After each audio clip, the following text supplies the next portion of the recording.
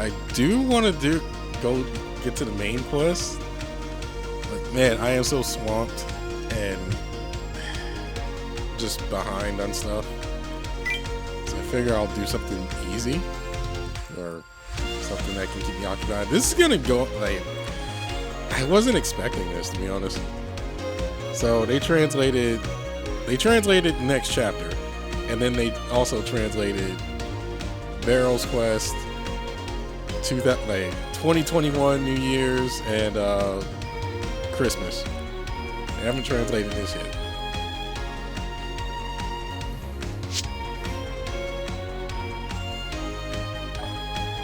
Copy that for my sake.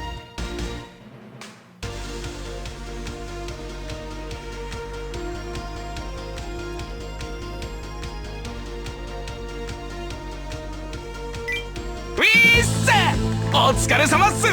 さあさあ、早いとこ現場行きましょう。現場。危険の香りが本官たちを待ってるっす。Thank you.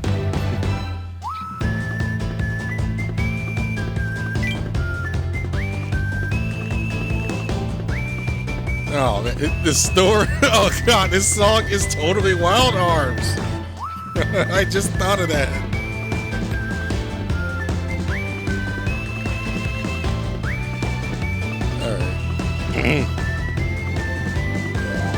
So it's like 13 episodes.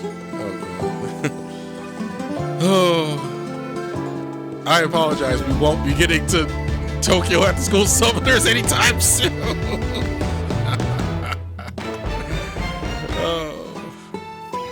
Anyway.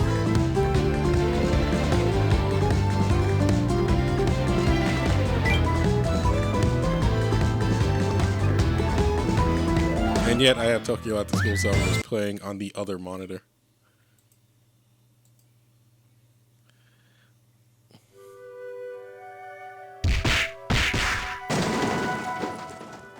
Get out of here, you jokers! You gotta need a few more years of school, of street brawling before you can tango with me. The small man, clad in fight tattered clothes, flips the bird to the foes. What? Flips the bird to the foes, dragging themselves away from him. Oh, right, because Procy is because Procy was a, what do you call him in Japan? I forgot what you call him. I want to say he's like a bancho, or I want to say he's like a bancho or whatever. Then, exhaling deeply, he turns to me and smiles. How long you plan on keeping up the waterworks? You're the size of a building, pal. No need to be scared of your own shadow. Don't worry about them, though. They won't be bothering you anymore. And if they do, I'll give them all a nice hammer kiss.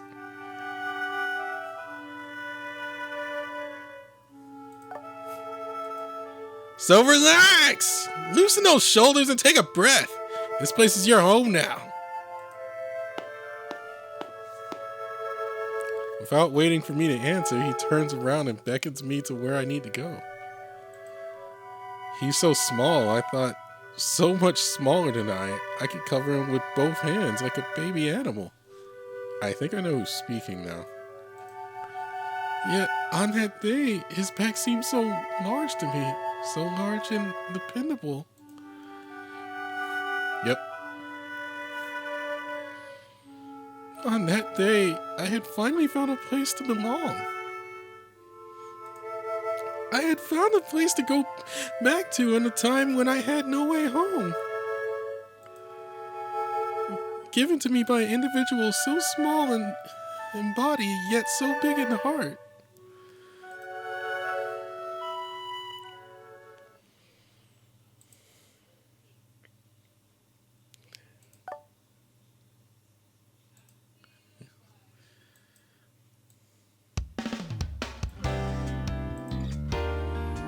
One afternoon at Parallel Flight's main office in Orient City's Central Ward.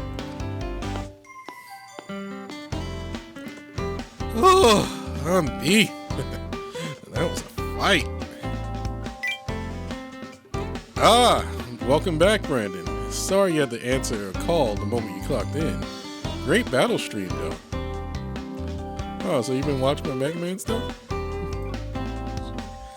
Man, ain't nothing better than a cold cola after a hard day's work. Drink of world peace right here, I tell you. What was my Akashi voice?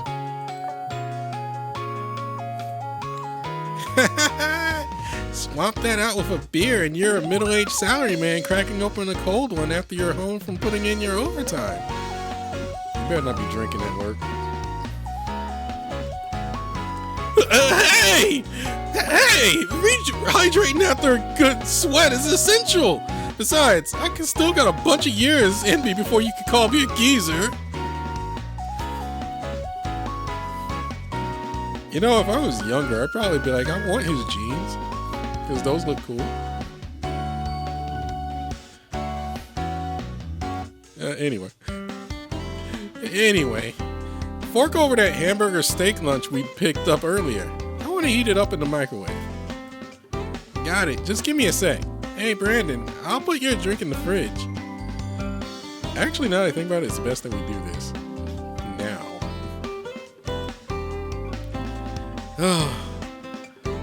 We're treating this place like home. I've heard of at-home workplaces, but it's fine. I've been working YouTube pretty hard lately, so you deserve some relaxation. After all, with our main personality in the hospital, there's no way around depending on you for income savings aside. Yeah, okay, so this tracks. All I can do is give you a place where you can relax some and take the edge off, to help you focus on work. Speaking of Reiki, how's he doing? He finally woke up, right? Yeah, he's really had a number done on him, but the doctors say he's coming along well. The man himself was going on about wanting to be back in action ASAP. He's still in bandages though, so he'll probably be in the hospital for another good 2 weeks. I thought he was stabbed. How did he get broken bones? I thought he got stabbed by a kaibutsu.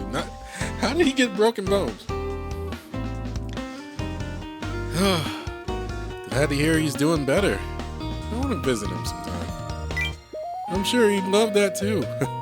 He's been dying from boredom, being stuck in bed, so he wants all the company he can get.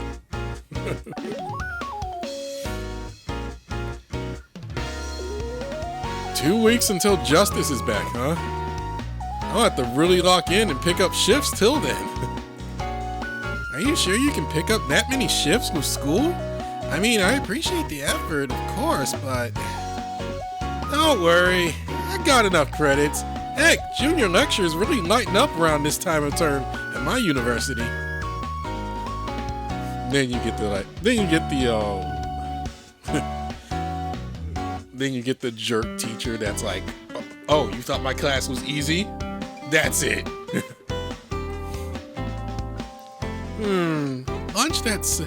Lunch that set was a start, but not enough. That lunch set was a start, but not enough. Gonna help myself to that bread you picked up a while ago. What's this? A donut?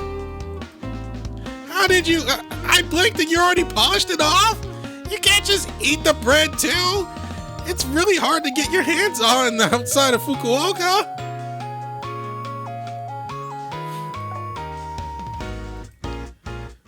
The idyllic office scene, however, is short-lived. Uh-oh. Huh? Earthquake?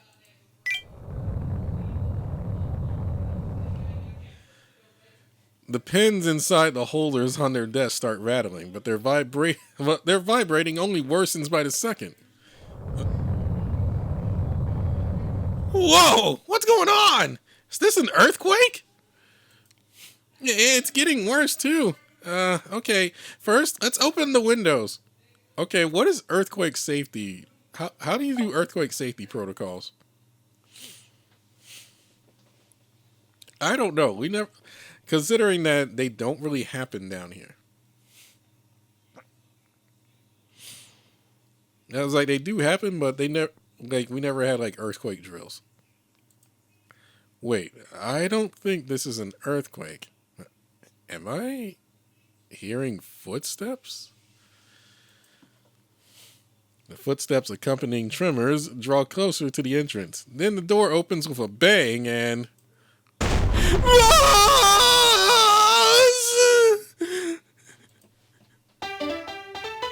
The guest standing 10 feet tall appears through the door with a shout that could give Rikey's run for its money. Whoa!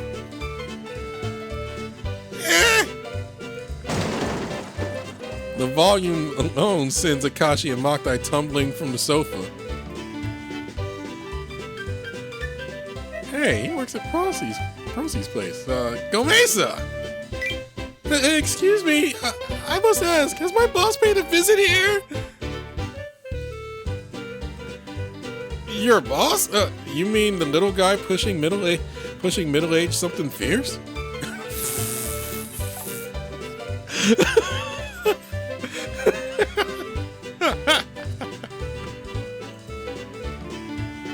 I haven't seen Procy all day, and he hasn't stopped by either. He's not here either? Where could he be then? Oh, boss! Boss! Poor guy's in a frenzy. Calm yourself, Gomeisa, and walk us through everything. What happened to Procy, and how did you end up having to look for him? Oh, sorry. I just got so worried about him. Anyway, let's hear you out. Maktai, see that he has tea in hand. Got it. My ears are still ringing.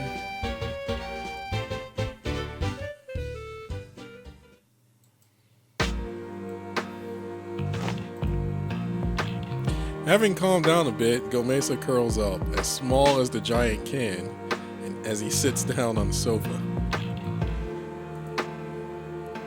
So, when you woke up this morning, Procy wasn't in the kitchen at the usual time, and you found a note on the counter in his stead.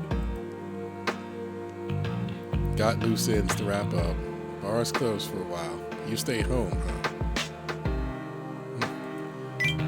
I can hardly read Common, so I did not really know what it said. Don't worry. A linguistics scholar could hardly read his handwriting. I'm surprised you could, Brandon. Look, hey, your handwriting can't be as bad as mine.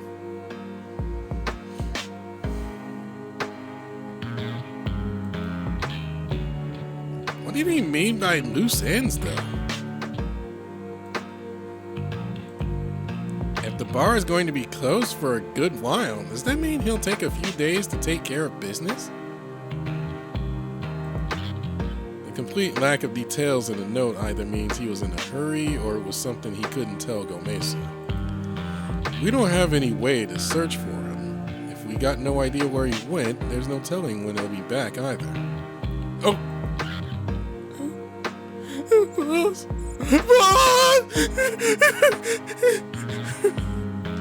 Gomeisa squeezes his fists together in his lap and he begins to shed big, bulky tears. Hey, don't cry. You made him cry, man. Me? I'm sorry. Gomeisa, all right. No need for tears. Come on. We sure don't have a missing persons case.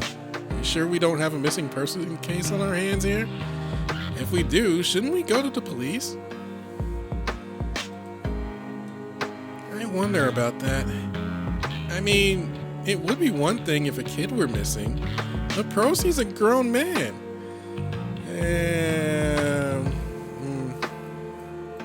Give or take. Well, not that he's a grown man, but missing persons cases don't really go well. Missing persons cases for adults don't really go that well unless it's like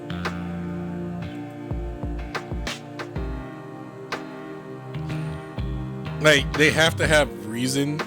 Like, you have to have, like, reasons, and I think it's, like, 20, like, in a lot of cases, like, cops will claim 24 hours unless, like, it's someone of importance.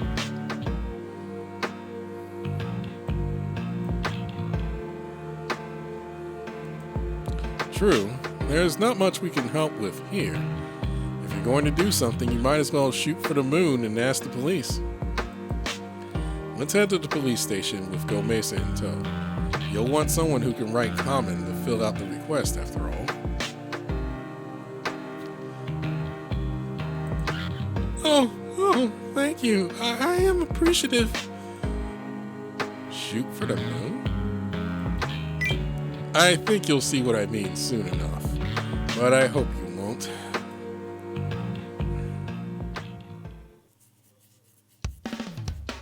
Yo, it's a nice...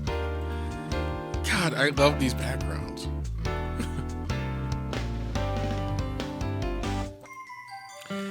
A few minutes after leaving the office, you approach the Orient City Police Department's police station on the 8th and Town Hall Street.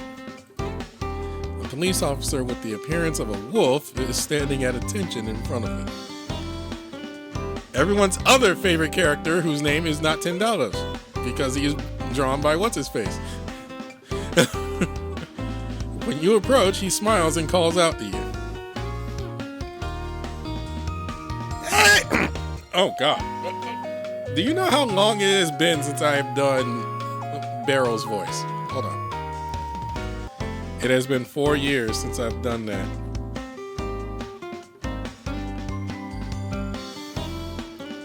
It's been 4 years since I've done that random line reading. April 13, 2022. And then I did the that fan dub of the April Fool's bit. It has been 4 years. God, I don't remember what I did. I don't even know if I can do it anymore. Bang it, bang. Nope. God. Oh, just shoot it. Just shoot for the moon, I guess.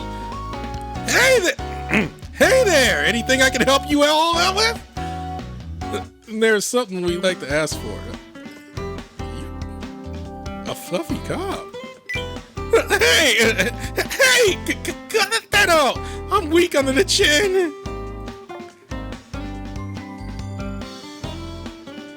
Hey, reel it in. This is a police station, not a petting zoo. But, you know... Oh! I recognize you. You're all from Parallel Flight. No, hey there, Barrel. It's been a while. Thanks again for that last case. So, what do you need? We got a case on our hands. Oh, or do you have a job for a symphonic trigger? Anything you need, just let me at it. I'll get my guns flipping and blast any villain you need right to Dreamland. I assure... Uh-oh. I forgot. I forgot his personality is very... that much. Barrel's eyes sparkle as he whips 2 electromagnetic tranquilizer guns out of seemingly nowhere. Oh dear. Well, at least I know that they're tranquilizers. I thought if he was shooting real bullets, I'd be extremely worried. Whoa! Put those away! Who's cannon? Hold on, you got it all mixed up. We're not here on hero business, but regular police stuff. We've got something we need help with. Yeah?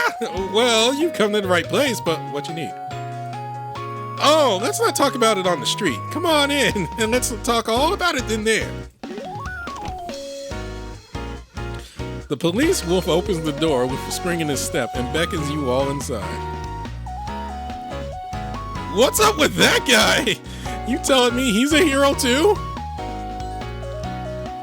He's Symphonic Trigger, a UEHA hero who also works as a cop. What was UEHA again? United something Heroes Association? United Educators, I believe.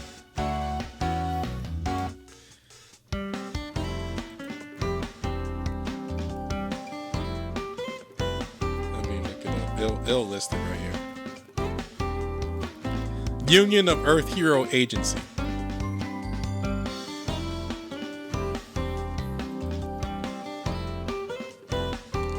That means he spends his time off call working here at this police station. You'll probably see more of him on the job. Oh, by the way, Barrel is from Earth, born in the USA, and he's also from Houston, Texas.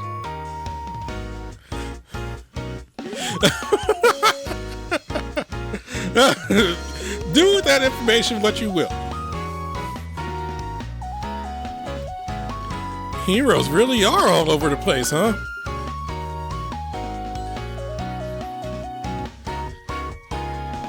So Barrel is full-on American. All right, your missing persons request is in processing, but well, but what? I don't want to get anyone's hopes up, but chances we'll do much of anything are low, unfortunately. What do you mean? I already know what this means. You will not look for him? But why? Whoa! Let's calm down. Let's calm the quakes and the floods for a second. I'll explain. Really? Although saying this is going to get me yelled at by the brass as per usual, just between you and me, the department really doesn't want to get involved in cases that involve heroes.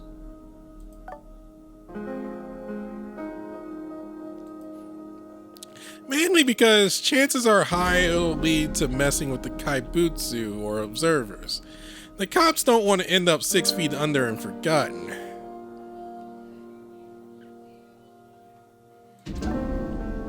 That tracks. Wait! Are you serious? They won't do anything? What's the city paying you people for? Wow. No need to blow a gasket, Akashi. Civilians get just as spooked, armed or not. Everyone wants to avoid dealing with kaibutsu and observers as much as they can. Forcing people into it won't wipe the fear away. I hadn't expected much, but I wasn't expecting nothing at all. But still, there's gotta be...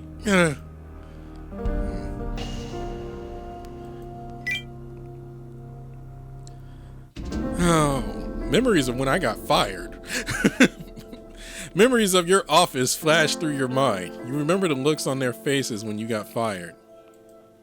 That day, you knew in your bones just how much people feared any involvement with observers.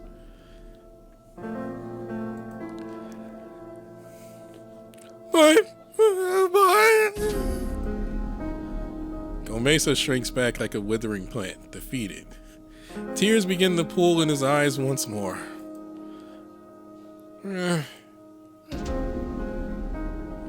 Glancing over at him, Barrel balls up his fist. Looks like I ain't got no choice but to pull out the ace up my sleeve. Ace up your sleeve? Yeah. Vault over all the red tape and grunts on my level and go right to the department that deals with this kind of stuff directly. Barrel, I had a feeling you might go there, but would you happen to mean his department? That's right, Huckle. I'm the place I'm sure you know well. This is his wheelhouse, to be sure. But let's just say I can just imagine the scowl he's going to answer us with. It's a gamble for sure, but it's worth a go. Our chances of action are way higher this way, I'll tell you what.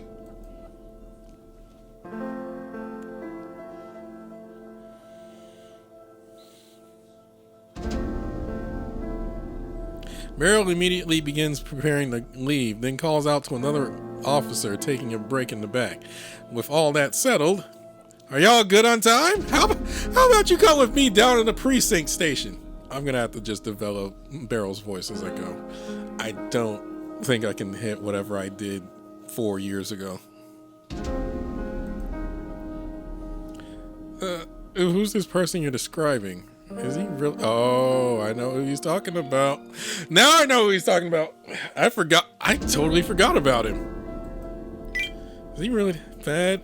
With that, your group follows Barrel away from the police station. There's only 2 characters that fit that bill. And I'm pretty sure we're gonna meet one. And we're gonna meet the first one I'm thinking of.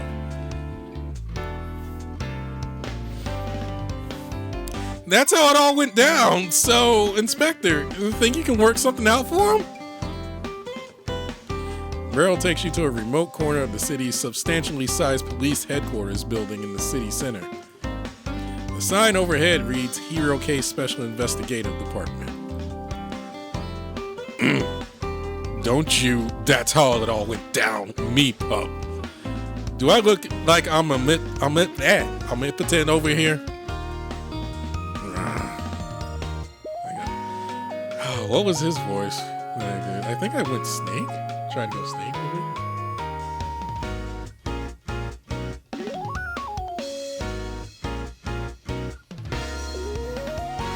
it. Angrily rebuking Barrel is Inspector Game, a trenchcoat-clad detective with a truly worn-out air about him.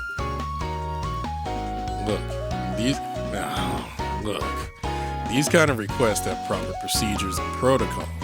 Got it?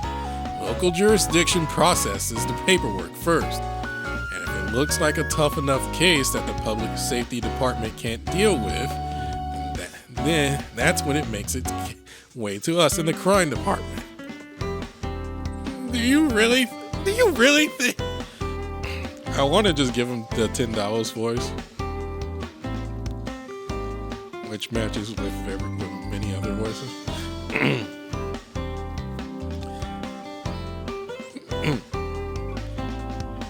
Do you really think anyone in my jurisdiction will look for a hero?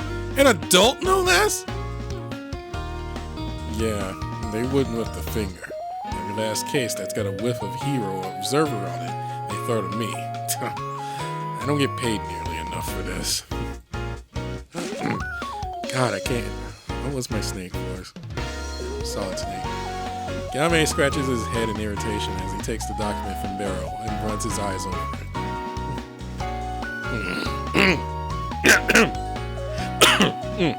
God, I'm also recovering. Well, no more excuses.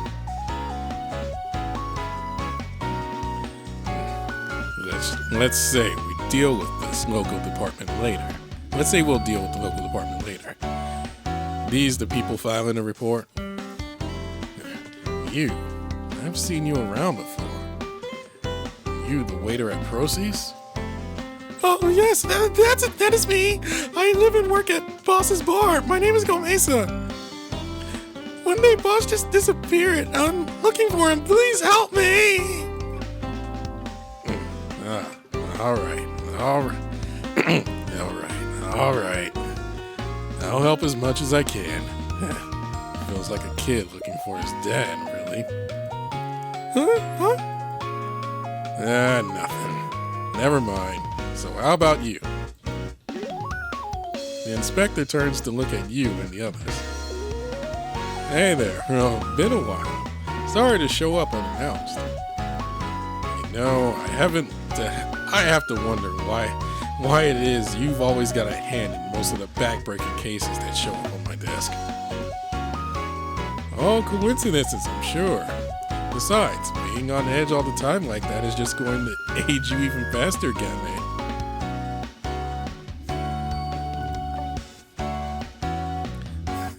Funny you say that, especially when you and yours are half the reason I'm growing gray hairs. The other half is also involved in this case as a bonus as well. Inspector, I'm not a bonus. I'm the one who brought them here. That's even worse. Don't sound so proud. Anyway, hate to admit it, a parallel flight being in on this works for me. President Huckle, I see you got some people I don't recognize on board. Are they your new hires? They sure are. We've got hero operator Brandon and part-time hero Akashi Tamamura. Brandon, a new employee.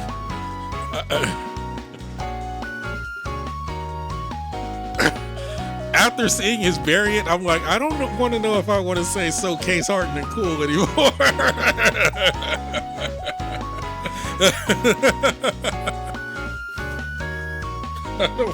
I don't. After his variant, after seeing his variant and how he acts.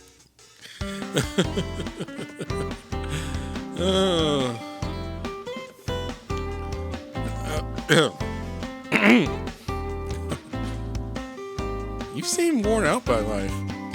Look, I mean, I'm not going to deny it out of hand, but don't talk like I'm ancient. I may not look it, but I'm still 30. Let's see, how old is Game? Yep, he's 30. Also part of the Union of Earth Hero Agency. And he is also from Earth, born in Japan, born in Chiba, born in Chiba, Japan. Chiba, I don't know.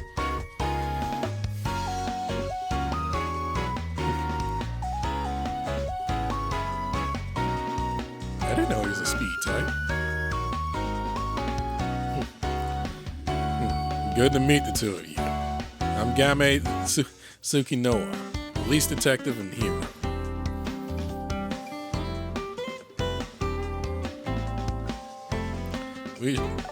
Okay, Wiki, I'm just gonna say this. Whoever's working the Wiki, we need to start getting their full names now.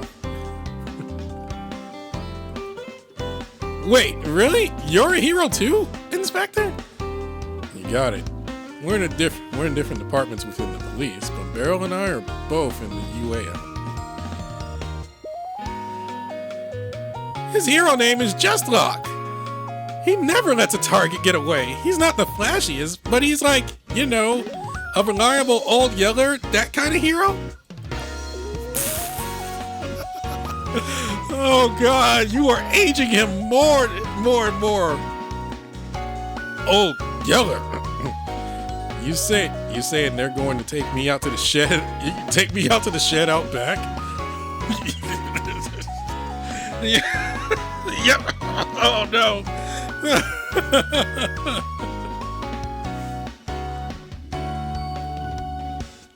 Anyway, I'm also a hero. Whenever the cops have a case that deals with heroes, villains, kaibutsu, or observers, I'm the one they usually drag out. I figure I was going to end up hauled out to deal with this one sooner or later. Never dreamed I'd end up searching for Procy of all people. Where'd he up and disappear to? I am so worried about Bills. Is he hungry? Has he hurt himself somewhere? I'm more worried about whoever he's up against. Come on, the guy's not a pet. He's not gonna be whimpering out in the cold like a lost dog. Either way, the amount of people we can get on the case is limited, so I'm enlisting you parallel flight members to help. Hey,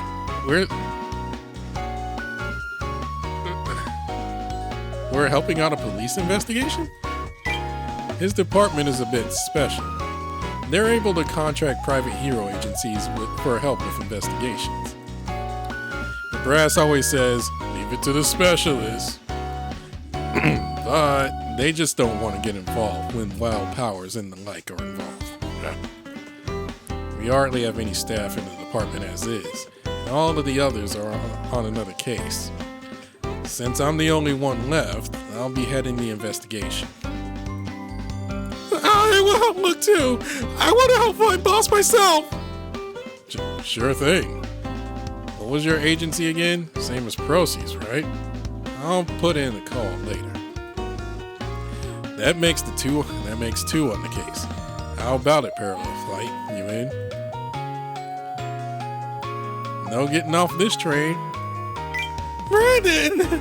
Oh, thank you! Count me in, too. The more heroes, the merrier, right?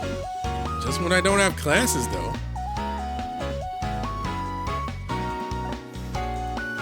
I'll help, too. You're going to need someone on camera in a fight if a fight breaks out.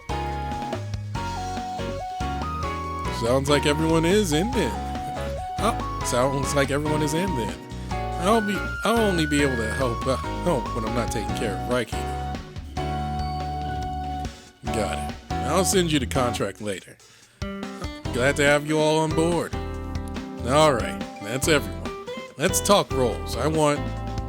Oh, hold on, Inspector! What about me? I really want to be on this case too. You just gotta let me look for him. Are you kidding me? You know as well as I do how much the brass loves to wring their hands over into departmental cooperation without the right paperwork. This case became a crime department jurisdiction the moment you brought the report to me. Step in any further and your boss will have your head. Well, yeah. I can't rightly deny that, but I just can't let this slide. There's gotta be something even a local copper like me can do. Listen, Daryl, I know you always want to step in on my turf. This ain't like looking for a lost puppy. Yame's tone grows harsh, but Barrel glares right back at him. I don't want to see the people of this city cry. That's why I took the blue. That's why I became a hero. I saw one of them crying right in front of me, and I'll be damned if I ignore him and still call myself a hero.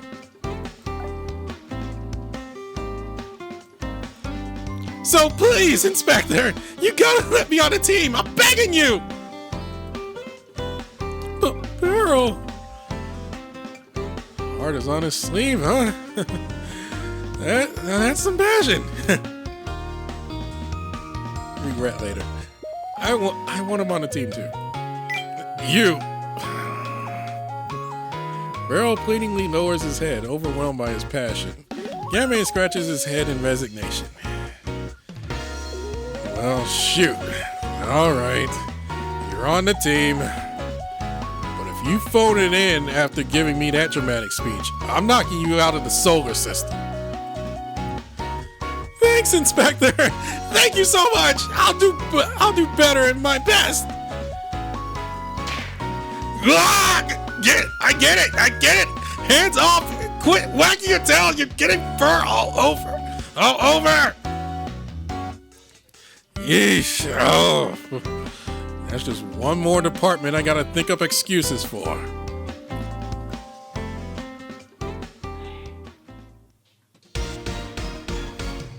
Alright, sorry for the short notice, but I need you to check on places Procy might go to and talk to people who know him. I'll talk with the investigations department. No, I'm not expecting much. And I'll do a search of his house and run the database too. Gather up any info you can get, even the smallest of small time. Got it? Good. Let's go step by step. Got it, Inspector! I'll do my best out there. I will have Barrel's voice worked out by tomorrow. I hope. Barrel turns your way and salutes, then starts rattling off an official introduction. Allow me to properly introduce myself. The name's Officer Barrel Crack. I'm a patrolman with the OCPD's regional department. God. I'm here to help with the investigation, and I'm looking forward to working with you all. You might just straight up get $10 for some. I'm being serious here.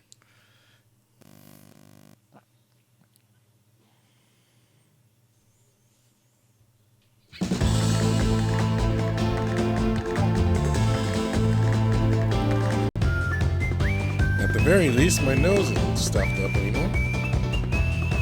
Oh, right. I should set up the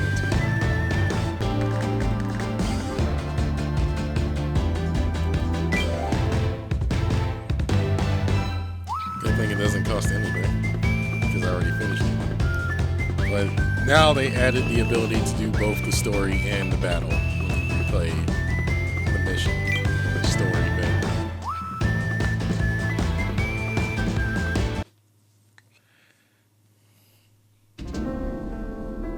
Ooh, nice office.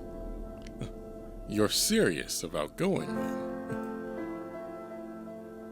Yeah, if I wasn't, I wouldn't be spending all this money just to have you do this so-called tune-up. Well, I'm always pleased to receive your patronage, though I would appreciate a reservation next time. Heh, if you want to make a regular out of me, how about dropping those massage prices, huh? Well, you got me there. I'll only think about it for next time, and only think about it. Well, if I make it back alive, I'll stop by and just say hi. And only say hi. I'll be waiting for you. Do be careful out there. I will. Till next time.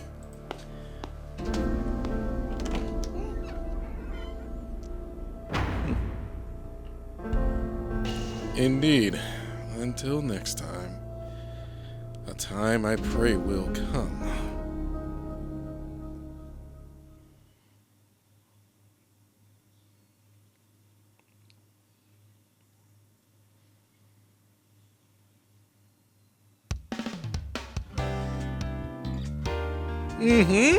Got it. Thank you for your cooperation. I'll be heading out then. Barrel bows at the entrance of the pawn shop and scurries over to you. Oh, anything new? Well, he's gone now, of course. But he stopped by this morning and talked a bit. Really, it feels like all these stores are all giving us the same story. How many more we'd have again? How many more would we have again? Running a bar sounds tough. Sounds rough. And it looks like he was doing things right going around talking to everyone. Procy's a very honest man when it comes to money. So I suppose this is a reflection of that motto of his. Suddenly closing up shop will leave the wholesalers with unsold merchandise, and the billing will get nightmarish. That's why he went around before disappearing to clean things up. He really did have it together. Now I wish he had it together in a way that didn't worry poor Gomeisa here so much. Oh, wait, where's Gomeisa anyway? He was just here a second ago. Where'd he go? There. Everyone turns to see where you're looking. Can I have a chocolate banana, chocolate chip mint, and the guy got distracted. The guy got distracted by an ice cream stall? Seriously? Come on, we're in the middle of a police investigation. There's no time for treats. Sorry. It just all looks so good. I had to get a bit of everything. I bought enough for all of you as thanks for helping. Please enjoy. Well, at least he's kind enough to think about it. Listen, don't think buying ice cream for everyone makes it okay for starters. I'll have the one with the cookies on top. That's my favorite flavor. Loctite? Well, then I'll have the... Brandon, excellent choice. This is the newest flavor. Very popular. Oh yeah, I got that one too. Last month's selection was a bit too out there, but they've all been hits this month. Listen, all of you!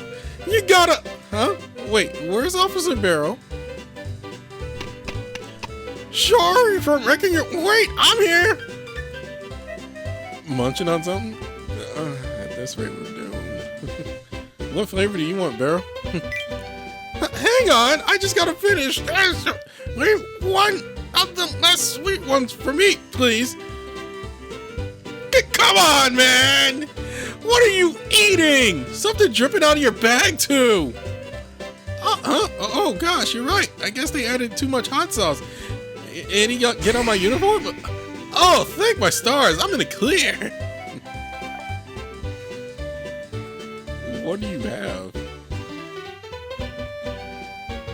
I have guesses, but I don't know what it is. How about your stars? Get back on the job! They're eating ice cream and you're chomping on a hot dog? Come on! We don't have time for this! A wolf eating hot dogs. Go figure. Well, we've been on our feet all day. People are going to get hungry and it's just about snack time. We have snack time? Wait, we have snack time? How about we take us a little break? We need to organize the info we've gathered, too.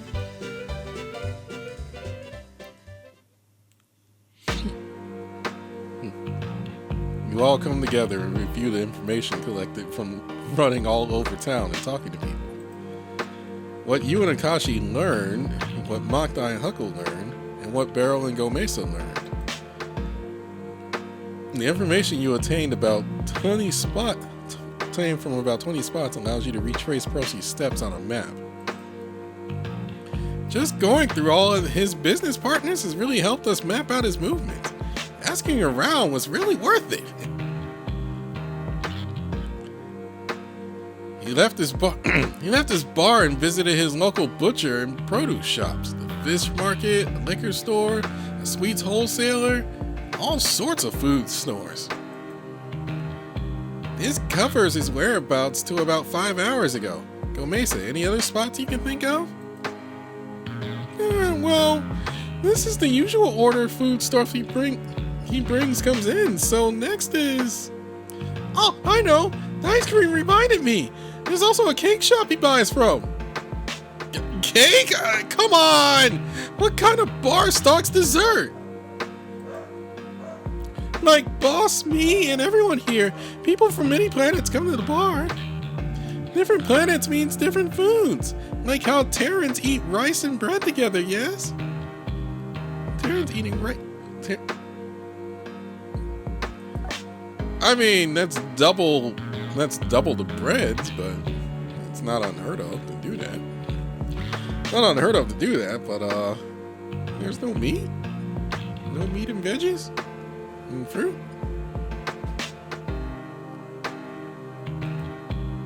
We also have guests who eat salty and spicy foods with sweets like cake. Many guests, many cultures. I think that's around the world anyway, but yeah, that makes sense. Moss orders a certain amount of desserts for guests like them for his regular stores. From his regular stores. Makes sense. If your staples are sweet, you want to go somewhere where the sweets are good. Different planets and different cultures, huh? Running a bar with that kind of mind for diversity can't be easy. So, I guess there are planets out there whose staples are all spicy. I wouldn't mind paying a planet like that a visit. I'm gonna skip the spicy. Learn something every day. Aren't most of us Cosmen here? Well, myself aside, there's a lot of Cosmen born on Earth nowadays. Take Makdai. He's a second-generation Cosmen, born and raised in Fukuoka down in Kyushu. You're similar, right, Barrel? Yeah, I grew up here on Earth. Only been out in space on a trip. Texas. Place with sweets and stables, huh? Sounds hard to imagine, but I guess some Terrans eat exactly like that.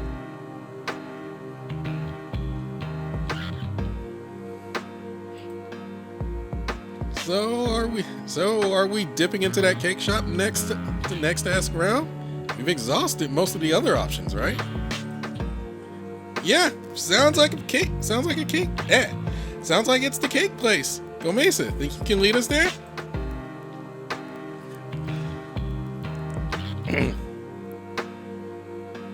Oh, I am certain. It's not very far, so I think we'll get there soon. I forgot about him. That's like my most forgettable character in this game. I know who that is.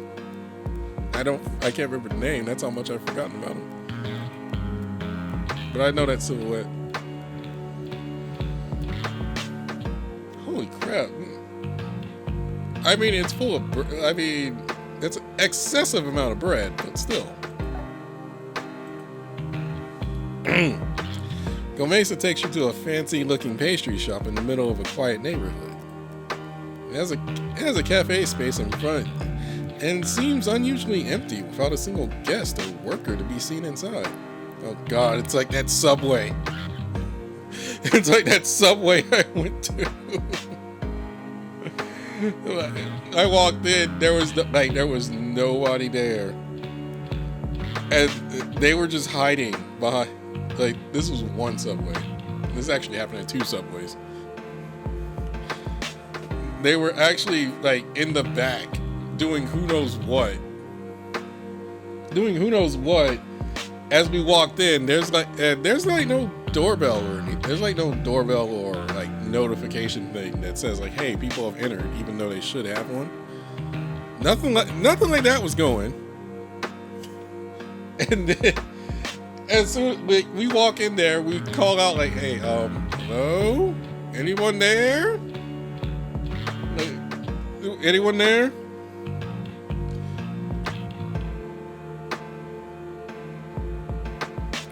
And nobody answered for a bit. It was so quiet and empty that, let's just say, if a thief walked in there, they could have took the cash registers scot-free. They would have just walked out with the cash register.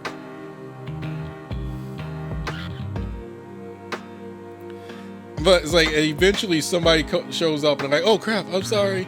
They weren't in the bathroom or anything. They were just gone. And then we order our food. They make it. It's give it to us. We pay for it. As soon as we're done paying, we turn our backs to use the drink machine. As soon as we turn back and ask for cup holders, gone, vanished again. I'm what the heck? All I can guess is that they were just trying to not serve people.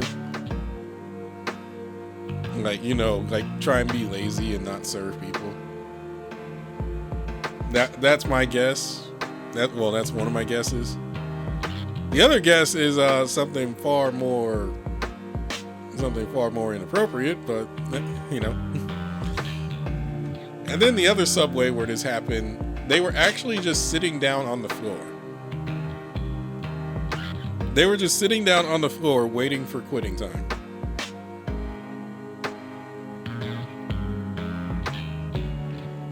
I hated that one because that one got my order completely wrong. Because we ordered ahead on that one, and they were just absolutely lazy.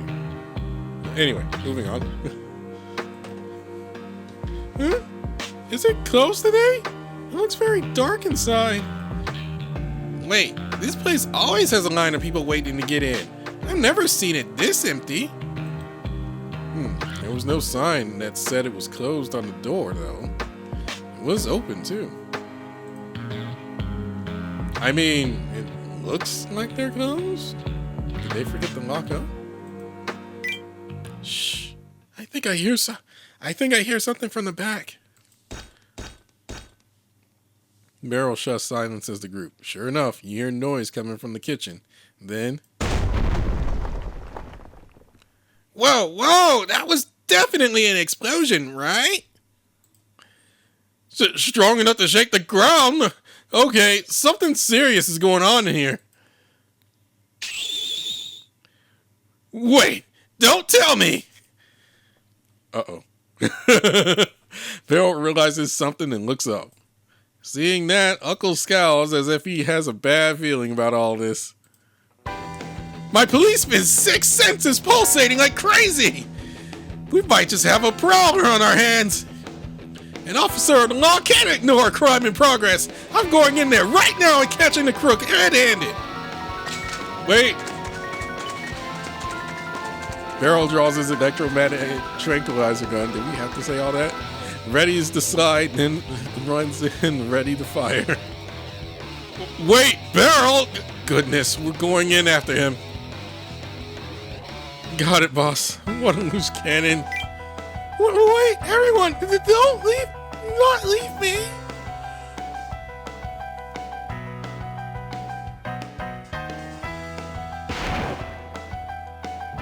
That's as far as you go. Hands up now. Huh? Oh, dang! I forgot she's in the game too. Who's there? The speaker turns in your direction, surprised by Barrel's blank shot. It wasn't blank, he actually missed. She's a very petite Cosman girl with long, rabbit-like ears. Rabbit? Cosman. How cute. Huh? Haven't I seen this Cosman around before? Whoa! Moktai! The Cosman girl throws a barrage of nail-shaped objects cleanly around the outline of Moktai's body, pinning him to the wall. Are those cake candles? Yeah! I thought I was gonna die! Just who do you think you are, barging into the bakery when we're closed? Don't tell me you're the burglars looking for a nice empty nest to rob. Well, I won't have it. You won't get away with this. Us? Burglars? Don't be ridiculous. I get it. You sniffed out this target first, and now you're getting all possessive. The nerve of you, you common robber. Oh, no. Oh, boy. Here we go. You would have the nerve to call me a thief when you're here to perform delicious pastries and buns? Talk about the oven calling the pan black! God, oh, sorry. It feels like they're on the same vehicle, but on different planets. That stands. You leave me no choice! HQ, I'm transforming! The girl shouts at the tablet device affixed to her arm, and then... Uh-oh. Huh? That light? Transformation complete! Now come at me, you brigands! Her outfit immediately transforms into something more mobile, and an object resembling a wand appears in her hand. Then a small drone begins to fly around her. So you were a villain! Well, I got something to say to that, HQ! Oh no, Barrel shouts into his device, separate from his radio dispatch, and then...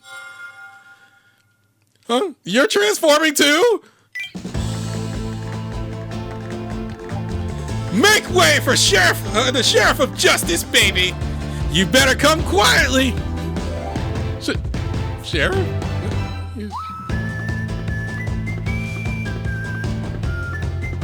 I need a he's so lame here. You're so cool. Thanks, Fred. I'm gonna shoot for justice just like the gunfighter in my favorite movies. Barrel's outfit also changes, shifting from that of a police officer to that of a cowboy, or something like it. Barrel draws the two gun-shaped weapons from his belt and points them forward. The girl, in turn, readies the wand, which is larger than herself, in a battle stance. Oh, crap. Things really got out of hand, and now it looks like we got a hero battle on our hands. Well, either way, we're going to need them to hear us out. Right you are. We're transforming too, Akashi. Everyone's scrapping for a fight.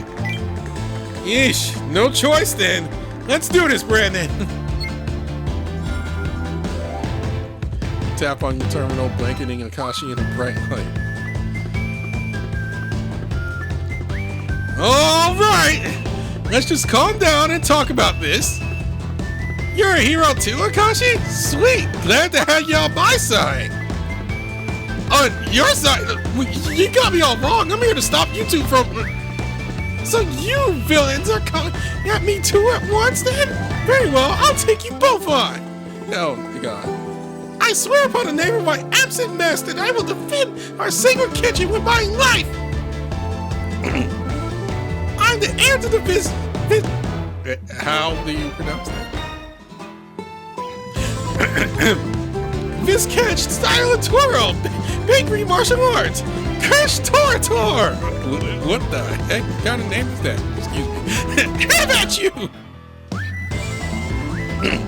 Our Symphonic Trigger on the Union of the Hero.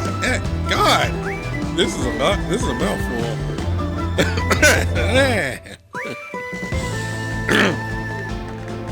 I'm Symphonic Trigger of the Union of the Hero Earth. Union of Earth.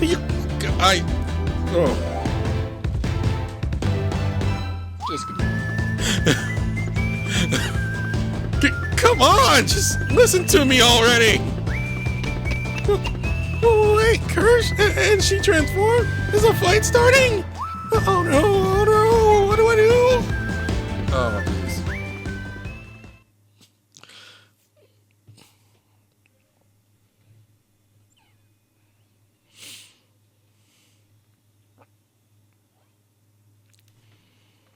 正義のシェリフ、ただいま参上っす。ガンガン行くっす。まくっていくっすよ。You know, yeah, we have auto battle, but this had auto battle for a long time.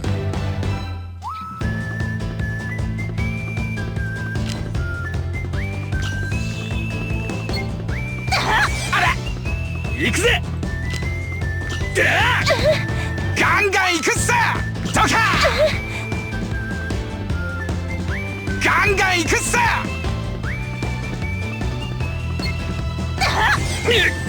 行くぜ。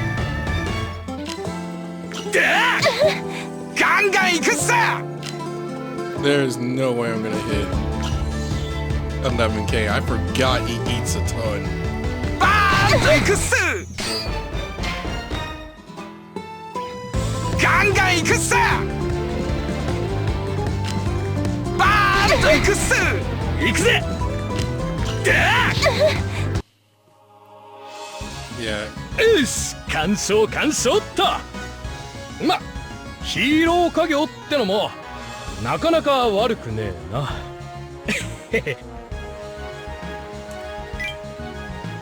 So I changed my team up for nothing.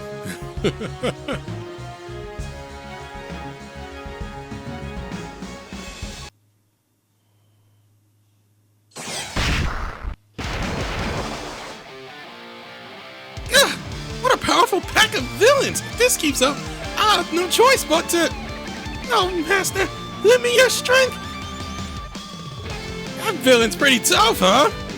Still, as a gunfighter of justice, I can't afford to lose! Prepare yourself! I'm shooting you down! Oh, God. Please, stop! No fighting! Gomeisa, you're transformed? Gomeisa steps in between them, clad in the dancer outfit. The emerald color shapes of energy he shoots out smash against the energy bullets Barrel and Gomeisa launch, making them both vanish. Gomeisa? What are you doing with these villains? Gomeisa? Wait, you're a hero too? Huh? What's going on? Please put away your weapons. Let's calm down and speak together. Gomeisa's eyes are uncharacteristically grave, and Kirsch and Barrel find themselves exchanging a look. Yes, sir.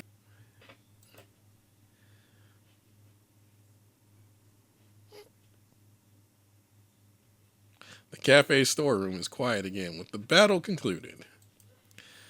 The instigators of the chaos are sitting on their knees before all of you, genuflecting in a deep remorse. Forgive me. I had no idea you were in the police, or with the police. I'm really sorry. I just ran in, guns blazing, without even considering you might be bakery staff.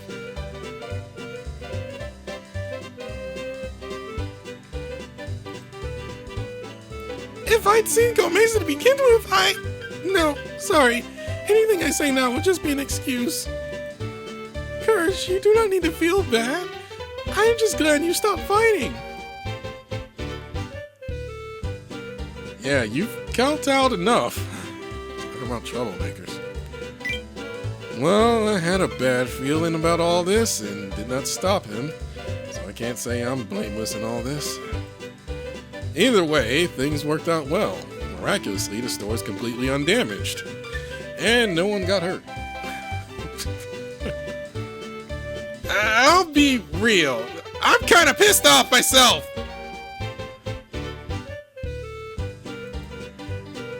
I gotta say, both parties sure are extreme.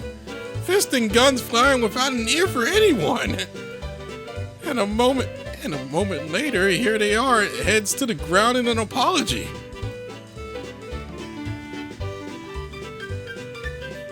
I want to talk. What's with that look? I know, all right. When the chips are down, I'm more like them. I admit it.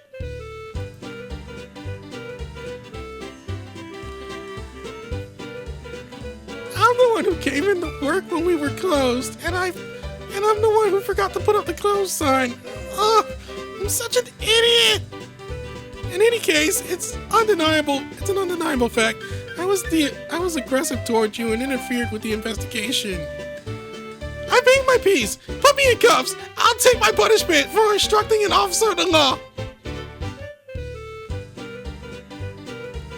Escalating a bit here.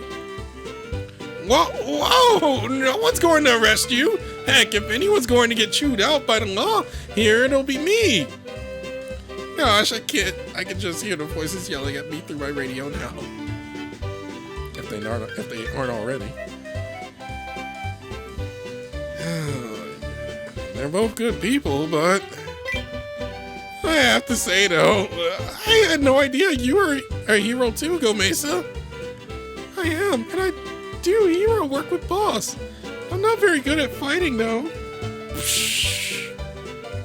Do you realize that you are one of my designated healers in this game?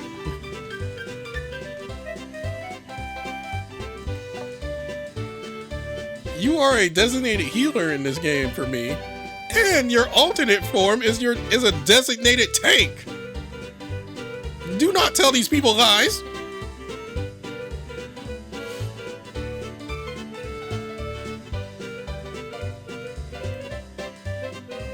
You were dressed like a dancer. Shut up. God, I hate that. That was a sort of sexy costume. I am a dancer, yes. That is what I did on my home planet. I performed dances as prayers to the gods. My prayers and dances were to bring peace and healing to the whole planet. Then I found out that when I transform into a hero and dance, I can heal people too.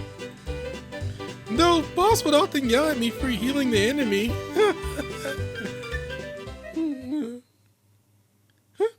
Gomeisa? Come to think of it, what were you doing in the bakery when it was closed anyway? What were those techniques you pulled off? Those were the techniques of twirl baking, the martial arts I learned from my mentor. And I'm here to train in them. Do we ever see who our mentor is? I don't know.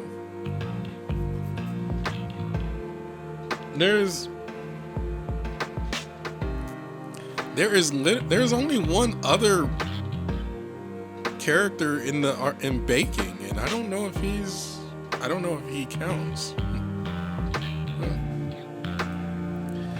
The long and perilous road of pastry baking is taken one step at a time. One must train daily, never forgetting gratitude toward the ingredients. Yet, whenever I think of how my master vanished in that desert on that day, disappearing beyond the dust before achieving his goal, it always makes my little heart feel like it'll burst with sadness. That's why I come to the bakery to train, even on days we're closed.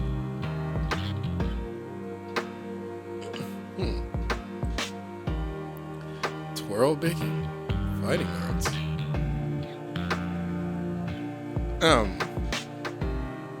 This isn't making a whole lot of sense. The words are all perfectly understandable, but I can understand why you might have trouble following their meaning. Oh, say, what brings you to the bakery? Oh, right.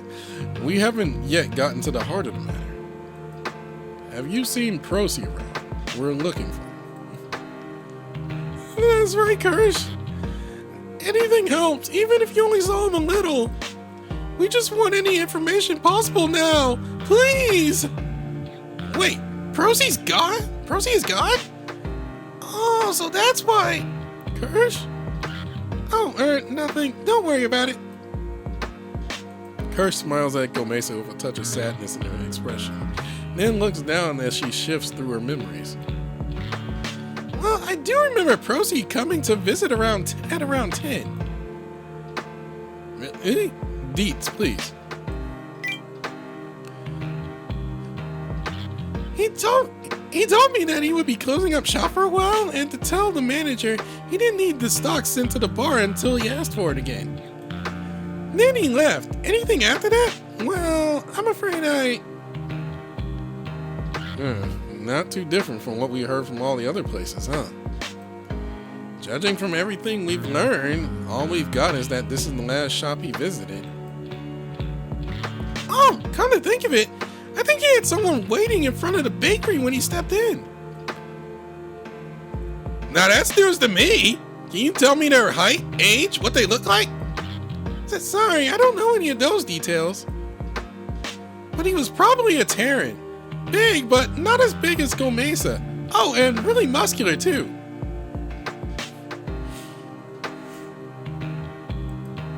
He seemed close to Procy, and the two of them were laughing as they left.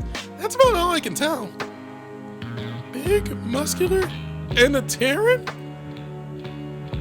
A lot of Procy's acquaintances fit that description, but this does sound like an important clue. Let's compare notes with Inspector Gunman right away. Kirsch, thank you for your cooperation. Not at all. Oh, Gomeisa. Yes, Kirsch? Just don't feel too bad, okay? I can't say much, but I'm sure you'll see Procy again. I am sorry. I did not want to worry you. God, holding these voices is kind of hard right now. I'm better than I was yesterday because I'm not as stuffy, but I'm still trying to work it out.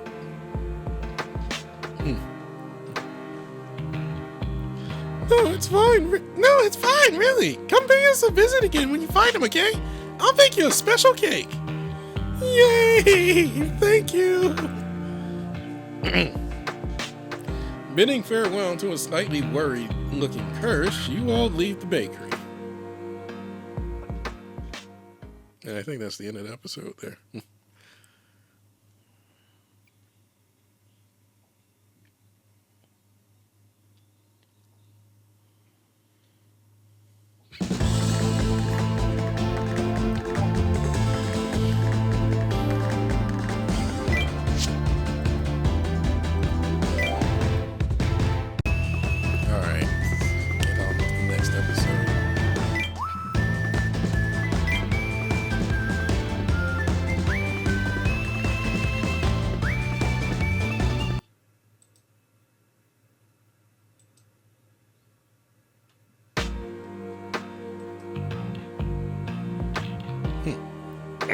It's been a while, Procyon.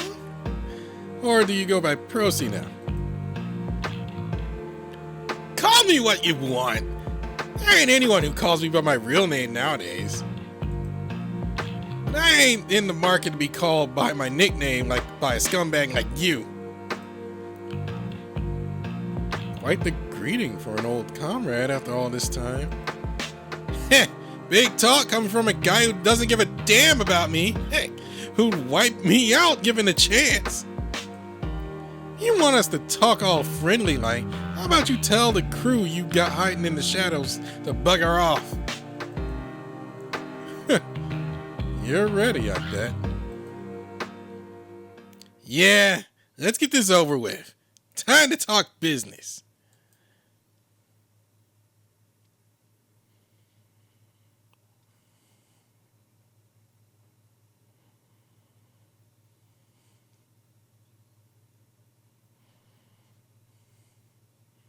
The group leaves the cafe and heads for the subway.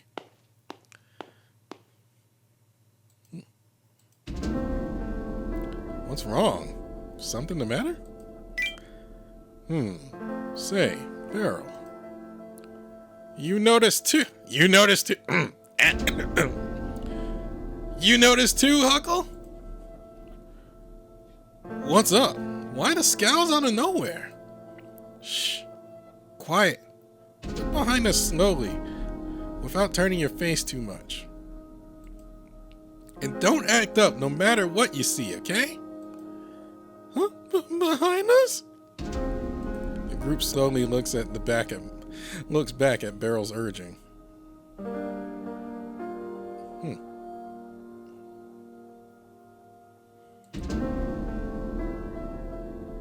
A short distance away, several bushes manage to provide a little cover. Hiding behind them is a figure staring right back at you. Huh? Hey, someone's there! Shh. No acting up, remember? We don't want him escaping before we can appraise him. Who is that? Too early to tell. If he's sneaking around under cover, though, he doesn't want us to find him. He's crouching, but a Terran that big is going to have a tough time being stealthy. He's not even fully hidden. A big Terran? Wait, could it be? Yeah, I think it's real possible. Either way, we're gonna have to take this guy in for some questioning. Listen up. We're gonna keep walking, and when we get to the next light, we turn around and secure him like that. Got it? Got it. Dash out and grab him. The group follows Barrel's directions, careful not to turn around as they continue down the sidewalk. As you reach the intersection, Barrel starts to whisper a countdown. 3, 2, 1. The moment he steps into the red light from the traffic signal, Barrel turns around. Detain the suspect!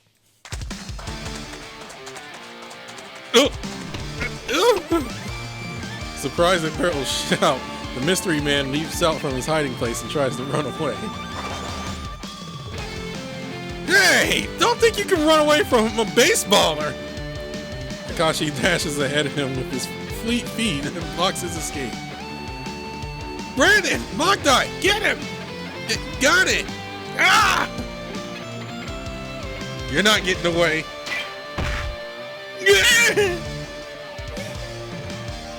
When you and Magdai leap at him, the man lets out a pathetic cry.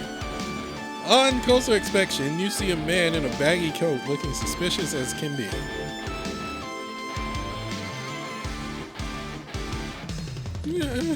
You're crushing me! I give. You got a lot of guts tailing a police officer like that. How about you come with me down to the station? The station? Hold on. You got me all wrong. I was just doing this for an article. An article? I apologize for the tailing part. Really, I do. Let it slide. I'm begging you.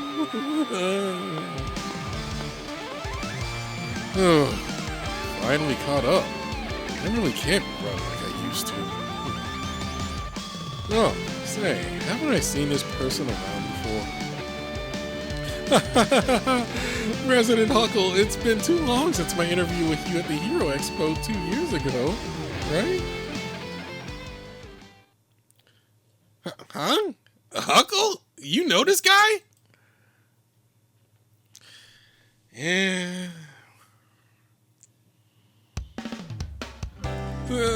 Yep, Narihito. That's what his name was. Sorry for all the trouble, really. My name's Narihito Karu. I work for Tokyo News. Good to meet you. You pile into a nearby cafe. Narihito gives a light introduction, then hands you each a business card. This character means son, and this... Uncle, how do you read this? It's read Osaka. It's the name of the capital of this country. And on the card says his company's headquarters is there. Oh, Osaka! I know that. I was taken there for work once. Many tall buildings. Taiyo News is that company that deals in news that pops up on phones and stuff, right? That's us. That's us. We're a newspaper company with a network covering the whole solar system. Well, not that we use paper anymore, but you get the idea. I miss paper news. I'm all over the place getting stories on heroes, villains, celebrities, and the like, writing articles that sail the stars. So that's why you were tailing us. You recognized our boss. Indeed. As well as Parallel Flight's new hero and Symphonic Trigger. I figured that something had to have happened if heroes from different agencies were working together, and I simply couldn't help myself. Wait, you know my hero name? Hot dang! That puts a smile on my face. New hero? You happen to mean me? I sure do, Akashi Tamamura. Why, the baseball prodigy who took the MVP slot at the youth baseball tourney 13 years ago has come back as a bat-swinging, fireball-shooting, kaibutsu fighting hero. If that's not a dramatic story, I don't know what is. Baseball prodigy? So that's what they called you. What up, baseball whiz kid? Can it? No mockery out of you, yeah? Wait, why do you know so much about me? Like my name in past? Come to think of it, maybe he is dangerous. Hello, police? I'm gonna have to ask you where you got all that info in the comfort of our interrogation room. Oh, wait! I didn't find all this information. Didn't find all this out through stalking or anything. That sounds like stalking to me. To dig that deep, although, given social media and all that. His name, for one, I looked into the name he introduced himself by during the hero stream. And it happened to be on the list of college baseball players that my company's sports department had on hand, that's all. And his past, well, I was just going off our paper's past articles. You're as informed about heroes as ever, Narihito. I do remember how surprised I was at how much you went on about Bolt of... No, I refuse to call him that. About Zap the Justice when you interviewed me years ago. Well, I do love heroes. That's why I took this job. I managed to pry permission from HQ to go all over the place for scoops. So I want to learn as much as I can about all the heroes out there. I love them! Now that I can relate to. I got into this job because I loved heroes since I was a kid myself. A fellow fan! You sound like you'd be great to drink with. How about we have an interview later and a nice chat about our favorites? An interview? That does sound kind of fun.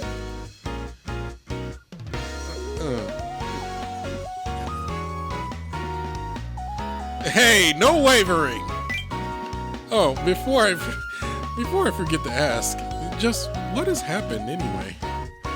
Does it have something to do with Zap the Justice being in a hospital? Oh, no, he's got nothing to do with this. While I do want to talk to the press, candidly. Hold on, Naruhito. You said you know pretty much everything about heroes, right? Well, to be more precise, I said I want to know everything. Not that I actually do. I'm confident I know far more than the average person, after all. Probably most don't know any hero endeavors that don't make the news. Uncle, what is an endeavor? And not the hero from My Hero Academia.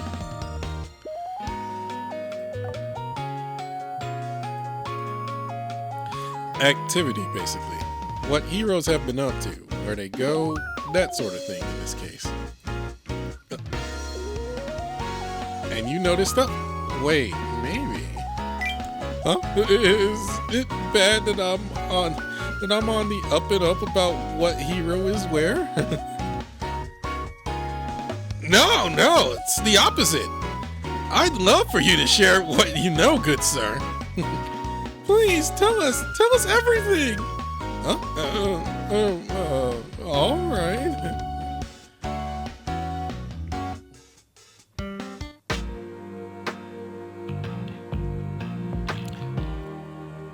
I see. So Procy is missing, and there's testimony that he was with a large Terran. Naruhito jots down into his notebook-shaped device, making page-flipping motions as he searches through past information. Even the slightest bit of info helps. Doesn't have to be Procy's direct movements either. Perhaps you can pick something up from someone who seems connected to him?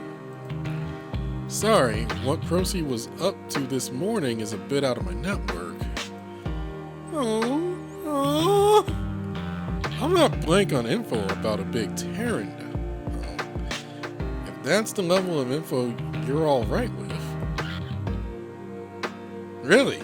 Can you give us the details? Sure, just give me a minute. Here we go. Does this help?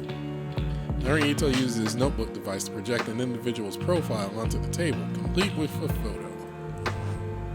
Not him. Hey, I recognize that face.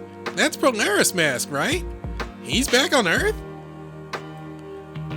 You know him like that? Hold up, even I know this guy. I got a friend who's really into pro wrestling, and he tells me that when it comes to Terrans, no one even comes close. I don't think this is the guy we're talking about, though. This is Polaris Mask, A-rank hero of Galaxy Athletes Agency. Hero name, Polaris the Great. He's 76 inches tall and weighs in at 265 pounds. He debuted in the XWA in the heavyweight class of 2203. Hold on, I need to get some measurements. Man is 6'3".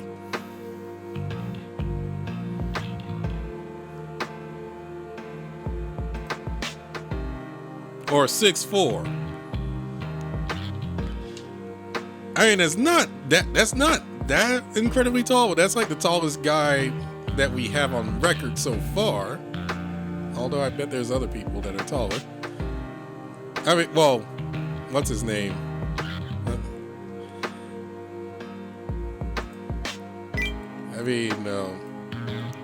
Gomeisa's taller, obviously, because he's like a 10-foot giant.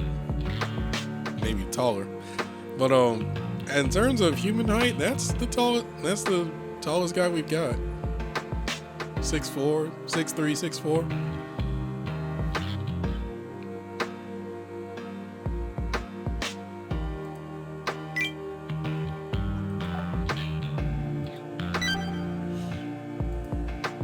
Also known as the brightest star in the north, he reached the highest peak of Earth's professional wrestling circuit in 2212, where he then That's all we need to know, Naruto. You're right, though. He is particularly large for a Terran. Basketball player size?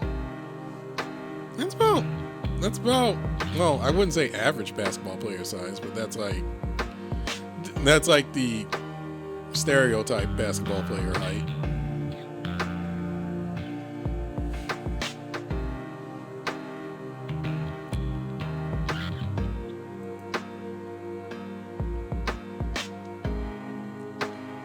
I have it on good authority that he was a regular at Procy's bar, as well as good friends with him. He spends his time sailing the stars, but it looks like he happens to be back on Earth now. It's been a while since he's been back on his home planet, so I'd wager there's a chance he met with Procy.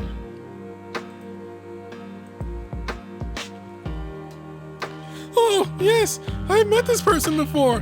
He was very friendly with Boss, yes? I think this event is more of a meet all the characters that were released at this time event. Do we have info on him? Not really.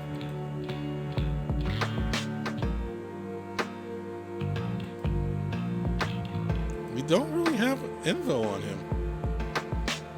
They haven't released it, but they just revealed it here, so that's stuff to fill in, Wiki. But I heard that Orient City is not his home. Where should we go to see him? I do believe his home is in, well, it isn't terribly relevant since he hardly returns, but I hear it is in Sapporo, Hokkaido. Maybe we'll meet the Phantom Thieves there. Oh, wait, no, that was back in, that's like 2020, that was what, 2025, 2024, 2025?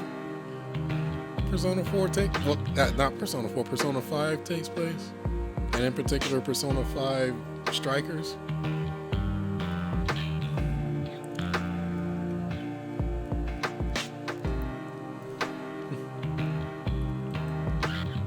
Sapporo's is a ways away from Orient City, so it'll be a touch harder to go see him if he happens to be home. Now, I must say, I do know there's a certain place he always spends a great deal of time at whenever he's in Orient City. Judging from his typical conduct, if he was in town this morning, chances are high that you'll find him there. Well then, that's just what we wanted to hear. Let's not waste time and head over there real quick like. Naruto, can you take us there? I don't mind, but there is a small chance of trouble bringing a police officer to the place I have in mind. Huh? What do you mean by that?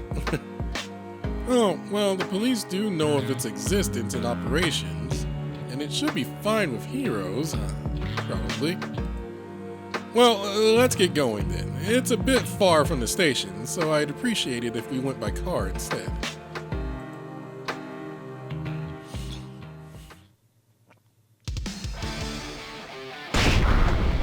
Ah!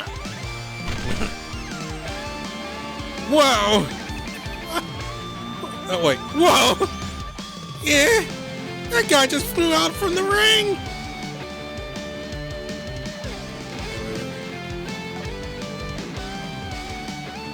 Clear it away, Stretcher coming through. Huh? Oh, sorry. Where are we? The audience around you erupts into cheers. At the center of it all is a fighting ring, a stage alight with glitzy and glamorous illuminations, with a particularly large man standing proud. The man holds a mic up to his mouth and unleashes a roar as if to egg on the audience. Here we go.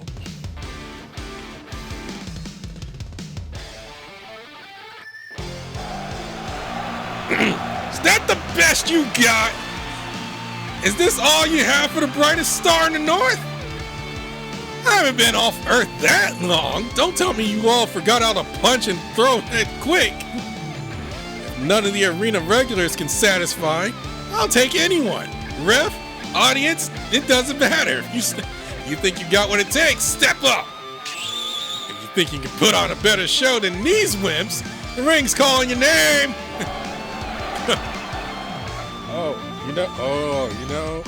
God, what's his name? You know, I just thought he would fit that. I can't think of his name because Ragnar the Blood Edge's voice actor, who also happens to be the Beaver, who's a voice actor in English.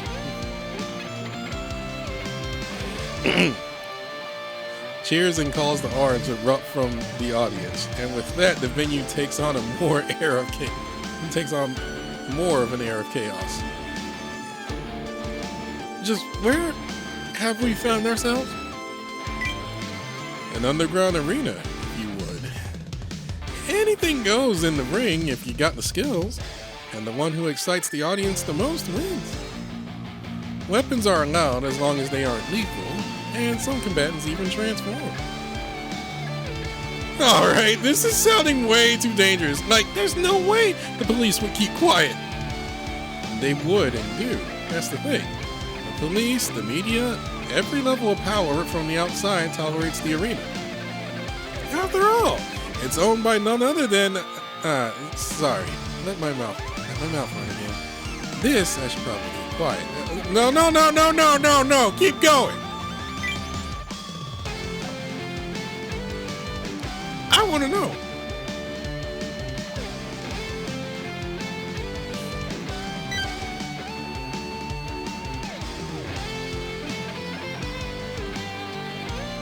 There are spots like this all over the galaxy, though. This arena isn't particularly special. The air here screams of battle. It's a little scary. You know, I always thought Polaris mass battle streams had some crazy situations, but this explains... Anyway, that's our guy, right? Polaris Mask? Looks like he's wrapped up his battle, so let's get down to questioning. No. Hey, wait! Quit running off ahead! Too late. Barrel weaves through the crowd to get to the ring, putting his hand to the rope as he cries out. Excuse me, Polaris Mask. I'm here from the police. There's something I'd like to ask you, if you so kindly... Oh, boy.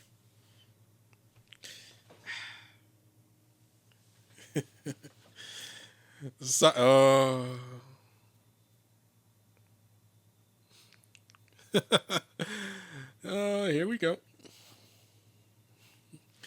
Anyway, silence spreads through the venue like a ripple in a pool of water when Barrel utters the word police. Polaris Mask eyes turn to Barrel, as do everyone else's. Huh? Is there something on my face, or... Yeah, I'm game. Step into the ring, police dude. Polaris Mask grins, the sheer confidence on his face provocative in and of itself. Yeah? Well, don't mind if I... Wait, officer, don't fall for it! Too late. Akashi shouts in sudden realization as he dashes for the ring. Oh no, I gotta stop him. Huh? What's going on? Wait up! Too late.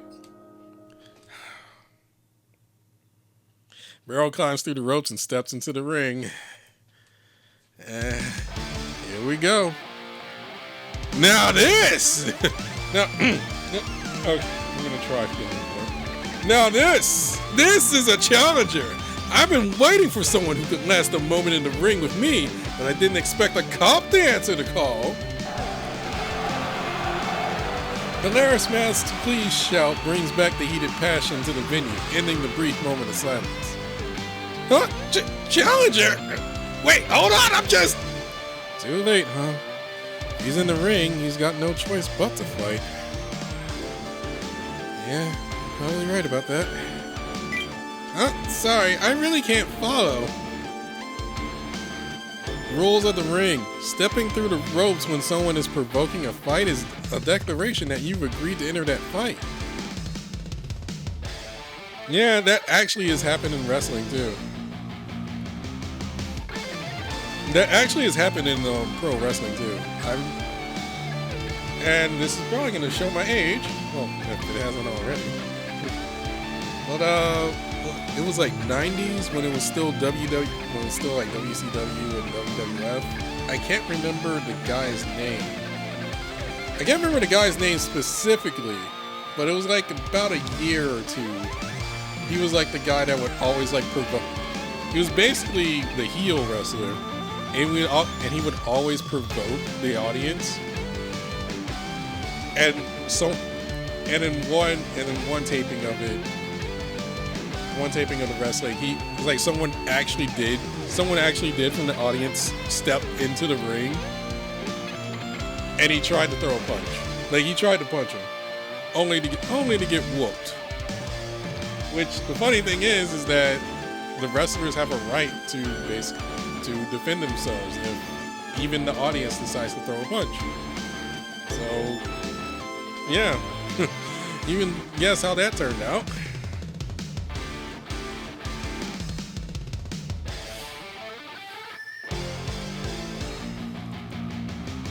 I can't tell you how many times the wrestling club in high school made me their opening act with that one. You really have been through it, huh, Akashi? Oh, I recognize that. Oh, I recognize that face.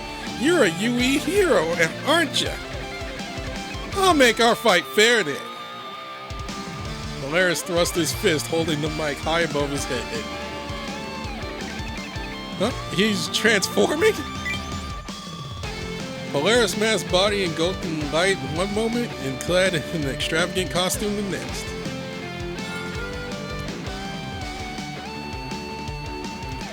Clear the stage for Polaris Mask, but now Polaris the Great! Come on, boy, with the badge. Let's see you transform. Don't tell me you're scared.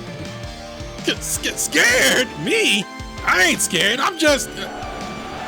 What's the matter, Cop? The ring got you scared? Let's see some protecting and serving up in that ring! The audience let loose a volley of jabs and jeers at Barrel. Alright, I'm not gonna take all this lying down. Consider your challenge accepted. Falling for the wrestler's taunt, hook, line, and sinker, Barrel shouts at his terminal, but alas... HQ, get my transformation going! Huh? You can't take my request? What do you mean you can't approve it? Unsurprisingly, the UA operator must not known what to think of the situation either. Barrel, I'll handle your transformation.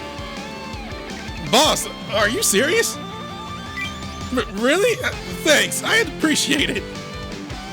Uncle waves his hand at Barrel, and then...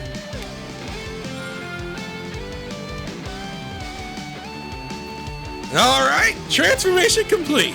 Now we can have an equal fight. Now that's what I'm talking about. Hold up. Right after Huckle helps Barrel transform, Polaris Mask turns his eyes towards your group. Oh crap, he found us! So you got a hero agency as backup, huh? That gives me a good idea. I got a bad feeling about this. Alright, bring all the heroes you've got into the ring. I'll take them all on at once. Perhaps I acted too hastily. Sorry, Akashi. But boss, could you not single me out in your apology? Well, Gomeisa is a poor combatant, so we can't send him into the ring, right? He's from a different agency, too. That's what I'm saying! Why are we talking like I'm some human sacrifice here? Oh, here we go! 3 heroes in the ring having a real throwdown! This is primetime stuff! I haven't even said I'd fight yet! Come on, Magda, you gotta do something about... Good luck up there, Akashi. Try not to let the stage fright get to you. What a smile, man! Quit going with the flow. Stand up to the crowd!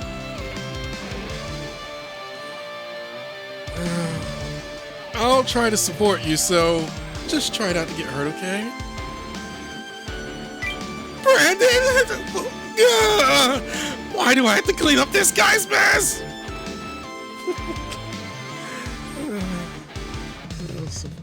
Akashi climbs into the ring, complaining all the way. It does feel like Akashi goes and does it when you tell him to, Brandon. But wait, boss, you totally did that on purpose, right? Oh, Was it that obvious? I did feel a little bad for poor Kashi, though. But, well, our opponent is a professional. He's not going to try and kill someone at an entertainment venue. It being 2-on-1 may make the match faster, too. Besides, it's more entertaining this way.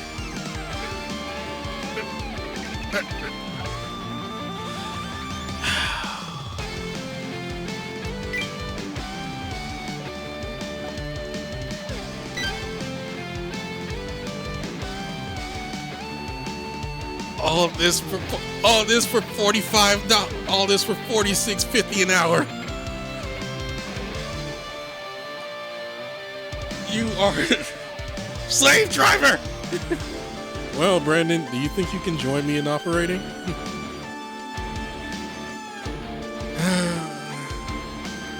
Surprisingly sadistic, I have to say. Are they going to be okay? They will not be hurt, right? Don't worry, Gomeisa. We're up against a hero. His agency isn't going to allow him to fight below the belt. Besides, it will be against his policy. At the end of the day, he's an entertainer. Though, to be honest, I do wish we had heroes other than Akashi around now. Glare. Glare. Alright! Alright, the fighters are all here. Let's get this party started. You and me. Let's see who falls first. Let's go.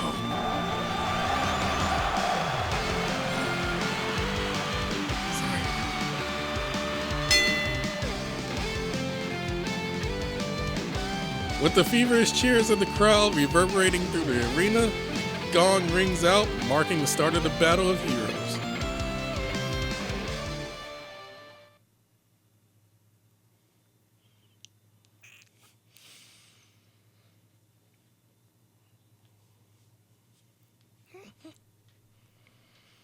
Seigi no sheriff, tadaima sanjou su. Gangan iku sa. Makutte iku yo. Toka. Iku ze. Bats koya. Gangan iku sa. Baan iku su. Iku ze. NANI?! ガンガン行くさ！ドカー！行くぜ！ Oh, I can definitely do it now. バッチコイだ！ガンガン行くさ！打って打って打ちまくりっす！必中！ バンエンバンエンバーン！よし、完勝完勝っと。ま、ヒーロー家業ってのもなかなか悪くねえな。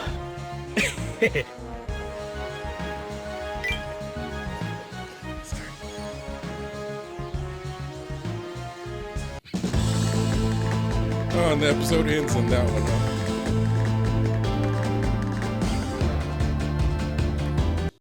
Alright. Let's get with episode 4.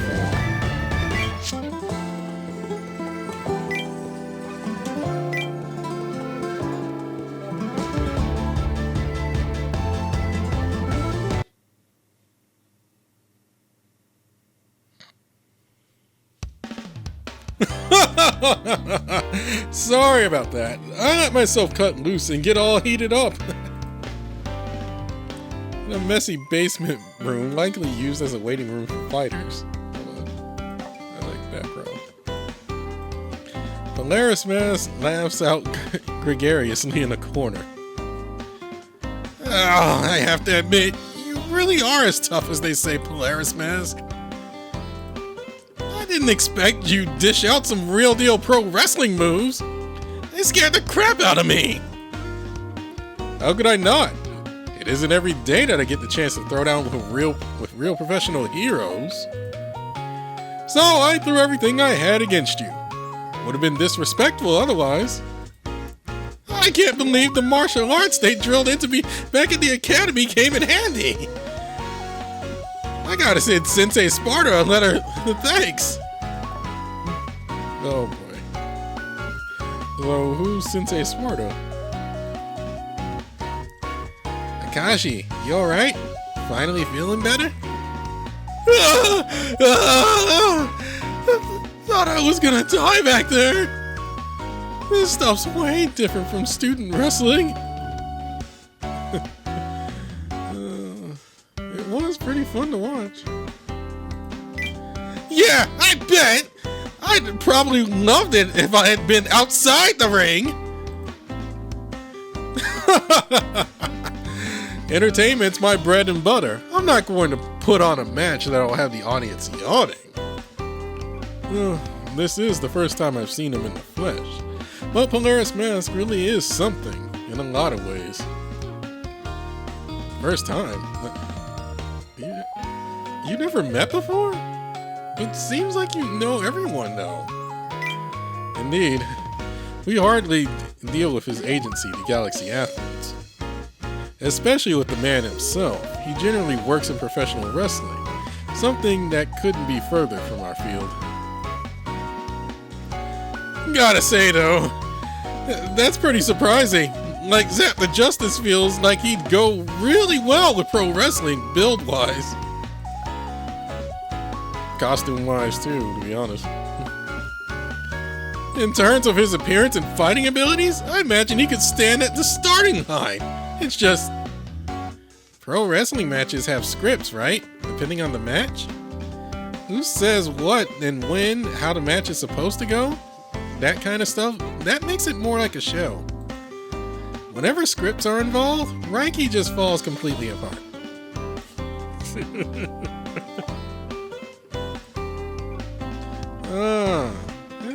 That's why.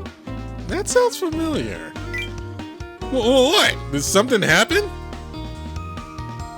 You there, reporter. It's been a while.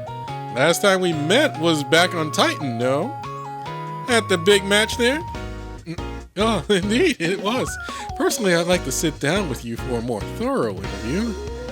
Chasing after you with how much you're on the move is no easy task, so I'm counting today as a blessing. Ha! If you got a problem, tell it to the warriors of the galaxy who stayed just as mobile. All I do is follow them, looking for the best battles where I can find them. Looking for battles all over the galaxy?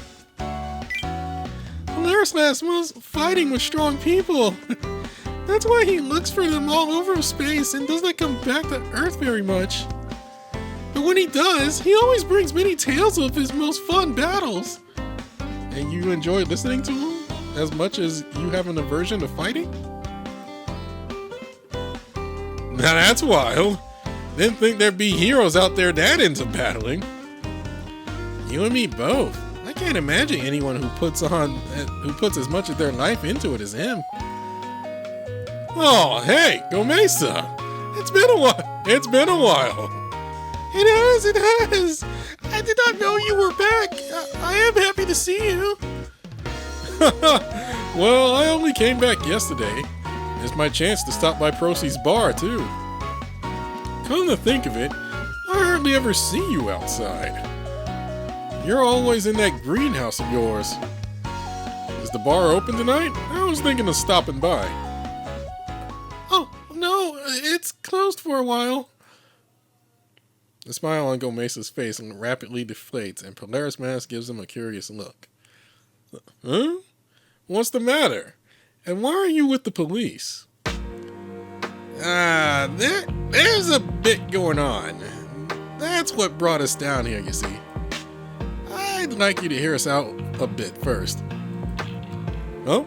Yeah, sure.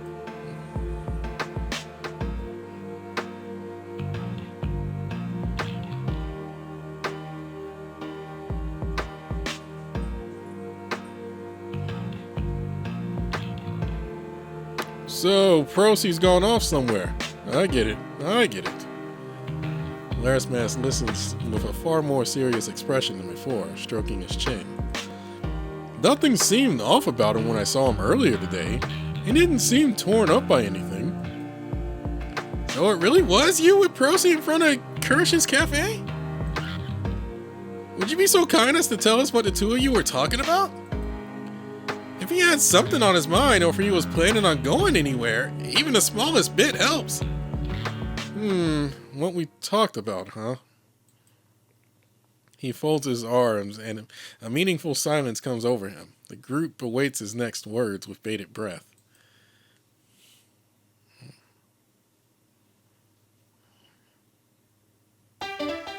Sorry, can't hardly remember a thing. You what? What was all that dramatic pausing for then? Believe me, I was trying to remember, really trying. But getting into the heat of the ring and the match went and knocked out everything from my head. I'm really sorry. He laughs with such an innocent boisterousness that it almost feels pleasant to witness. No way. Can't even remember a bit. You're the only one we can turn to! Well, that's the thing. Every time my memories get knocked out during a match, digging them back up, it is a tough time. Oh, now this is something I've heard a lot. Fighters getting knocked out in the ring and losing memories. That kind of thing? That kind of thing? I'll be real. I think I can relate a touch. After a good session of blasting, I can't say I remember much. Oh, God. What these people who we're dealing with. I feel like that's a bit problematic as a police officer. Yeah. Texas. No. Oh, Polaris Mask, please, can you remember anything at all? Asking pretty please isn't gonna make the memories come back. I can't ignore a plea from the waiter of the place I'm a regular at. Just give me a little time, alright? I think I'm on the brink of remembering something. Yeah, he said he was going somewhere. He grumbles and put his hands to his temples, thinking with the same effort you'd imagine him training for a title match with. He's surprisingly giving, especially with how wild he seemed in the ring. Without a heart of gold like that, he wouldn't be able to be all over the heroing without someone to hold his reins. His agency sees him as reliable and dependable. Otherwise, I can't imagine they let him do as he pleases as much as he does. As you wait for Polaris Mask to speak up again, however... Hey, Copper Pup! How long you plan on hanging around here? This ain't no place for the law. How about you turn around and get out of here? A few rough-looking men approach Barrel. They make no secret of their hostility. I'm in the middle of questioning someone. I can't rightly leave till it's done. You heard him. I don't know what you've got against the police, but hold it in a bit longer. Heh, listen to you talking like you own the place. Strongest pro wrestling hero in the universe? Says who? That little make-believe title of yours fancy enough for you to talk to us like that, huh? Harsh words from one of the thugs gets the others chattering. You know, he's always in and out around here, but is he actually tough? Can't say. I never cared to pay attention to who was the best at this little circus game, where the rules stop anyone from really getting hurt. Little circus game? Excuse me? That gets a reaction on the Polaris Mask. He loudly jumps to his feet. You're not just insulting me. You're insulting everyone in pro wrestling. Tell me then, how about you? Don't tell me that winning a few matches here in the underground arena has you convinced you're the toughest fighters around? Right back at you, big guy. You're always in here. I won't let you say you don't know the rules, the real rules. You want to make someone do what you will say? You make it happen with your fist. Got that? Sorry, but these fists of mine are for the faces of true warriors. Exactly what you aren't. You want to say that again to my face? The insults continue back and forth, and the mood of the room grows more tense. Ah, crap. They're not giving us any ground. I am scared. They might fight. I'd say we're well past might territory.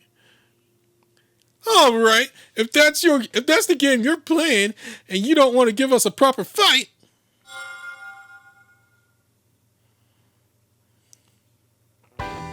we'll bring the fight to your field. Let's transform, gang. They transform? They're heroes? Villains?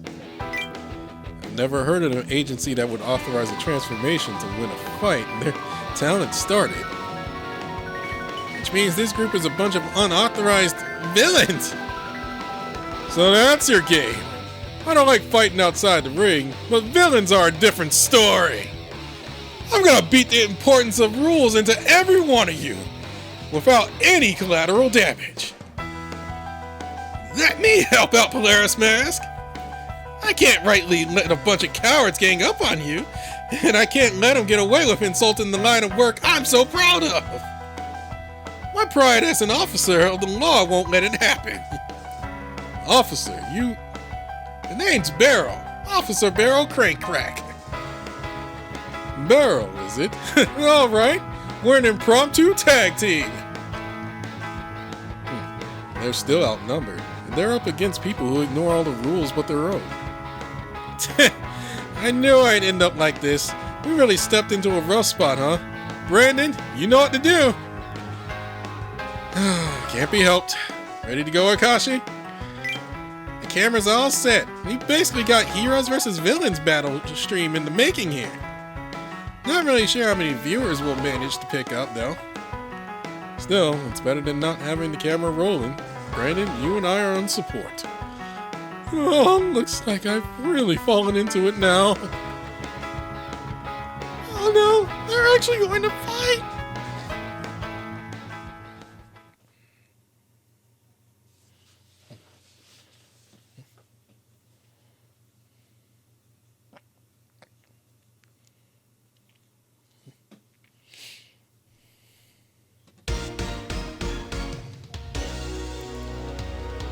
Oh, now I can bring my team in, and I'm using my grinding party.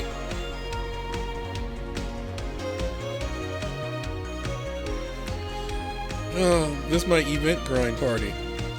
Out of all the characters. All right then.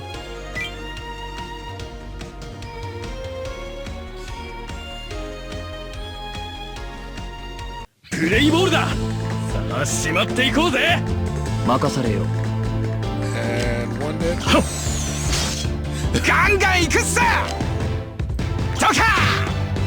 燃えていくぜ。出るよ。行くぜ。でー。ちいいな。おっと。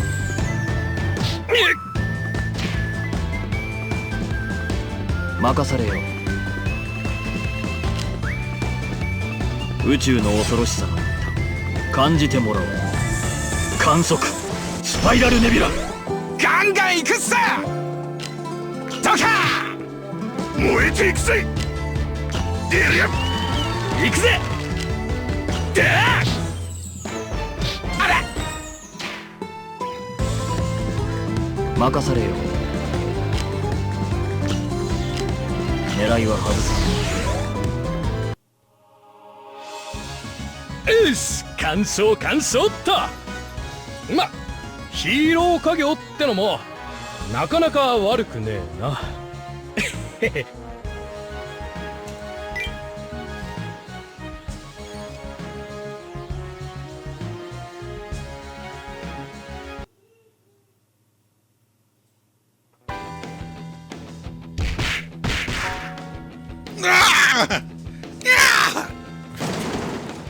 Two villains that came attacking are rebuffed by your attacks and sent flying into the wall one after another, where they promptly lose consciousness.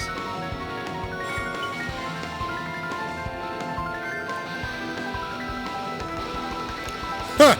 After talking all that big game, that was all you got? Listen and listen good. The truly strong treat their opponents with respect, with gratitude. They don't stomp around respecting no one and challenging everyone to fisticuffs. That's what fools do. Pathetic. I thought the people here had more honor, more passion and fire for pugilism.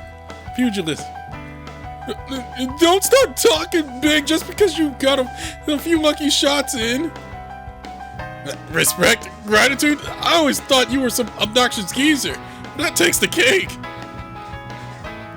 Is it just me, or are things getting worse? Like we're on the edge of an all-out brawl, or in all honesty, I've already passed it. Punks, all of you. So what if it takes the cake? What then? Gonna gang up on me and teach me a lesson? He furrows his brow beneath his mask, and as he glares at all the thugs around him. Sounds fun to me. Not getting mixed up in cheap fights is my policy, but I'll make an exception. I'm laying all of you out.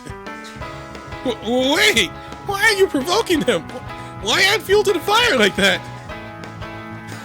Now we're talking, Masked Man. I'm gonna end your career. Let's take him down, cop and all. Send them back home in body bags. One after another, the thugs growing even more hostile towards Polaris Mask. All jump toward him with fists and claws flying, not even bothering to transform. Wow there! There's so many of them! Oh, that was close. Wait, why are they coming after me too? Come on, I'm not a brawler.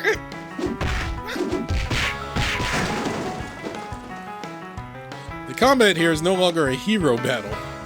No, this is a brawl with no rules or honor, nothing but wild violence consuming all in its path. Oh, this is terrible. I have to stop this. No, this is bad. Mokdai, lend me a hand. We have to put a stop to this. Got it. Stand back, Brandon. It's too dangerous. Stay here with Gomeisa.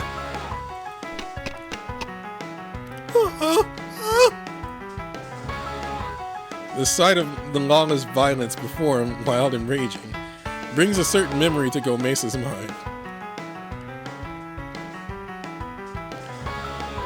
All right, you scumbags! I'll take you all on. Bring it on!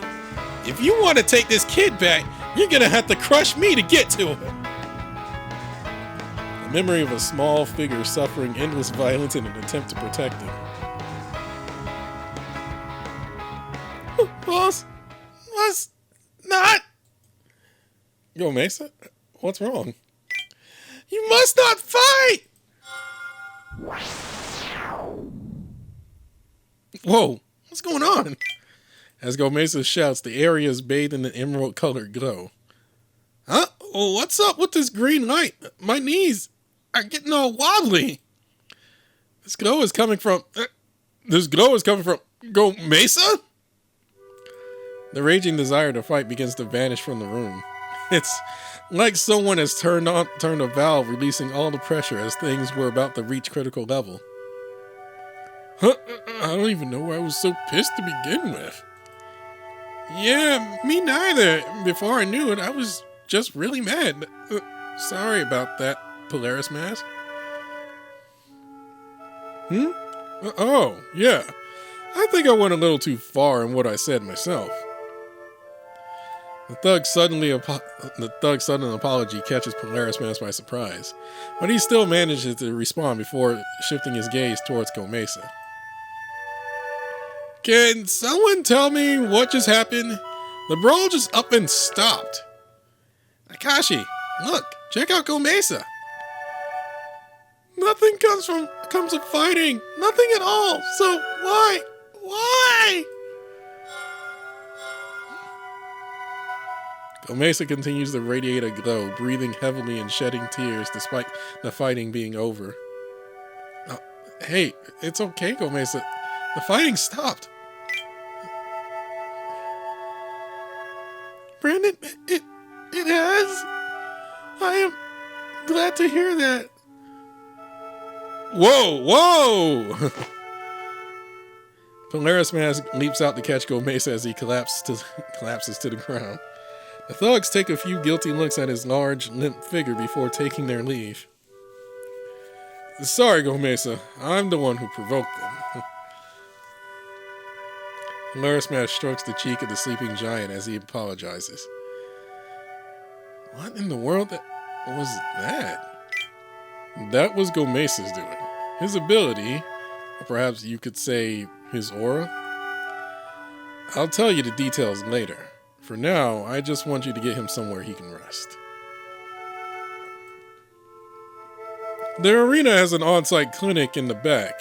There's probably no staff there, but the bed should be empty at least. I'll take you there. Whoa, yeah, a body this huge is going to be hard to balance. Yeah, let me help. I'll hold him up from the back. So let's take it slow.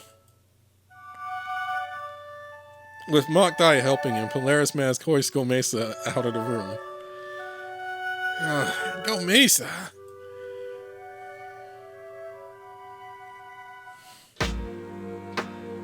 Oh, this hospital room is so familiar.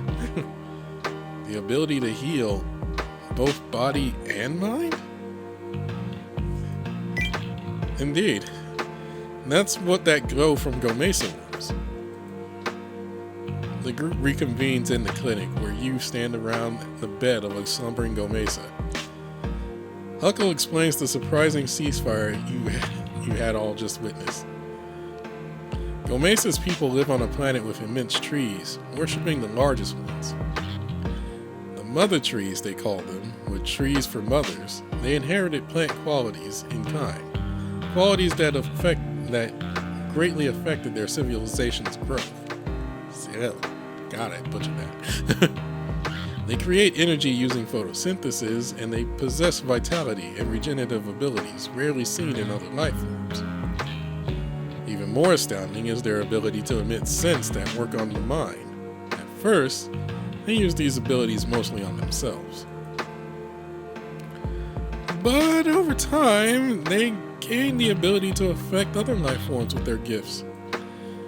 Whether it be a wave of the hand to restore someone's stamina, or a gesture to remove seething hatred from a space like we just saw. You knew all of that, Narihito? Then why the heck did I waste my time explaining? You could have explained it all. I'm well read about their abilities, yes, but to personally see them in action is totally different. Yeah, I picked up on scents I had never smelled before when we were all bathed in that green glow. It got me feeling all calm and at ease, you know? That glow is a side effect of emitting fragrance into the air. Think of it as an unleashing of built-up solar energy. He uses the energy stored in his bulky body to emit those fragrances and heal others with them. And judging from how bright and powerful that glow was, it looks like he used most of his energy. He must have built up, I say. Oh yeah, I remember seeing the glow when he healed me, on the same day as when I transformed for the first time. Sounds ripe for abuse. Indeed, it's vulnerable. It's vulnerable to abuse, or rather, it's already being abused. We're talking about someone with the ability to convert solar energy into healing, as well as into power to increase or decrease the will to fight. That's not something people are just going to leave alone. For the past 100 years, they've been... Huckle, I just don't understand. Narihito looks at Huckle with the most serious look you've seen from him. Why is he here? Why on earth a place far away from large interstellar wars?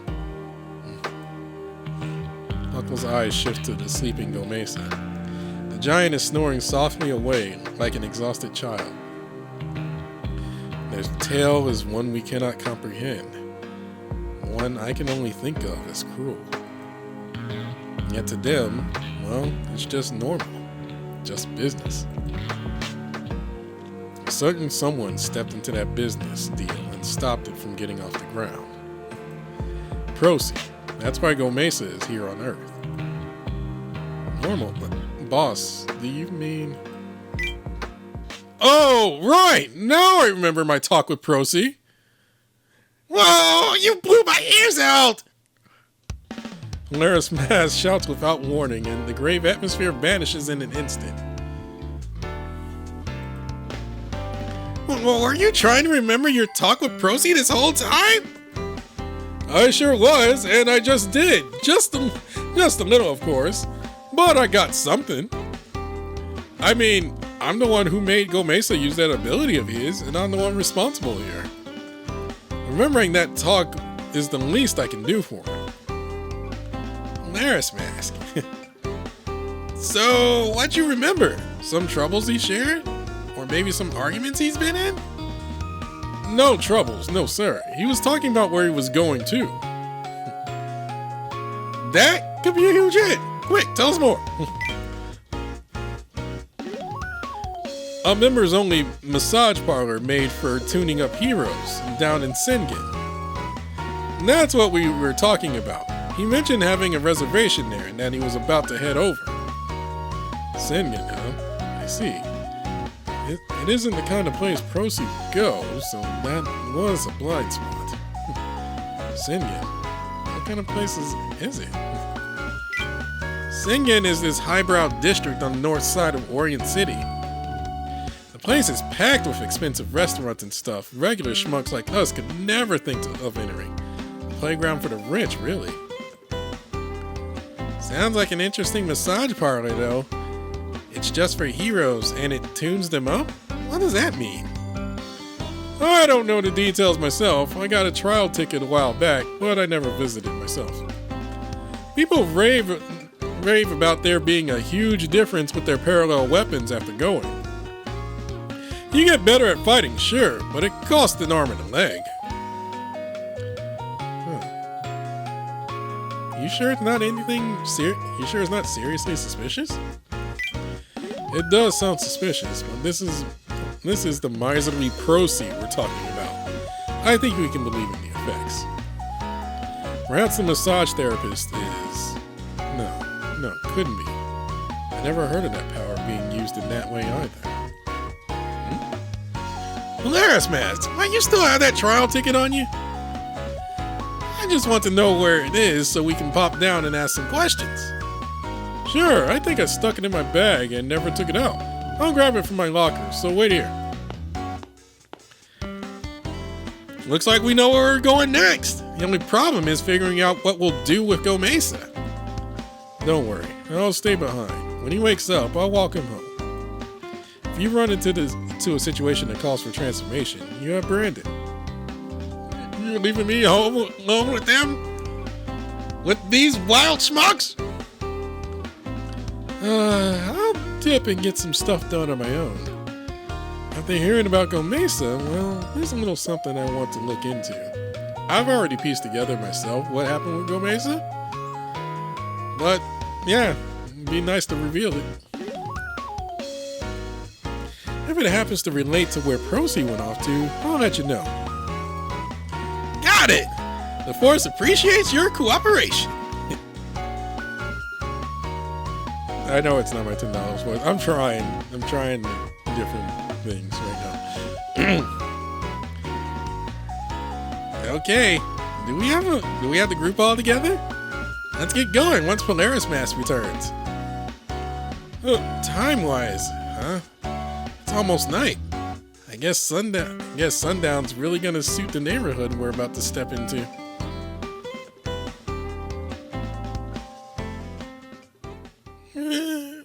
Boss.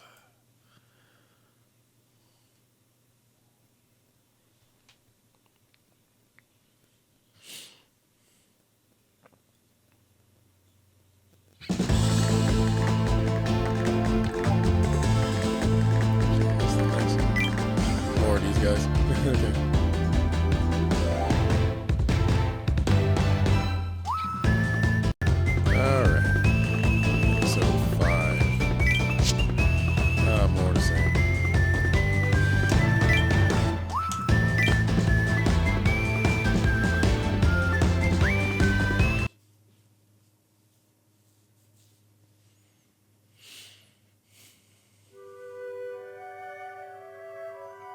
The immense Kaibutsu departs, leaving the ruined forest. Oh, now that I know who's speaking. The immense Kaibutsu departs, leaving the ruined forest of my homeland lying in its wake. A spaceship binds the miraculously unharmed mother tree in chains, and people disembark from it.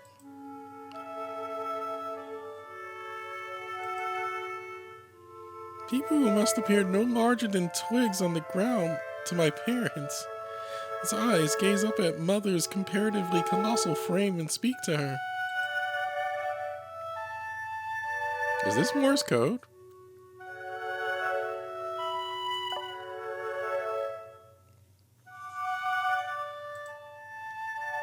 Mother, what are you talking about? Who are these people? Oh, it's finally my turn then? Huh? That means I finally get to be useful even though I'm so tiny. That makes me happy. Mother, why do you look so sad? Why the tragic eyes? Were you not the one who taught me as an honor this is? Taught me and everyone else in the forest? They all went on their journeys, and now it's my turn. All is as it should. I hate that. All is as it should be, is it not? So, what? Why? Why can I not stop crying? That is strange.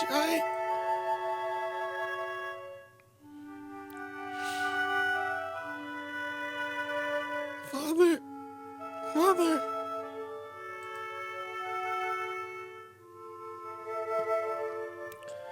Speaking his native tongue in his sleep. I wonder if he's reliving old memories in his dream. Gomeisa. Huckle gently wipes the tears from Gomeisa's eyes with a handkerchief, careful not to wake him.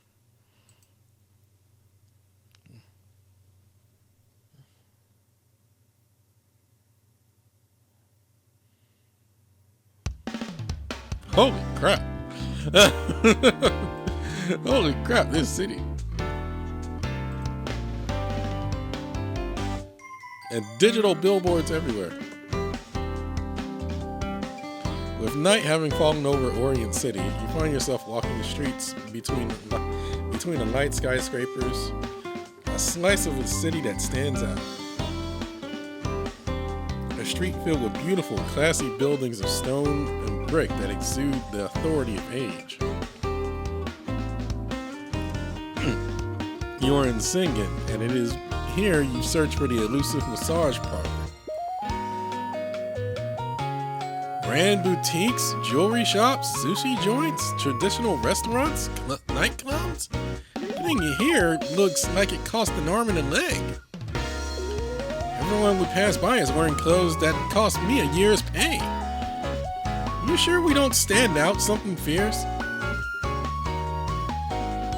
Talk about your grown-up districts. I hear our top brass likes indulging around here too.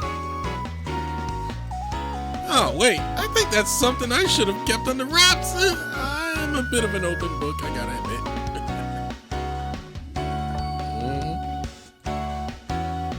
I've been here once. A bigwig from another company took me into one of the pricey places here. Just stepping inside had me so nervous that I can't even remember what food or drinks I had, or what they even tasted like. It's Ryota in furry form. They were buttering you up, huh? I can see it. So do you remember what kind of place it was? Huh?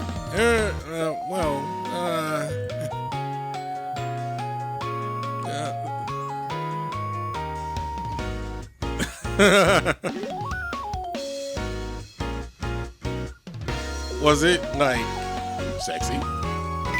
Huh? Brandon, you got it all wrong!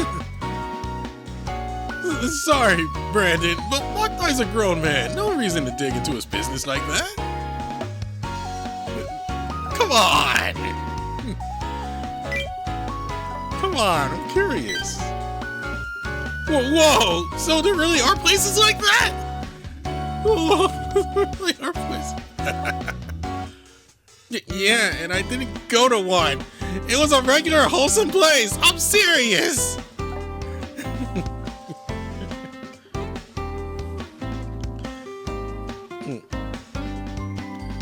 Now then, according to the ticket Polaris Mask gave us, it should be just down this alley.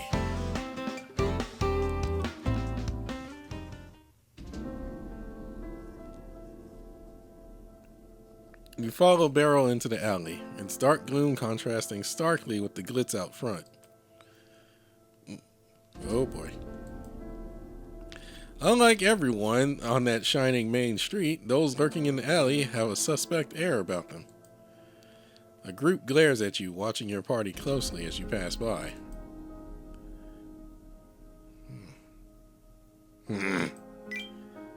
Hey, quit it! Why are you poking the hornet's nest? We sure about this? Is this the right spot?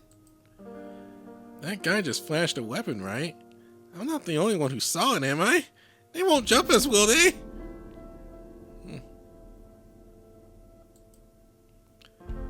Can't do a police investigation if some back alley thugs scare you. Ah, here's the building. You walk into the stoutly constructed building deep in the alley, and the group of thugs watches you.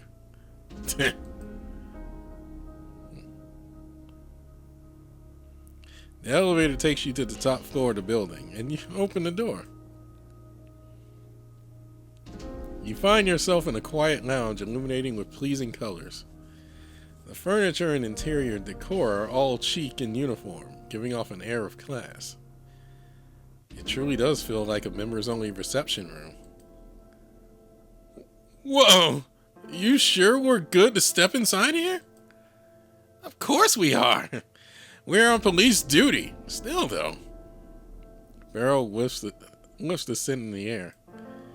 There's a really strange odor. A specially crafted aromatherapy, perhaps? It kinda calms the nerves. Really makes me feel like I'm in a house of healing. It smells strangely familiar. Or perhaps not? Huh. I don't know what... I'm not sure if pineapple or raspberry would calm. Although, I'm not exactly used to those any kind of scents that I have. Let's not talk about those scents, because those are any of those candle scents because those are, yeah.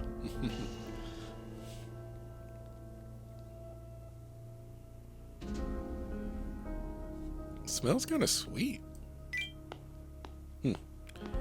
It's purple tone. It's purple tone cosmos. It's a special aroma that has been described as the scent of space. Out of nowhere appears a man clad in a white coat. Though his build is solid and his visage is rough, he has an alluring air about him. Yeah! No need to sneak up on me like that. How long you been there anyway? How long? Why, I just walked over after hearing customers come in. Oh, right, of course. I take it you have not come here with a reservation. Forgive me, I am afraid this establishment requires a reservation, which only members can make. Without a recommendation from another member and a reservation, I'm afraid I'll have to ask you to... Why, you're... The man's eyes go wide as he approaches you, appraising you. Huh? Got a problem? Ah, my apologies. You simply had such a striking beauty I could not help myself. Do overlook my breach of etiquette.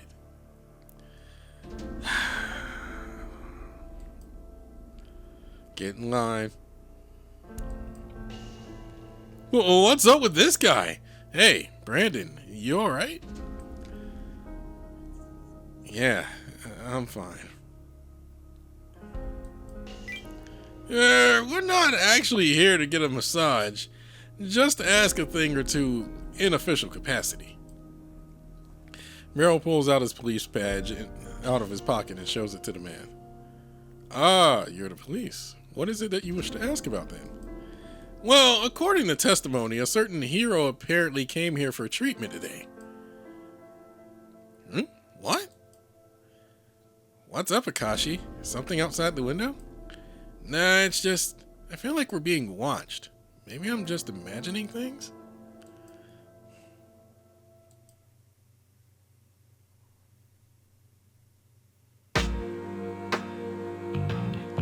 You are led to a sofa in the lounge. There you enjoy the tea and sweets on offer as you explain the situation. Tea and scones? How fancy. Feeling dangerously relaxed. Hey, we're still on the job, remember? No falling asleep. Quite the fragrant tea, no? I often serve it to my customers, and they tend to think quite highly of it. I was rather fond of tea when I lived down under in the Commonwealth, so I tend to be discriminating in what I serve at tea time. Is discriminating the right word for this? So you're XEO Grant, correct? Well, Mr. Grant, I'd like to ask a bit more about these documents you've given us. Forgive me. We were still in the middle of police business, indeed. Procyon... wow, that's a name. Procyon Claude visited us today around noon. Wait, Procyon? I thought his name was Procy. His file name says he's Procyon. I guess he regularly goes by his nickname then. Barrel flips through the customer data he's been handed. Showed up a bit before noon, got ready, then received his massage for about an hour, then left at 1:30. I see. He hung around for a half hour after the long procedure. What happened then? Since I have clients change sessions, half of that time was changing back, and the other half was small talk, I say. Procyon had not visited in quite some time, so we had much to catch up on. I see. You think you could share more details on what you were getting into the weeds about? Well, my customers do have a right to privacy, and I cannot say much, but we did speak a bit about how some old acquaintances of his happen to be on Earth now, of all times.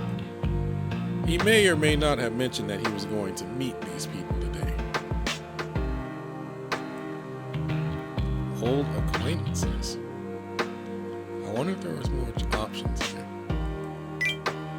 Yes, he wished to be tuned before meeting with him, and that brought him here.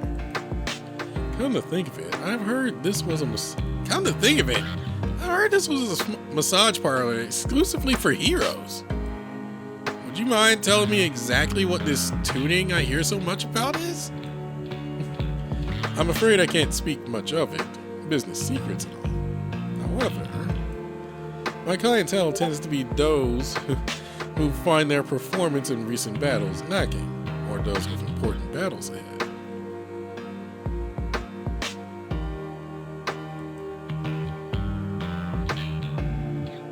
I imagine Procyon had a similar objective. My apologies, but that is all I am in liberty to share. I see. Well, the Force thanks you for sharing what you know in light of your necessary discretion. Huh? We're done here? Aren't you gonna pressure him? Put the pressure on him? Get interrogating? Scream, where is he? Or talk about these old acquaintances or the effect of the massage? I mean, I've still got a lot of ambiguity on our hands here. That kind of shouting and interrogation is mostly what movie cops do. Real cops more likely to do something like this.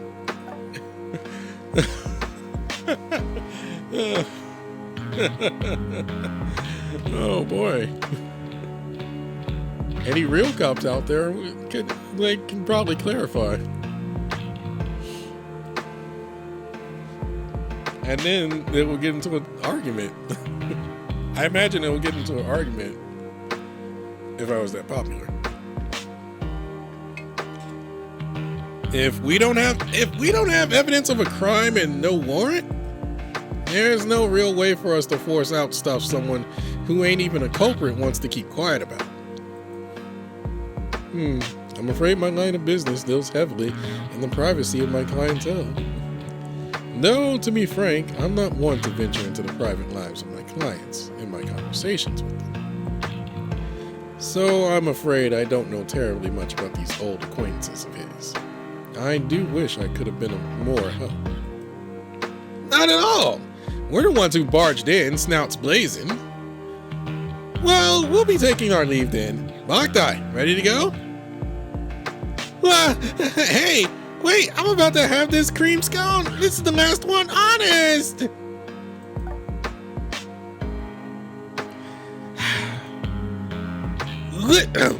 Listen, you! We're here for information, not treats! I don't mind at all. Mind, not at all. I'm glad he's taking such a liking to my homemade scones. Never failing to grab a bite. That's why you're so plump. Hey, there's cream on your cheek. No way! Oh, huh? Yeah, way. That's embarrassing. You never fail to grab a bite, huh? That's why you pack on the pounds, man. Hey, I was listening, okay?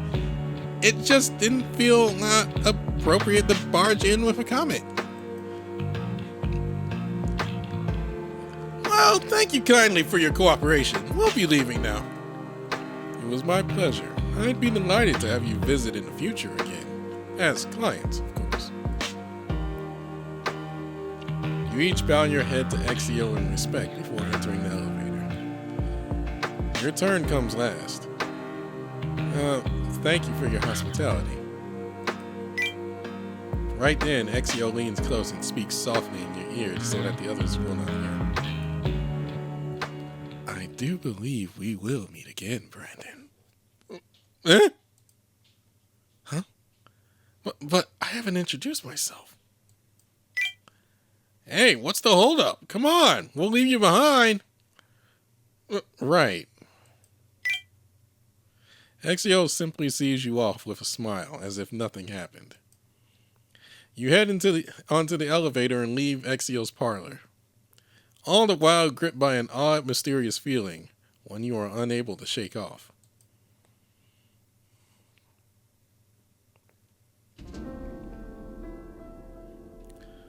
A bit of an unexpected development, I'd say. To think I would run into him in the flesh. He is, however, exactly as I expected. Fortunately, still unaware of his power, but the moment the knowledge dawns upon him, he will become a threat to all the cosmos. The stone-faced Exio whispers to himself, then looks up. He continues to speak as if someone before his eyes is listening. As for whether this little experiment will end in triumph or disaster, well, that will be quite the thing to see, won't it, Broker?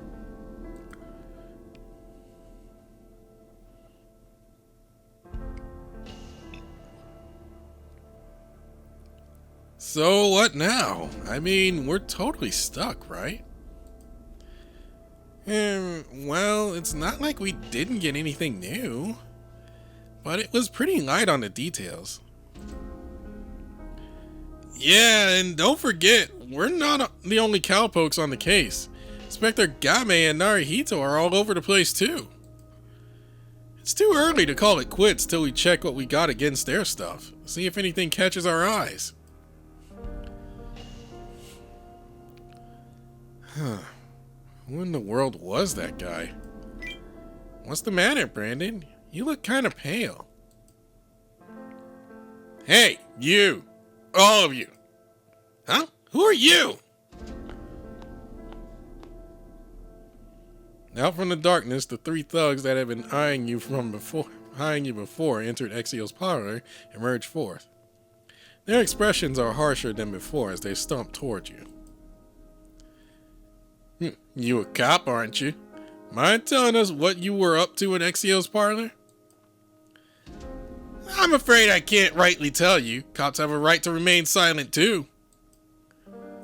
If you don't want to get pounded, you're gonna talk, copper pup. Lounging around sipping tea and having his sweets.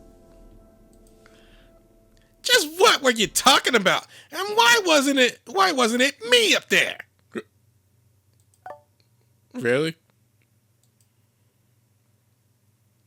Huh?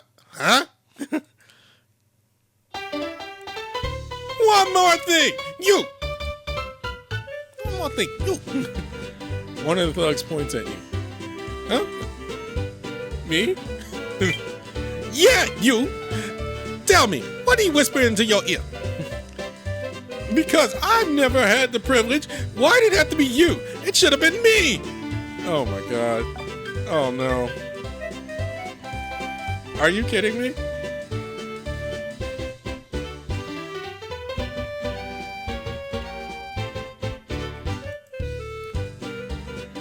What's between you and Exio? Talk now!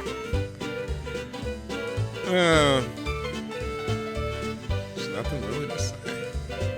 You know what? That's a secret, I'm afraid. What? Why you? Hey, come on! No need to go out of your way to piss him off like that.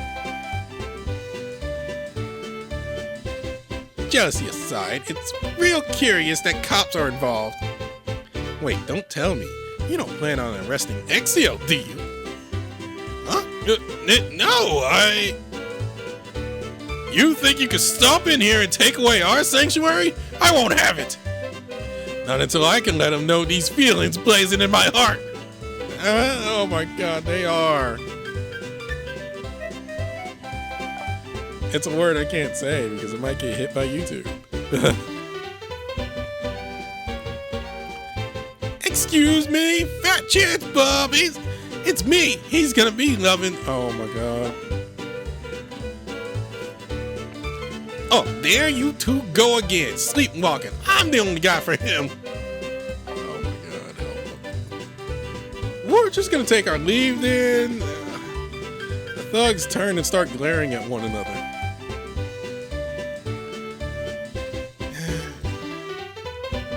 Do we have a civil war among thugs on our hands, or? No fight as fatal as one over the heart, I reckon. But our head masseur didn't rightly seem the playboy type. Oh my god. Nah, this is just a fandom struggle. They don't sound like they've actually had a real conversation with the guy. Oh my god, bro. Wait, though, how do they know we had tea and sweets inside? Huh, come to think of it. When I felt like I was being watched, was it them? Oh, when you were looking at the window? Wait, so that means... Hey, officer, we got 3 stalker suspects here. How about taking them in? Stalking is a crime you can report on behalf of the victim, sure, but... Look, you can actually do your job.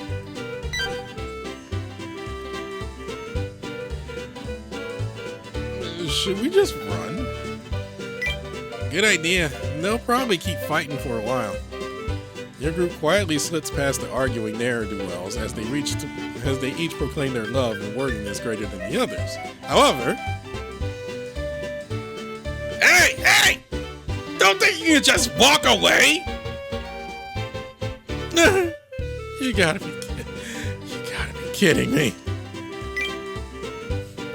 You came to trash the place where we get to see Exio. We can't let you get off scot-free.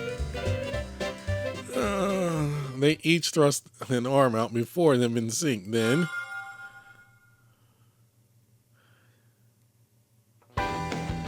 transformation complete. Get ready. Whoa, these guys were villains? We just can't catch a break, can we? Stalking charges aside, You jokers try to hurt us, that'll be a solid assault charge on the books. You think any villain worth their salt would be afraid of the cops? Please, bring it. They just don't care. Well, we got no choice. Time for battle stream, Brandon. Let's wrap this up quickly. Time for your heavenly punishment. Oh my God.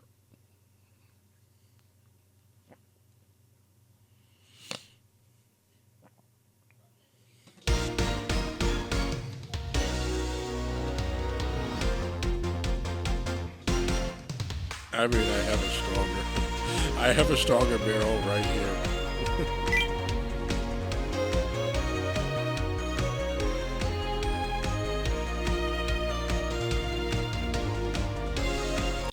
プレイボールだ。さあしまっていこうぜ。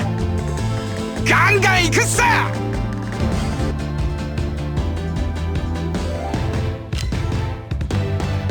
ドカー。覚悟はいいか。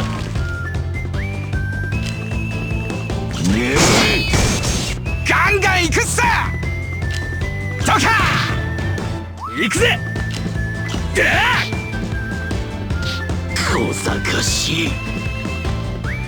ガンガン行くっさ。覚悟はいいか。迷いし死者に花向けを送ろう。そうか。メメントでくてもり。さてと、一件落着ってな。こんだけ派手に星を上げたんだ。ちった給料にも色つくよな。よな。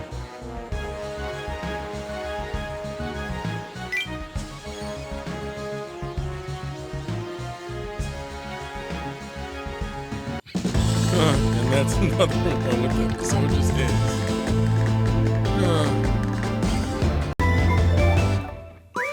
Alright. Sorry, this one's probably gonna be late.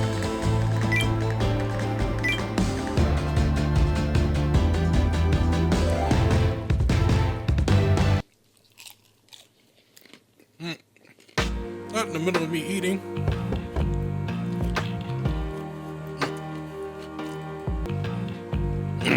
It's open. Come on in. Yame answers when you knock on the door. Officer Barrel reporting for duty. Hope your investigation went well, Inspector. Sure has. Thanks to you, we've obtained a good amount of info. Good amount of the info we need. Still, I'm not rightly sure where we should investigate next. I didn't figure it'd be such a smooth sailing.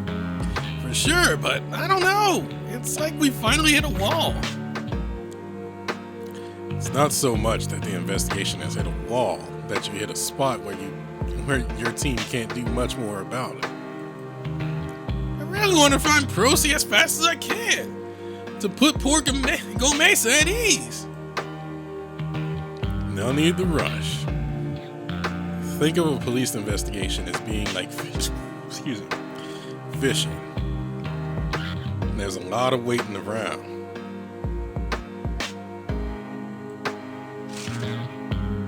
There's a cat in my closet. M.A. pulls a document out of his desk and places it in front of Daryl.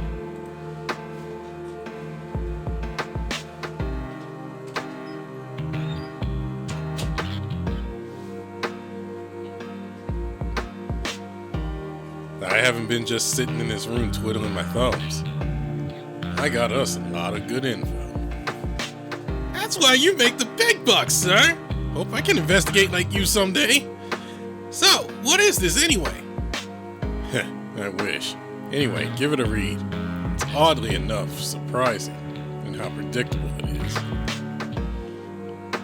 Daryl takes a moment to look through the documents. The furrowing of his brow intensifies as he goes. Inspector Gunman, is this really enough to get him look like that even from you, huh? No surprise there. This case is starting to look pretty dangerous.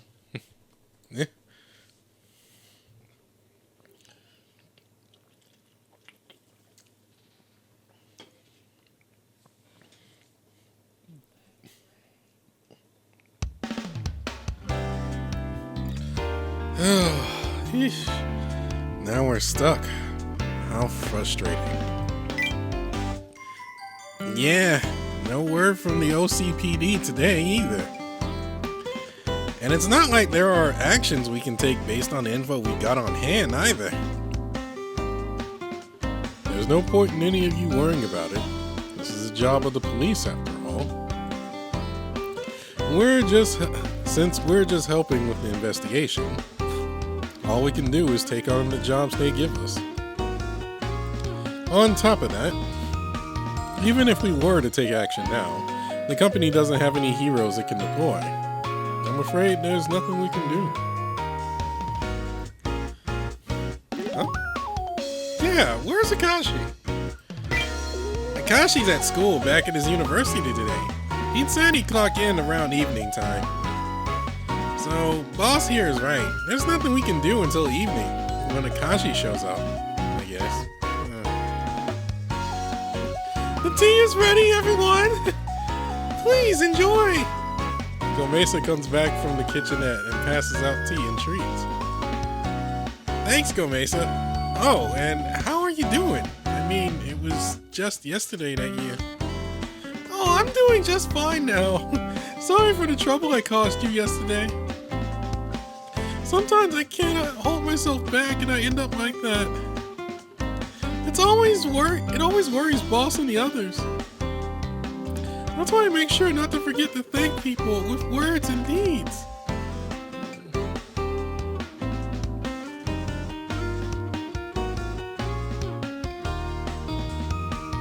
Gomeisa brings in tea, sweets, and sandwiches. The kind of thing you'd find on a cafe's menu.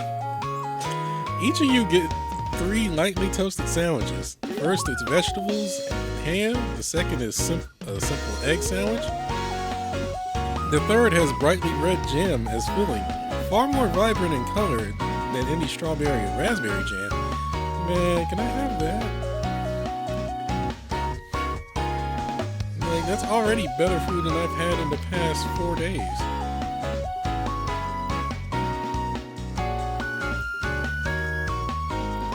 What kind of jam is this? It smells great. This is my homemade jam.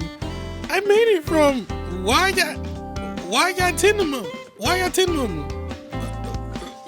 Something.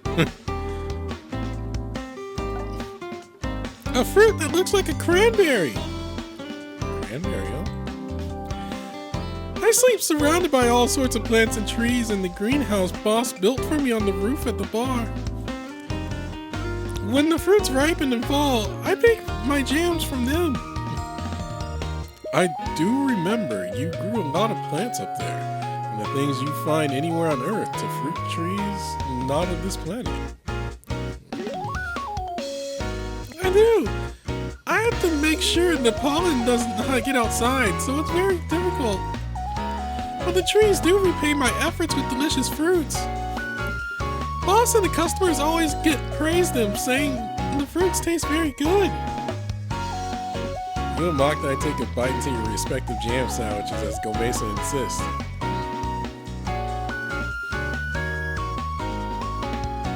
Hey, it's good. Sweet, but not too sweet. Yeah, I was expecting it to be more sour.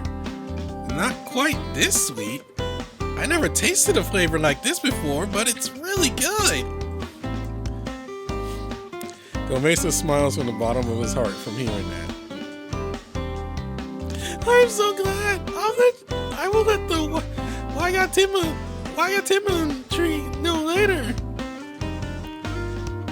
Oh, look at the time. Sorry, but I'll be off to do something on my own today. No, boss, not coming with us today? Sorry about that. It's just that I promised Rocky I'd help him with his rehabilitation today. He's eager like you wouldn't believe, wanting to be able to transform and fight again as soon as possible. He never knows when to quit, so I'll be home late, I imagine. Make sure to lock up the office, alright? Well, I'll be off. Thanks for the food, Gomeisa. Tea and sandwiches were great.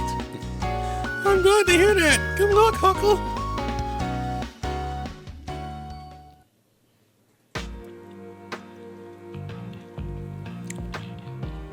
President Huckle heads out, leaving the three of you in the office. We got 3 hours until Akashi shows up. It really feels like today will end without us doing anything. You are right, but all we can do is wait. Hey, wait, where is Officer Barrel? Oh, he's with Inspector Game out on... Right as Mokdai is about to answer, they hear the office doorbell go off. Oh, we have a visitor? Come in. We have a doorbell. Mokdai unlocks the door and in comes... Oh, hey there! Didn't think we'd be seeing each other again so soon. How'd you find this address? And just so you know, I didn't find it down on in any untoward way. I've been here before, once actually. I've just come back from the OCPD, you see, comparing notes. A lot of pieces fell into place, so I decided to let you know directly. Which means you got a new lead? Indeed. The curiosity bug bit me, so I peeked around here and there on my own.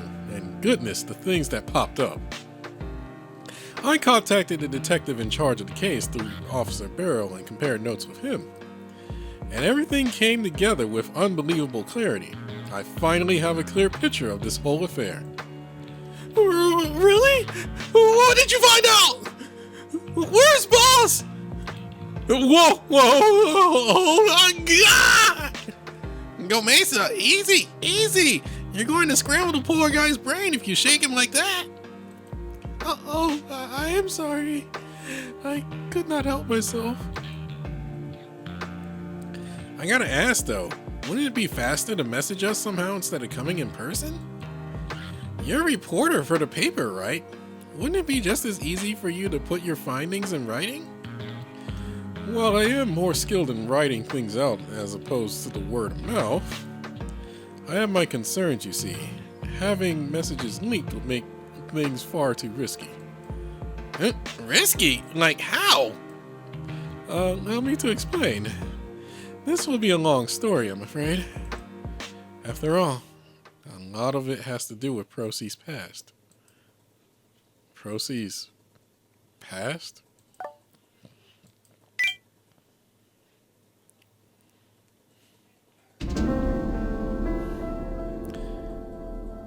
Meridian Eyes?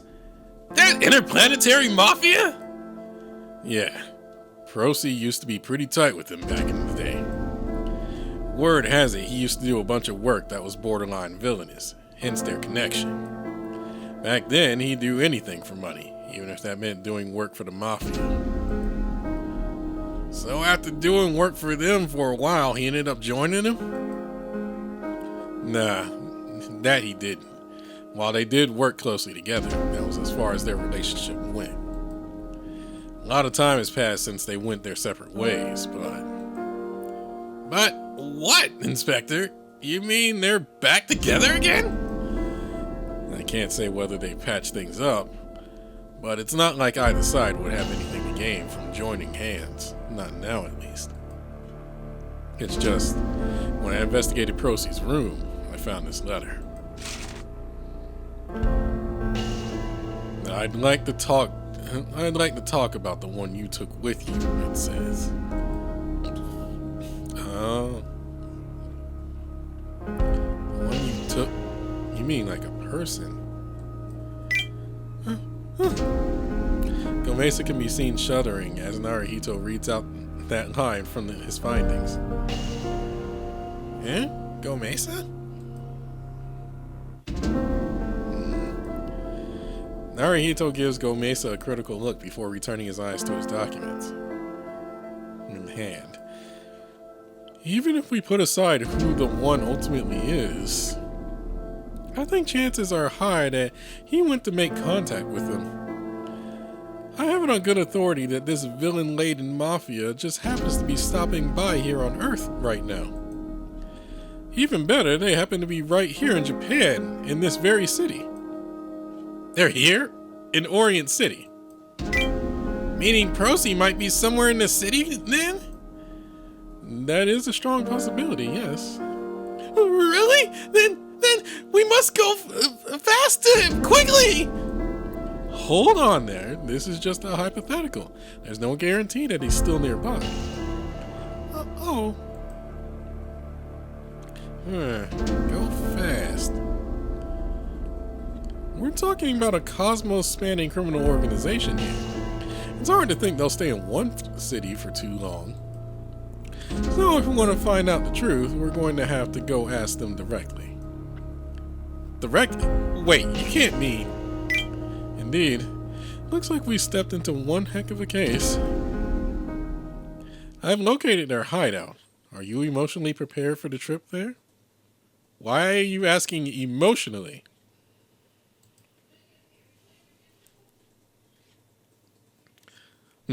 This is an infiltration operation. Be ready for the worst. This is Snake. No, I still ain't got it.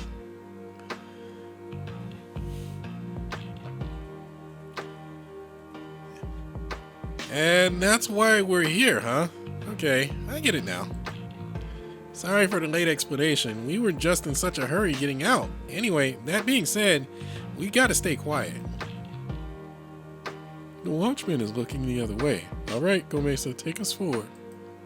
Got it. Heave. Oh! So, why isn't the detective himself with us? Isn't this sort of thing supposed to be his day job? They know his face apparently, so being with us would only endanger our operation here, or so he says. Detectives sure have it rough, huh? Oh, looks like the coast is clear. Sounds good. 1, 2, 1, 2. So, I get that we're sneaking into a mafia meeting ground? That's all fine and normal, but... That's normal? What do you mean? I mean, compared to what we're doing right now? Like, the heck is up with this? You're surrounded by absolute darkness, save for some light coming in through the tiny perforations in the walls of the crate. As Naruhito signaled, Gomeisa hoists up the top of the crate from inside, causing a tiny gap to form. Sorry. You all inch forward as the walls of the crate move with Gomeisa's step and continue moving onward like this for some time. Oh my god, we're sneaking in like Snake. It's a cargo crate. Like what you find at train stations or port terminals. Have you not seen one before, Akashi? I'm not asking what this thing is called. I'm asking what we're doing inside one of these things. Wait, that's you. You okay, Akashi? You sure been sneezing a lot. Yeah, sorry. I took a shower at the practice, and just my luck, the water heater was broken.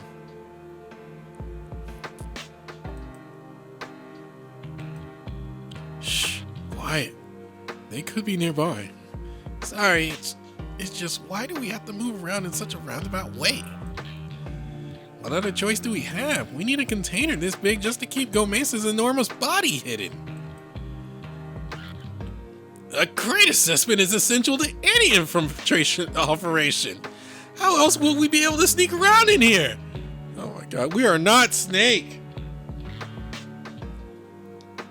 And I don't even think the box worked for Snake. Has anyone ever gotten away with using the box in Metal Gear Solid in any of the games?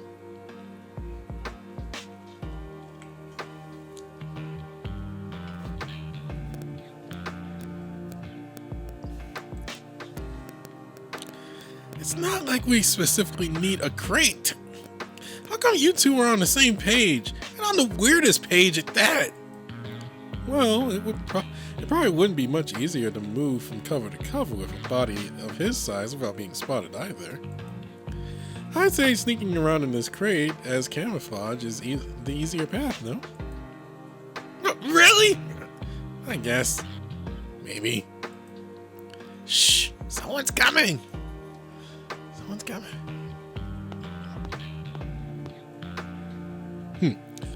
Back from my patrol, Chief. Roger that. See anything funny out there? Nope, not really. Gotta ask though. Is he really planning on paying the boss a visit? Beats me. Can't tell how serious he is. But it's easier to bend titanium than to get Procy on back to back down. Hey, they're talking about Procy. I wish we were closer to hear more, but that might be asking for too much. Oh crap! Here it comes! Hold it in, Akashi. And that was a close one. Achoo! What was that? Naruhito sneezed in the background startles Gomeisa, causing him to send the container tumbling upside down, making mighty dings probably as it hits the ground. Uh-oh. Sorry. Sorry, my butt! Hey, what was that? What was that huge noise? We got a live one, and a huge one at that. Surround them! Villains pour out from all directions toward you, just as you just poked the hornet's nest. We're totally surrounded. What do we do? Mafiosos block every possible angle, leaving your group without even the slightest chance to split up and run away.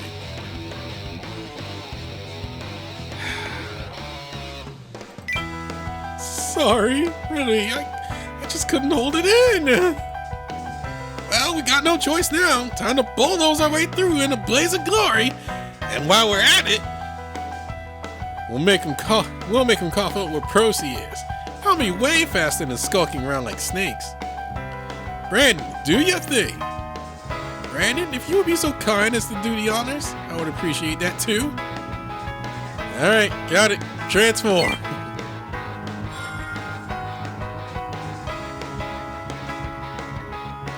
With your aid, Akashi and Barrel transform into heroes. I'm not the fondest of violence, but since I'm the one who got us into this, I have to take responsibility for it properly. HQ, transform me! Huh? Naruhito?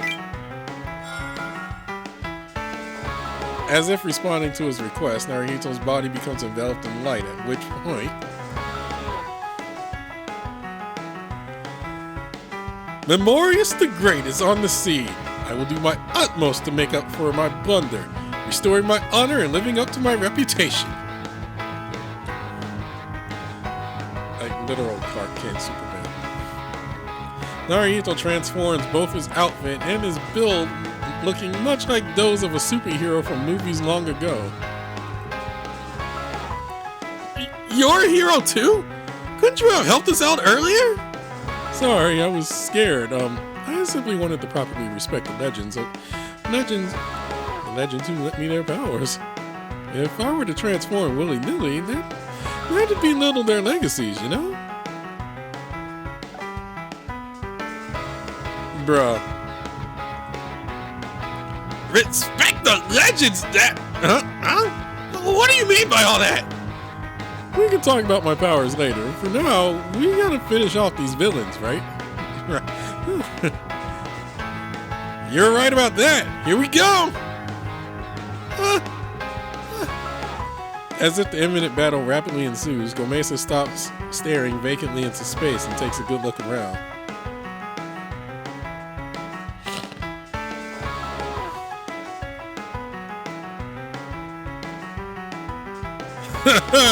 Coming at us with only 3 excuses for heroes?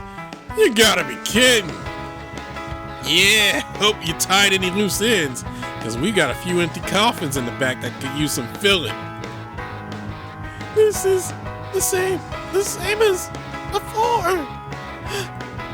Gomeisa squeezes his fist tightly, and when he does, please wait. Let me fight too. Gomeisa, you sure? You gonna be okay?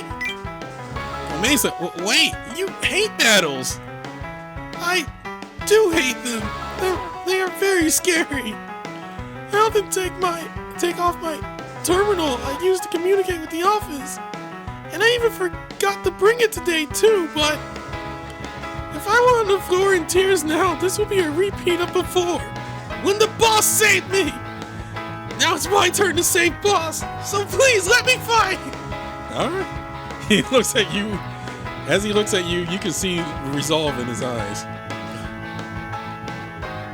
Parallel world path detected. Hero named Gomeisa. Please tap OK to establish a connection and begin operation.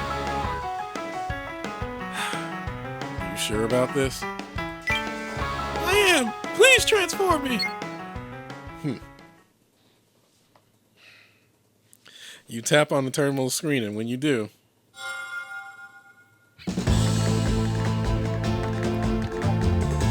transformation complete. I will do my best. Gomeisa comes back into view clad in his heroic dancer's garb. Gomeisa, you've got a lot of nerve thinking you can stand up to us. You want us to make you bawl your eyes out like a little baby like we did that time before? I will not cry again. This time I will not run. Not until you get boss back. Before? This time? Does Gomeisa know these folks?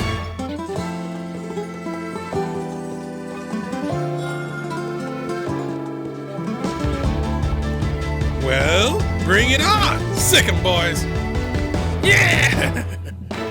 Here we go, Brandon. Do your best.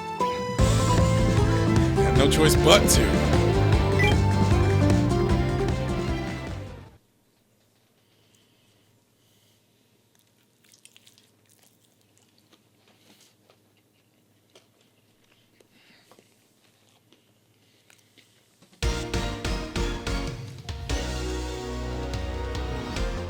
Yeah, I can't put my team in.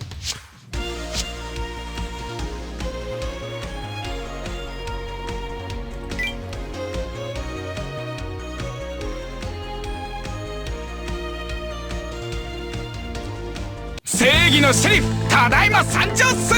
さあ、ガンガン打ちまくっていくっすよ。ドカー。喧嘩はダメですよ。ごめんなさいです。この場で使える技はこいつだ。行くぜ。でーリソースが見る。あらあら、ガンガン行くっさ。ドカー。喧嘩はダメですよ。見てほしいです。この場で使える技は全ての可能性をロードする。解雇メモリアルヒーローズ。行くぜ。セットに持ち込んで必殺百列打法。あら痛いです。ガンガン行くっさ。打って打って打ちまくりっす。必中万円万円バー。喧嘩はダメですよ。親愛ダンサクトライパス。争い合わず仲良くしましょうです。この場で使える技はこいつだ。目先のことばかりにこだわっていると君の宇宙も曇ってしまうというものだ。たまには空でも見上げてみたまえ。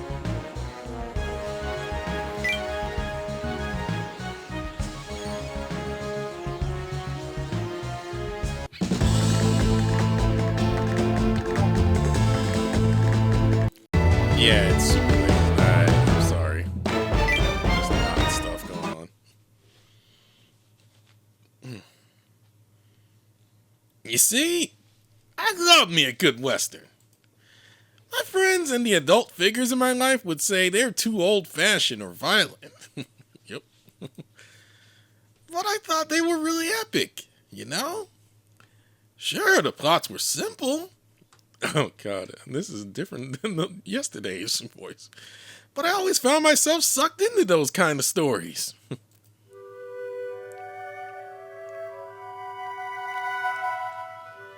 Villains would come in and harm the innocent with their dastardly deeds, then in would ride the sheriff, pelting them with bullets to bring justice. I knew there'd never be a surprise twist at the end, but they always portrayed justice in such a cool light. The sheriffs would not forgive evil to the point of cruelty.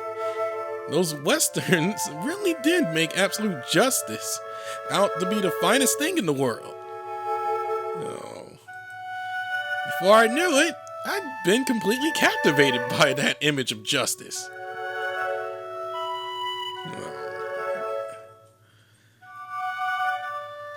That's how I made up my mind to seriously pursue becoming an avatar of justice, just like the sheriffs in those westerns.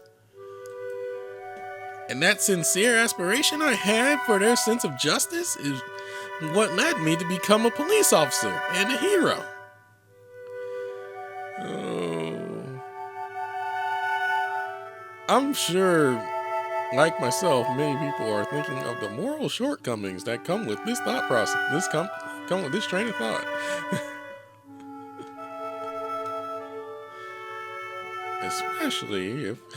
Especially depending on where we live.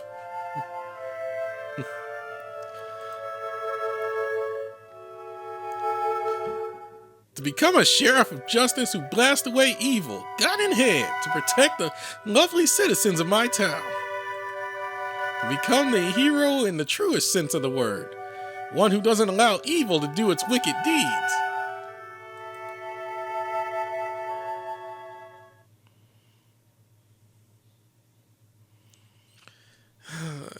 At least Barrel's innocent, though.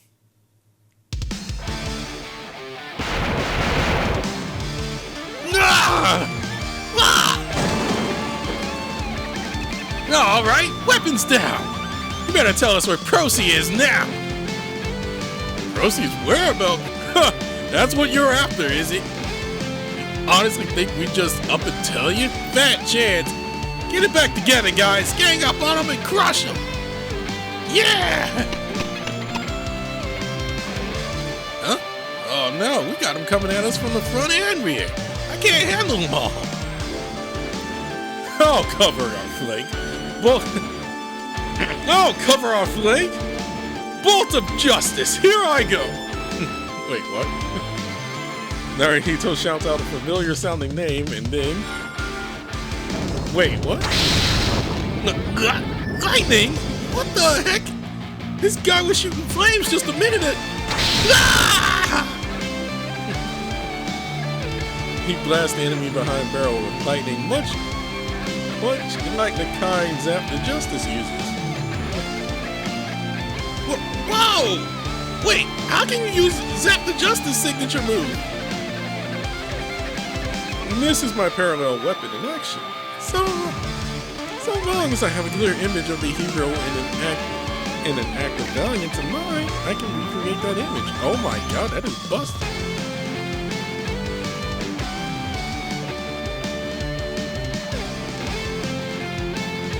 What you saw just now was me drawing upon my memory of Zap the Justice's lightning attack to recreate.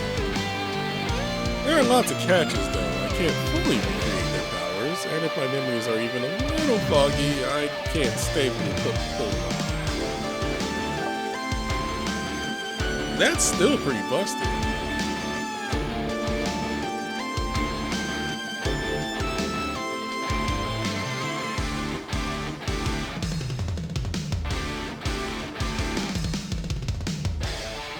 Talk about overpowered! So seriously, I guess there are all kinds of heroes out there. You really think this is the time to be thinking about other heroes? Oops. Whoa! Ah, that hurts! Oh, Kakashi! Rise forth! Win the Avenger! Whoa! Wah! Wind suffused with green light sends the villain attacking Kakashi flying and landing far, far away. Are you alright? Here, first this. Told you, he's my broken healer. He is my number 2 healer in this game. Gomeisa places his hand over Akashi's wound. He emits a green glow, which closes up the wound at an alarming speed. Wow, I'm all better. Thanks, Gomeisa. I owe you one. Not at all. I'm better at this than fighting. Still, there's a lot more of them pouring out. Just how many are there? As if his memory were jogged by Akashi's question, Gomeisa takes another look around. It hurts so bad. Don't let them get to you. This is just what happens in battles. Right, but... You gotta be kidding me! Having a move like that up your sleeve? Well, I'll show you. You aren't the only one for Secret Ace.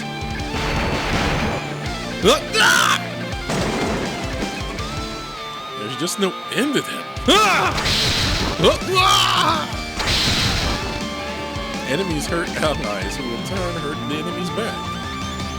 Those too hurt to keep fighting revert their transformations and are forced out of the battle. The scene repeats itself over and over.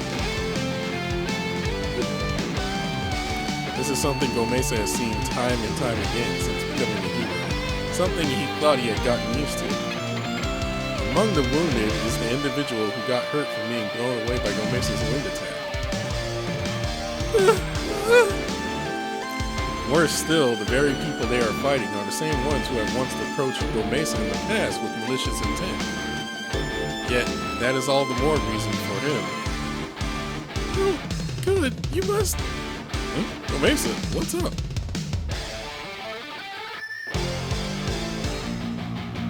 As the scene unfolding before him overlaps with his memories from that fateful day, the tightness in his chest intensifies. You must stop fighting! Gomeisa, what are you... With Gomeisa's shout, the battlefield momentarily falls into silence. Gomeisa? With the fighting pause, Gomeisa runs across the battlefield to a wounded villain, crouches down, and then...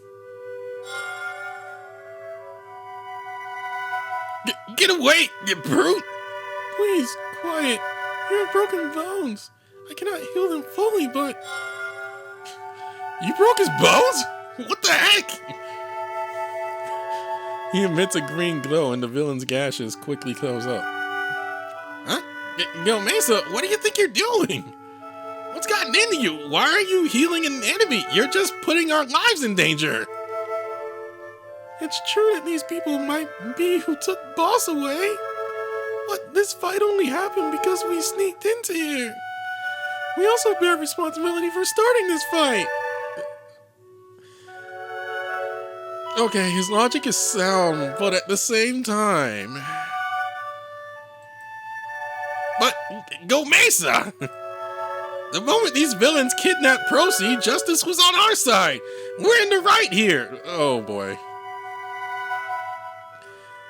This is basically every YouTube short that's on... This is basically every YouTube short that's on, like, crime shows.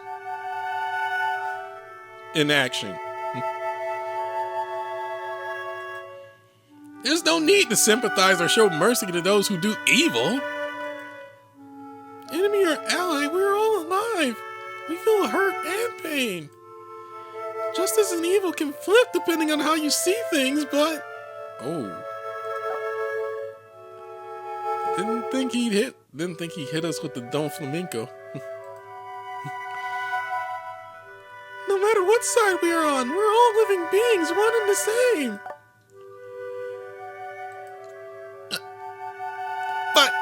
Well,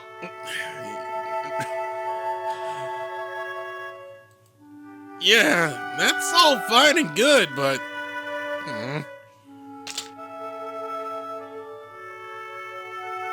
Barrel lowers his gun in spite of himself upon hearing what Gomeisa had to say. Allies and enemies alike stop their attacks and look at Gomeisa. The battle's stopped. Everyone's alive, huh? As Gomeisa finishes healing one of the villains, he quickly moves on to the next. Holy crap.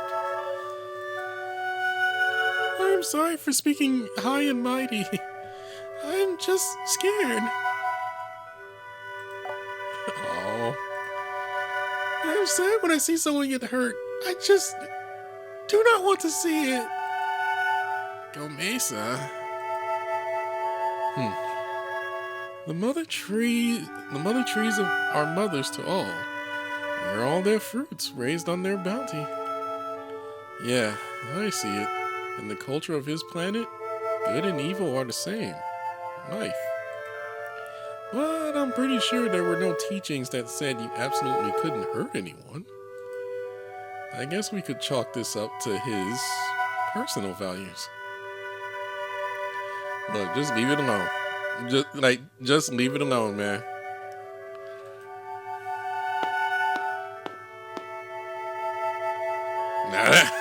Now that's hypocrisy if I ever heard it. You're a fool if you really think that. One of the villains steps forward and approaches Gomeisa. You sure you want to show us that kind of pity? Because let me let you in on a secret. We're the scumbags that pried you out of your homeland. Pried him out of his homeland? Wait, does that mean... Gomeisa calmly looks up while continuing to heal the next unconscious villain. Even if that's true, these hurt villains are still alive. If they live, then I know we can understand each other. Our hearts can speak to each other. That is why I cannot simply watch them wither away. Gomeisa.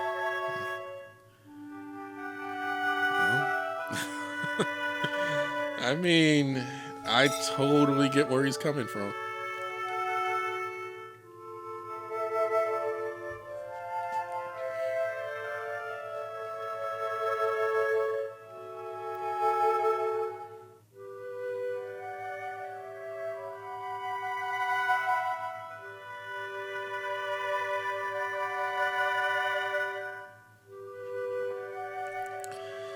Oh, I totally get where he's coming from on that. And oh man, everyone, God, it's literally just those YouTube shorts that have been popping up in my dang feed of all those crime shows where they talk about how, you shouldn't feel bad for the criminal. And then, basically it's just like a entire question of morals. And it's like, if you don't agree with them, then you're essentially an enemy, and you also don't deserve to live. That is how every conversation goes, just like this. And I'm honestly on the side of Gomeisa. To be honest, I want to be on the side of Gomeisa, always, just be like, hey, just serve whatever punishment there is. Don't, punish the crime, but it shouldn't have to resort to killing, you know? And I know, people are gonna, and I know the obvious party lines that follow that. Anyway, can we understand each other? I am not smart and do not understand difficult things, but it is my dream for us all to enjoy song and dance, to live life full of smiles.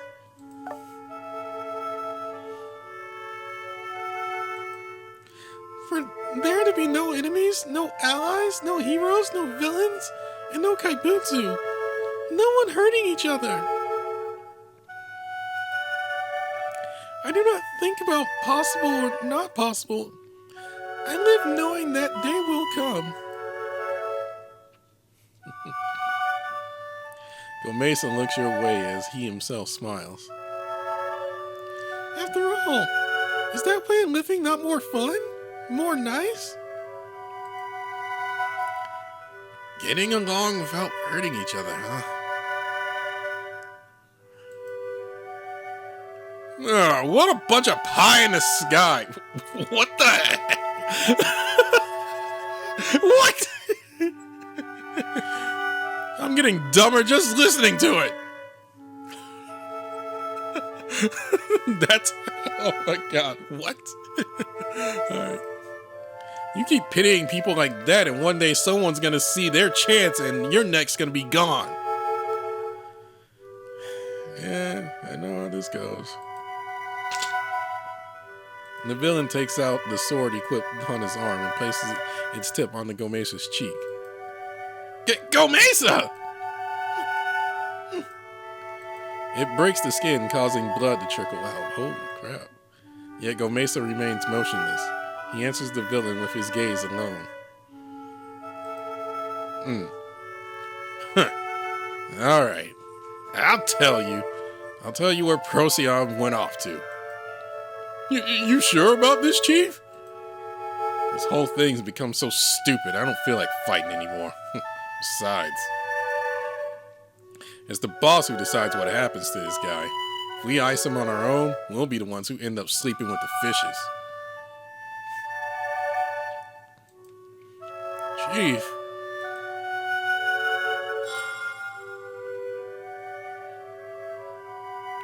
One of the villains reverts to normal and signals the others to do the same, at which point they untransform in unison.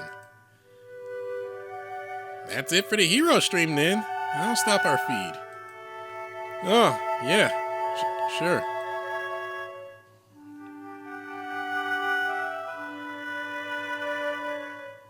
The chief villain looks down at Gomeisa crouched down as he speaks. Point YH. That's where Procyon is headed as we speak. He's going there to talk to the boss about how they're going to deal with you. Point YH? We're getting out of here, gang. We made enough noise for the cops to be here any minute now. The villains regroup in a pack as they dash out. Seeing this, Gomeisa cries out, thank you! I'm the one who should be thanking you for healing my fighters like that. I just hope we don't ever meet again. Oh. Barrel could only stare at this scene, utterly dumbfounded. Gomeisa, are you okay? What's your deal with them? What do they mean by taking you away from your homeland? Gomeisa turns towards you with a wistful look. I will tell you how I came to Earth.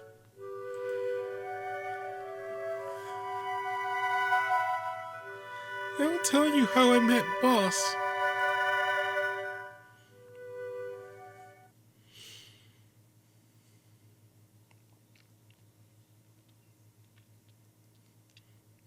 This is a very short one. Still, it's gonna be late anyway because it's way past time.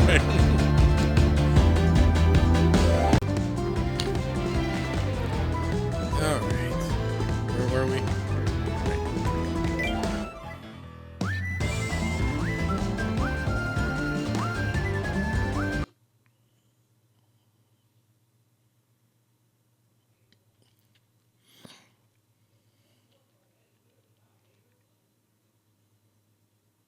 Oh yeah, we're getting Gomeisa's story. Oh great mother trees, granters of blessing and mercy. Grant us the fruits living in your shade, your boundless love and clemency. Countless large petals take to the sky at the elder's proclamation. As the men bang their drums, the women sing in chorus. The dancers begin their act as petals rain down. Their swaying beseeches the sacred. I was one of those dancers. Dancers are chosen from the smaller, weaker fruit. Those those small of body are picked. Those who cannot be warriors.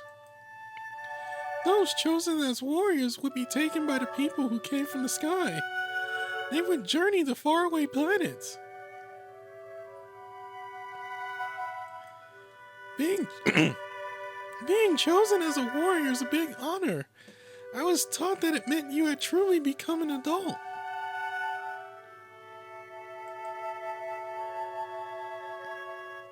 My parents, my siblings, my friends, they were all twice as tall as me, or more, but I did not grow. Dog, that is tall! Like, it said earlier that you were like 10 feet tall.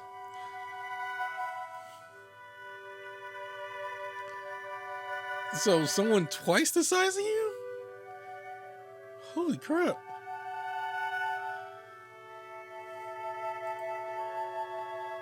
I was not chosen as a warrior. I became a dancer. That was normal. My siblings who became warriors laughed at me. They said it was because I was too small. I was too weak. Oh, no. No, they didn't. But I was happy to be a dancer. Because I would not be taken far away like the warriors and never come back. Because I can live under the trees in happiness with everyone.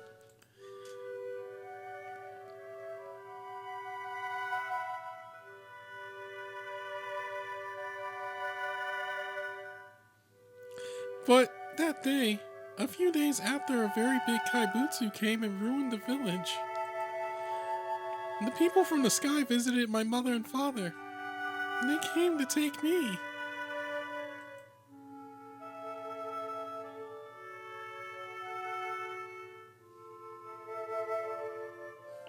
When I recall it now, many warriors were eaten by the kaibutsu. So I think they made do with me. Back then, I thought it was an honor since I had not been given the chance of being a warrior. Warriors were different from dancers. They could give the people of the forest blessings, the blessings of the people from the sky.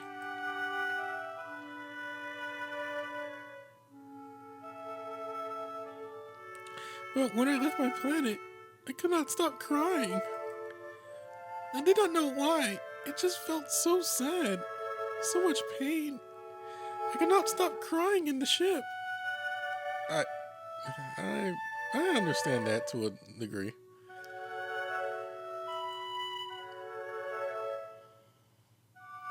At one point I was like that. I went from planet to planet and came to Earth last. I thought it was a very nice place. The air nice and clear. Where? Although not as much as my homeland. I could sense the trees, flowers, and plants all breathing. They did not bring me here for they did not just bring me here for no reason.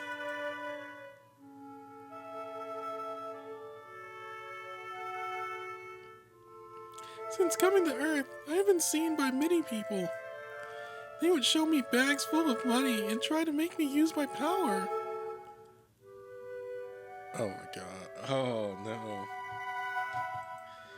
Then afterward, they told me I would be put into one of their armies. Oh. The more I was looked at, the more scared I got. Everyone who came to see me had the smell of war on them. Some of them spoke of warriors from my planet getting hurt. When I thought that I would be taken to the wars they would march to, I felt very, very scared.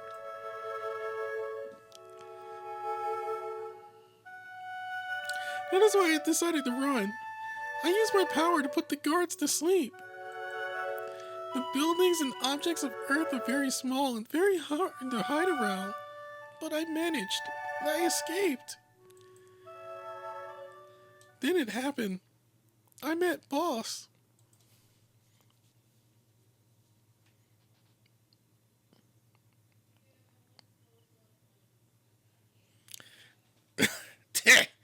Can't believe this. Dragging me out to calm some punks fighting, and I'm not getting a red cent in the process.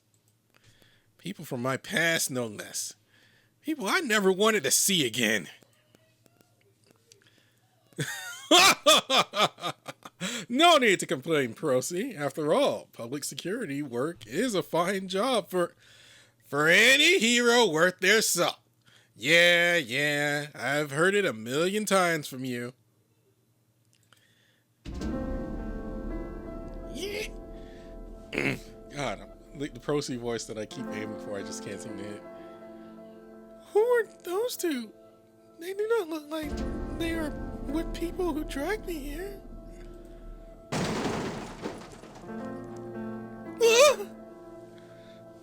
Huh? Who goes there? Show yourself.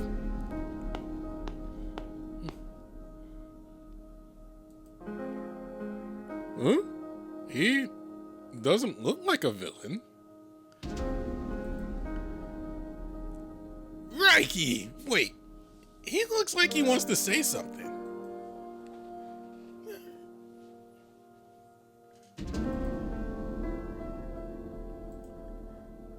Huh? What's he saying, Procy? What language is he speaking? How should I know? I don't even know if it's from this planet. Heck, he doesn't look like Terran. He doesn't look Terran. Not when he's that big. Wait, not Terran. Come to think of it, I've seen people who look like him, but where? He looks terribly frightened. What happened to him? I do wish I could understand him.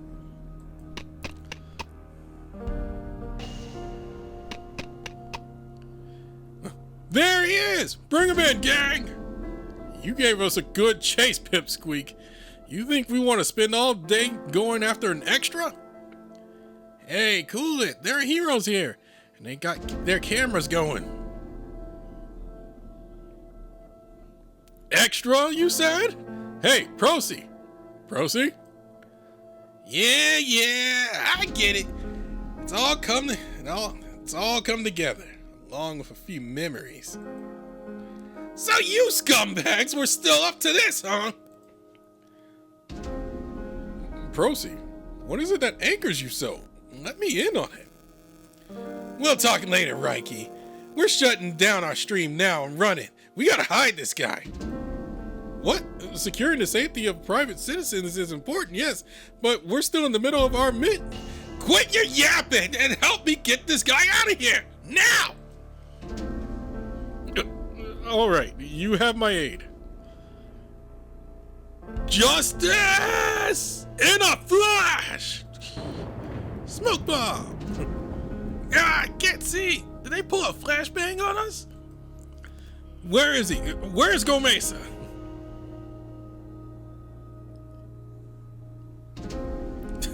They got us good.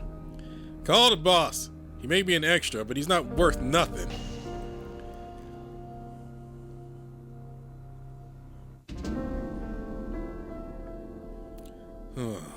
I remember that. I was so worried. They ignored my orders as their operator and ran off on their own. When I saw how serious Procy looked, though, I could not bring myself to reprimand him. With that, they attempted to hide Gomeisa, a complete stranger, and they did it after heading for Procy's bar. By heading for Procy's bar. And you saw it with your own eyes. This dude is one of those? Yeah, I remember well. This guy's particularly short among his people.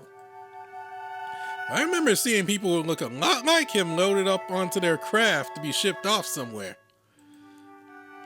From bits and pieces I've heard around, his people can use some sort of special power. Since it comes in real handy on the battlefield, They get scooped up and sent off to wherever there's warring. Oh my god.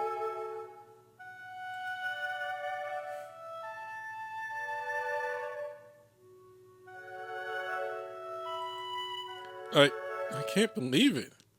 To think that such a thing could happen to people living in peace on a planet so far away. Believe it, man. There's so many things you could relate that to. Think of livestock or pets or sports animals. Is their using giants with special powers for their own gain any different? What a nonsensical argument! No one could accept something so ridiculous. You'd be surprised, Reiki. You'd be surprised. That's how these people defend themselves, using them like that.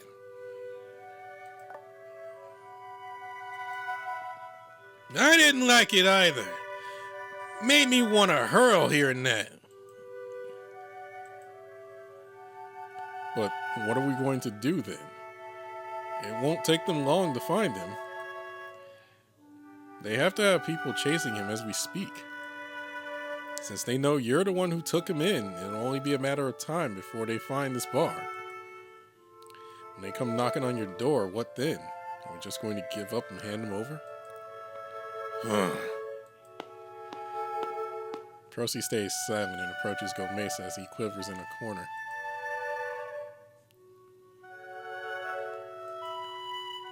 Gomeisa shudders as he looks up at Procy with fear in his eyes. No need to be that spooked. I'm not gonna hurt you. Not like those other guys.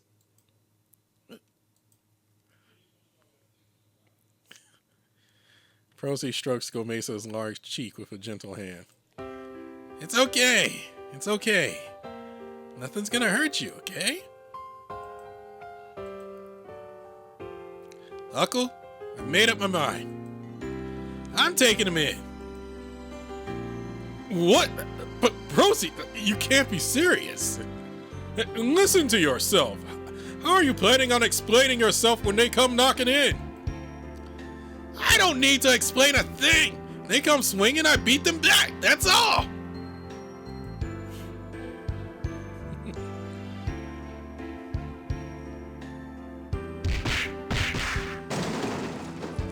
Get out of here, you jokers.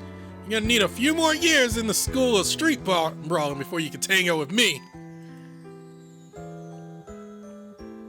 The small man, clad in fight-tattered clothes, flips the bird to the foes, dragging themselves away from Then exhaling deeply, he turns to me and smiles. How long you planning on keeping up the waterworks? You're the size of a building, pal. No need to be scared of your own shadow. Don't worry about them, though. They won't be bothering you anymore. And if they do, I'll give them a nice hammer kiss. So relax. Loosen those shoulders and take a breath. This place is your home now.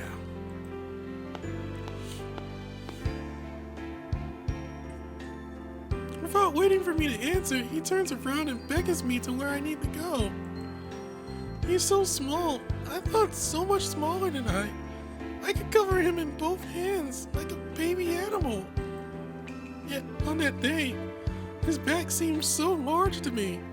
So large and dependable.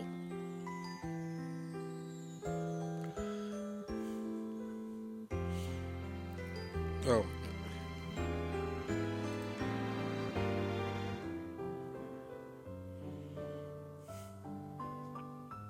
On that day, I had finally found a place to belong. I had found a place to go back to in a time when I had no way home. Given to me by an individual so small in body, yet so big in heart.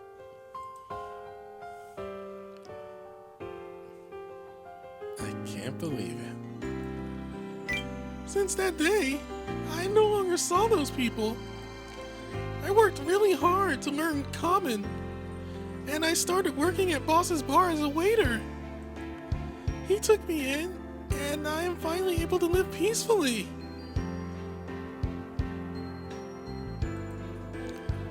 Oh, so that's why your comment's a bit awkward and your accent's kind of thick. You hardly had any experience with it before. Now that's just terrible. Grabbing people from their homes and using them like slaves. How's this been going on for so long? I mean, if it's this public, I can't imagine too many authorities would keep quiet, right? It's already been established. Normalized business.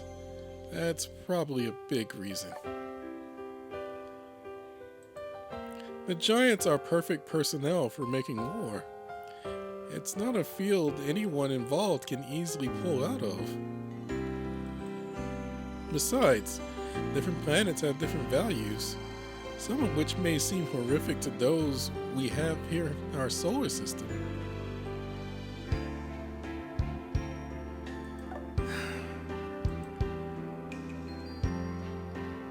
Awful things here may simply be normal, or at least tolerated on other planets. Or theirs, at least.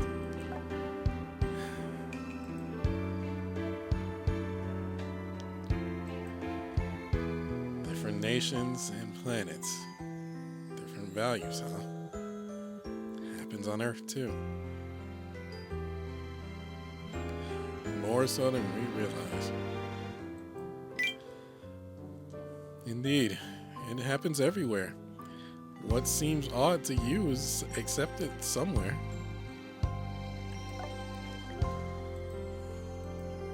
That feeling of something being odd or off? Well, that's just your point of view. They take advantage of that gap, and they do it well. No one can stop them. That hurts. That's really sad to think about. One question though. Why is Procy trying so hard to help Gomeisa then? I mean, sure, I would try to help him if I were in Procy's shoes. But taking him in? Looking after him like that? No way.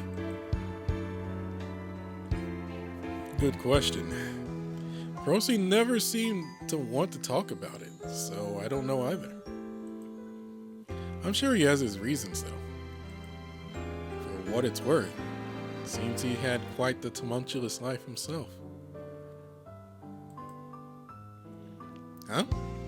Officer Barrel, you've been awfully quiet.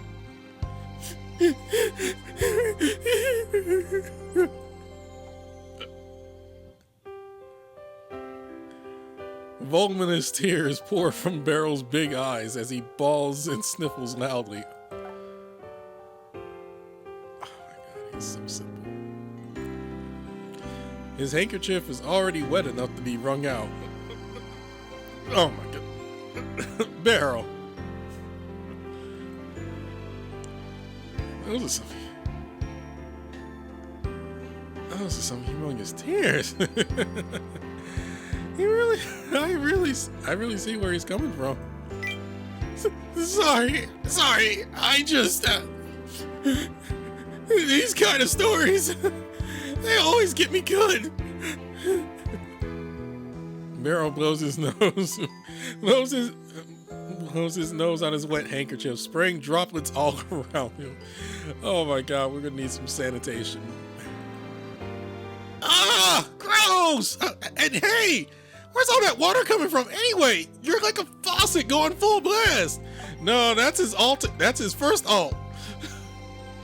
That'll be his first alt.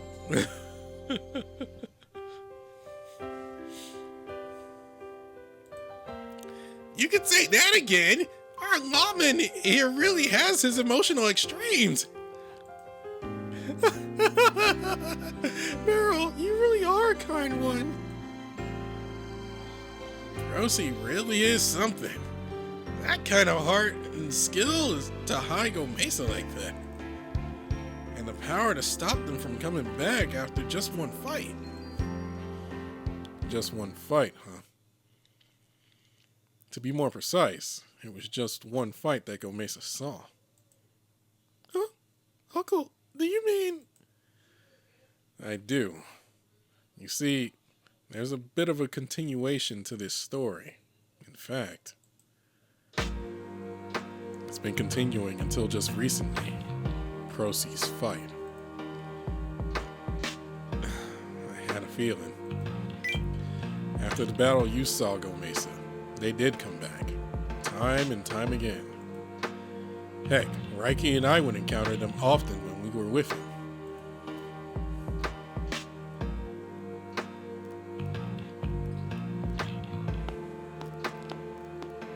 I don't know why this song is continent. Yet each time they came, Procy would drive them off. Sometimes with our help, of course.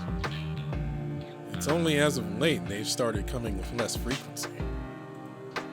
Before that, well, Procy continued to fight, determined not to let them have you.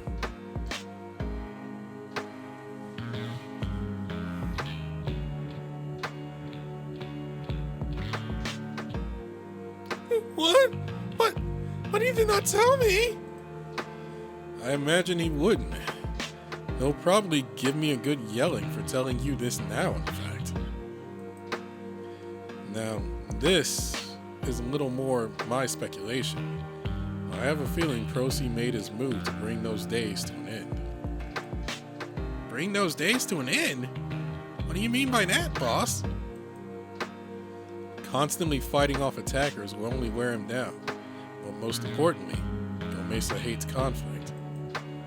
To crush an entire criminal organization, to quash fights around him, would be impossible. The scope is just too large. That's why if he could negotiate with them somehow, that would surely be the easier route to take. Or so, that's what I imagine the case would be. At the very least, Procy knows them. He has to know how to negotiate with them one way or another. The boss! He did all that for me? All because I am scared of fighting, Still, this is all just speculation. You don't need to pay it too much mind. I will say this though, Gomeisa. Gomeisa's on the verge of tears, but Uncle nonetheless has his eyes fixated on him with a serious look on his face. I don't want to deny you your dream of everyone living together in peace in the slightest. Nothing would be better than everyone being able to live together in peace. But since society is a gathering of people of all sorts of different views and beliefs, conflict is, I'm afraid, inevitable. I'm still bad at saying that word. Inevitable. There's not much you or I can do about that. But people who know their way around the fight can protect those who hate fighting. Those skilled in battle can fight to mitigate the conflicts of the world, to make it so others do not have to take up arms. That, too, is a necessary component of the peace you love so dearly. Fighting for peace? Fighting to stop fighting, huh? Seems contradictory, but there's really no other way. Oh, Gundam in a nutshell. Well, most Gundams in a nutshell.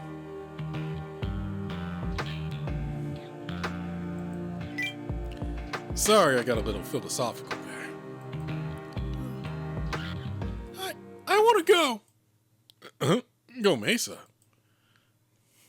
I do not like fighting, but I do not like the idea of never seeing Boss again even more. He clenched his fist, trembling. Gomeisa looks straight at Huckle as he makes his declaration. I want to go find Boss! no matter what kind of fight it becomes, I want to go to boss. I want to tell him thank you. But you've made up your mind, huh? This time, I will not run from fighting. Because boss has always fought for me. I must repay the favor. I see. Gomeisa? I'd like you to let me join your fight. Barrel loudly stands up from his chair. I don't know where or what this point YH is, but seeing that determination of yours really lit a fire in me. I want to see the moment you see that goal of yours through. Barrel! Thank you! Hey! Easy on the hooking! I'm gonna die of embarrassment! That's all you're gonna die from? Dude's a 10-foot giant, man. Wait, isn't this exactly what I do to Inspector Game?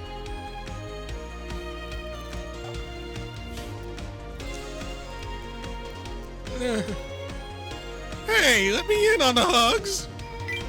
You too, Brandon. Thank you. Oh, come here. Oh, jeez. Big mistake. Big mistake. Your face is mighty close, Brandon. Huh? Why do my cheeks feel all flushed? Hey, Brandon, you just got drafted to go.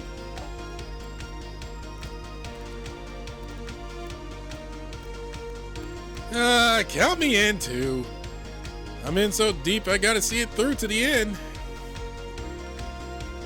I'll tag along too. I can't transform into a hero, but if there's anything I can help with, I want to be there to make it happen. Kashi and Makdai also stand up in kind. Thus, Team Rescue Procy takes shape. Pledging your service without even knowing where the road will take you. All to accomplish the goal you're all hell-bent on doing. I say that's what youth is all about. It puts a smile on my face, truly. Oh, the foolhardiness of youth against the wisdom of age would be another read on that. A single wrong move could spell doom for them all.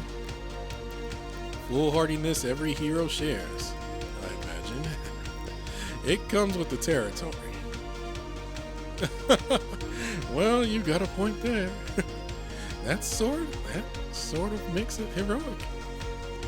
I do have to say, the people on your payroll really are heroes, in the old sense of the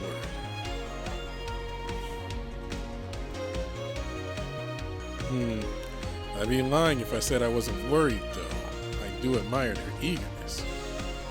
If what they're plunging into looks far too dangerous, I'll have to stand in their way and stop them. Now, I do wonder if I can encourage their resolve. Maybe open a few doors along the way.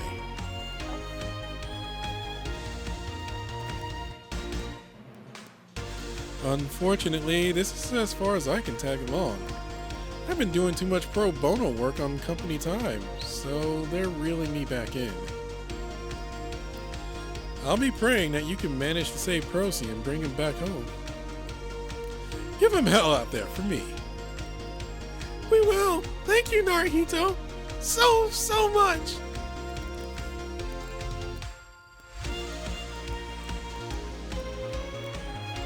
Now that we've decided to get going, it's time to find out just where we're heading. Point YH. Now, that does sound familiar. I know just the guy who know Inspector Game. He's got to know all the jargon and lingo and secret talk villains use with each other. True. Looking into that sort of thing is his day job. He would have left work by this hour, though, no? First, let's call to see if he's still there. If he answers, we head to the police headquarters and decide on our next move then. How does that sound? Yeah! Boss, please be alright. I will rescue you no matter what.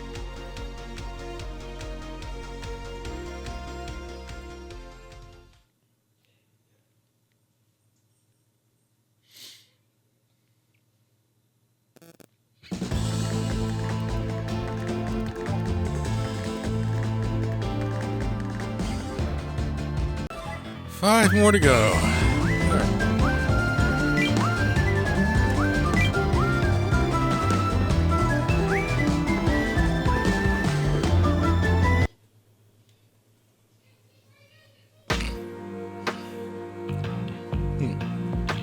The guy went off to Point YH. No wonder we haven't been able to find him. Game mummers to himself as he flips through the documents you've gathered. No records of him contacting his agency since disappearing, and no streams either, of course. Those crooks you patched up hadn't talked. This would have been a cold case. You did good out there, all of you. If all this info is accurate, Procy's probably at the spot now. If nothing has happened, that is. If nothing has happened? So, Inspector Game, what's this Point YH, and where exactly is it? I tell you, Inspector, we made up our minds and made a promise to ourselves. We're all gonna mosey on down there and get Procy back safe and sound.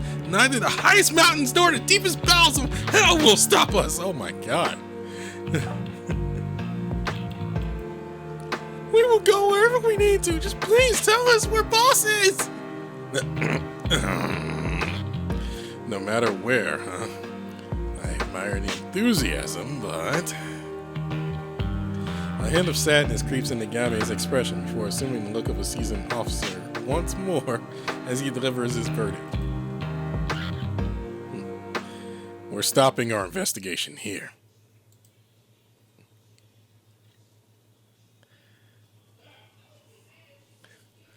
Of course we are.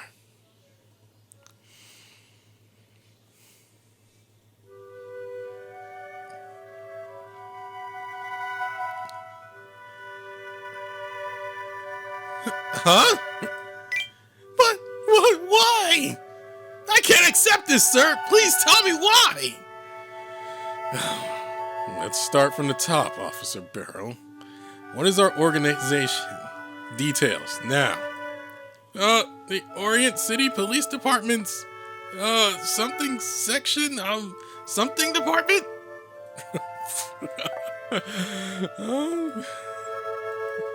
Uh-huh. We're police specifically of Orient City. One step off city grounds and it's out of our jurisdiction. If we want to investigate things outside of our jurisdiction, we have to send out requests to the corresponding jurisdiction's police force. Which means we'd have to put a lot of effort into convincing the top brass, a crowd you know full well would take a miracle to get moving. I mean, they're hard to budge, but... What I'm getting from this, then, is that Point YH is outside of Orient City. You got it. The place being what it is, too, is the second reason we're wrapping things up. See, Point YH is one of the resource extraction points they control. All that's there is the wreckage of the big city destroyed by the disaster 180 years ago, and the few residents who continue to live there.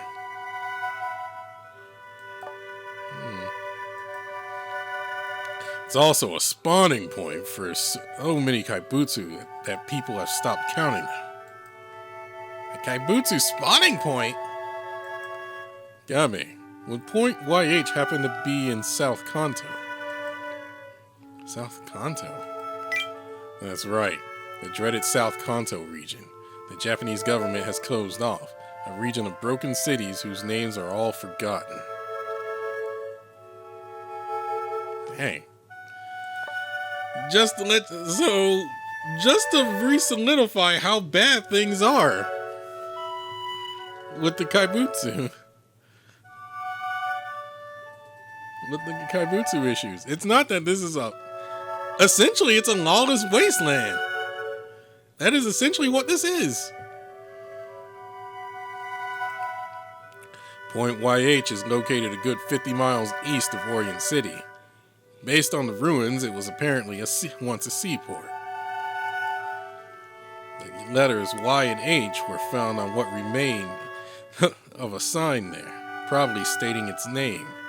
So people started calling it Point YH. Okay, what's a point in Kanto that has the letters YH in it? Hold on, I'm gonna do a little digging. Okay, so possibly it could be Yahatacho Yokosuka. It could possibly be that, or it could be Yokohama.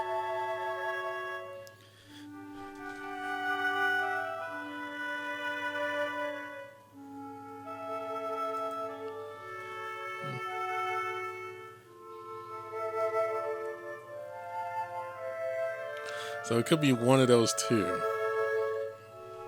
I guess.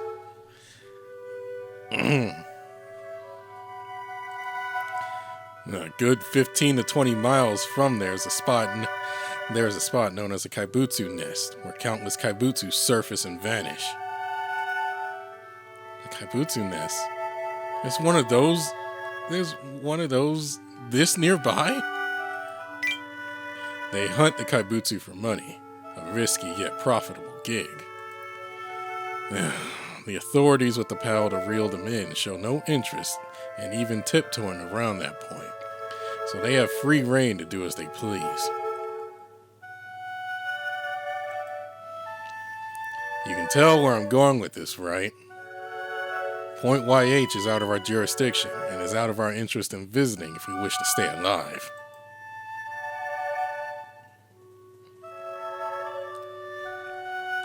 Game sits back in his chair, lets out a deep breath, tossing his spent pipe aside. If I sent not only my subordinates, but also civilians out there too, the top brass would tan my hide. I can't escort you there, and I'm obviously not about to let you waltz in there on your own. As the one who bears responsibility here, and as a fellow Terran with a heart, I can't allow myself to send you to your graves. I understand, but I made up my mind. No matter what, I will go to Boss. I will find him, and I will tell him thanks. I will not move on.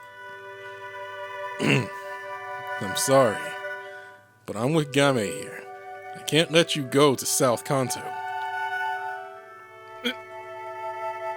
Yeah, I figured. Wait, boss! That isn't what you were saying yesterday! Sorry, but there are places I can see you off with a smile, and other places I cannot. He lets out an apologetic sigh. Sending a group of rookies like yourselves to a place like that is a recipe for disaster, especially without Reiki with you. We're talking about a place on a different scale of danger than any other dicey spot I've sent you to. Now, Procy didn't say he wouldn't be coming back. It's not that there's no chance he'll come back on his own. I understand how bad it feels to sit back and do nothing. But could I ask you to do just that? But if it is a dangerous place, Boss may be hurt. He may be in danger. He may be no more and all because of me. No, Boss.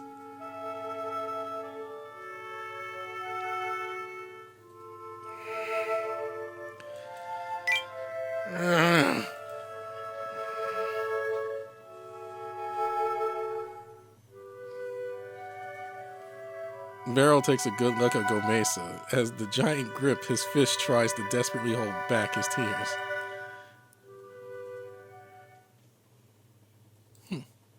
Then, straightening his posture, Barrel snaps back up into a salute.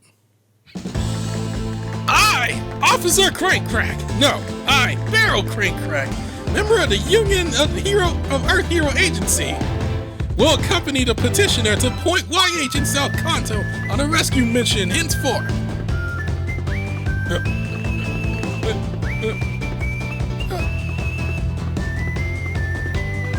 Barrel? You imbecile! Game strikes his desk hard enough to send papers and pens flying. Do you have any idea what you're doing? Top brass won't just sit back and let you ignore orders. If I can't go as an officer of the law, I should be good to go as a hero. Rule 1 of being part of the Union of Earth Hero Agency.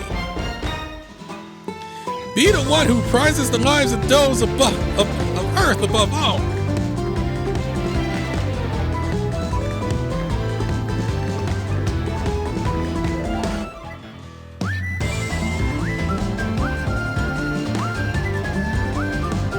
I'm going to follow that rule to the T and go on this rescue mission not as a police officer, but as a hero. Quit the crap. Distorting the Geneva Convention like that with some choppy logic. Wait, what does the Geneva Convention have to do with this? I failed to follow that train of logic. I don't care how ridiculous you think it sounds. I sound. Both. If there are people suffering, I can't leave them be. What are the police for? What are heroes for? We can't save a single life.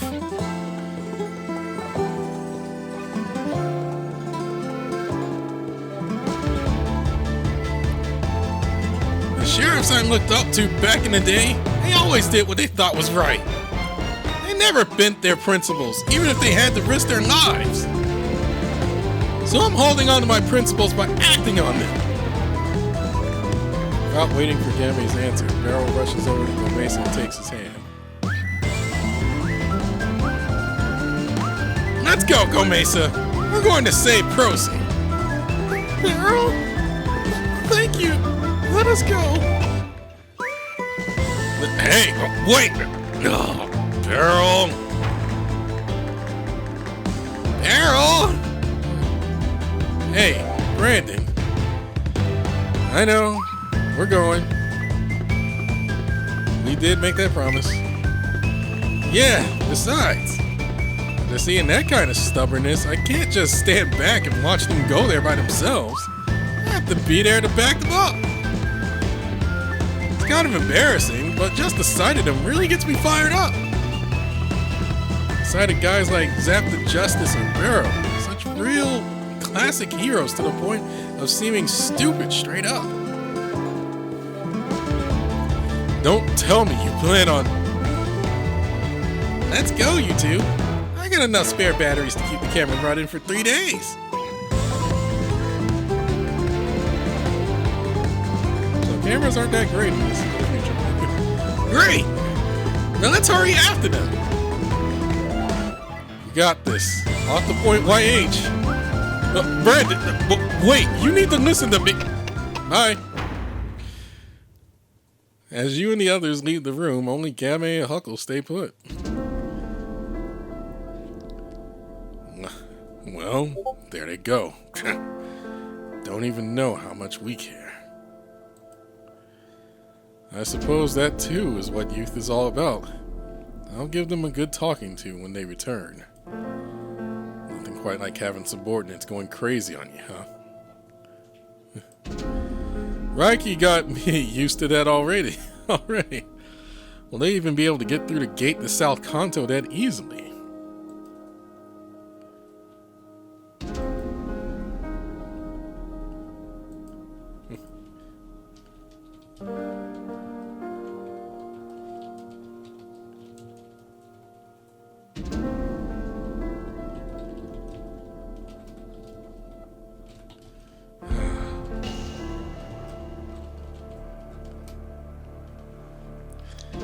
Most certainly not. The guys with guns will turn them around and send them running home. Procy probably got by with his S-rank license on one of those. Let you through the gates of hell. But Barrel's green as they come, both as a cop and a hero. Not that a B-rank license like myself has any room to talk. Wait, there's licenses?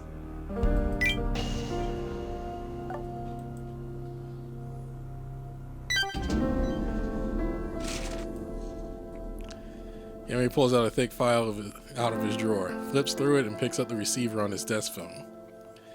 So I'm going to have to at least set the stage for them. I have a rookie on my hands standing firm on what he believes justice. Backing him up, however, I can is my duty. For all the shouting and grumbling, you really do have a soft spot for your juniors. Why the secrecy? Why not simply tell them you're helping? Now that ain't happening. Now that ain't happening. A moron like that would let it go to his head.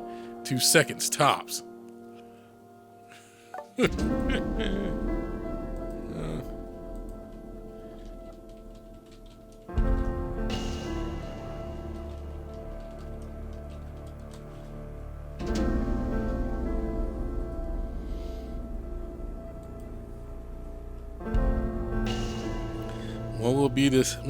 What will this secret be then? Given your license, you'd still need approval from someone higher up the food chain to enter a restricted area. Exactly. Approval. The sort of thing that a special mission would warrant easily. My hero agency is run by a multinational organization with a good bit more clout than the Japanese government. I'll see if they can work something out. Besides, the OCPD Special Security Squad the city's got guarding the gate. They owe me after that villain prison breach a bit ago. If my agency can't come through, I'll tell the security team it's time to return the favor. You know, I've always thought you were a bit dastardly. Hush, like you're one to talk. In that case, I'll make the moves I can as well. Oh, in that case, I will make the moves I can as well. Insurance on your endeavor, you could call it. What kind of insurance would that be? Well, I'm sure even you couldn't go against the mayor or city government, right? Who are you anyway? Just the president of a hero agency and a former S-rank hero of some renown. Even if we do manage to get them through the gate, that's where the real problems begin. Yeah, do tell. How good are your company folks in a fight? How resourceful are they, actually? In all honesty, I'm worried as can be. Our operator is new to the company, and our hero is a part-timer who just learned how to transform. Moktai is experienced, but he's no hero or operator. All he can really do is give advice. It makes me want to call them back right here on the spot. I don't imagine they'd listen. If the key lies with anyone, it would be Gomeisa, the only A-rank hero on the team. Dang!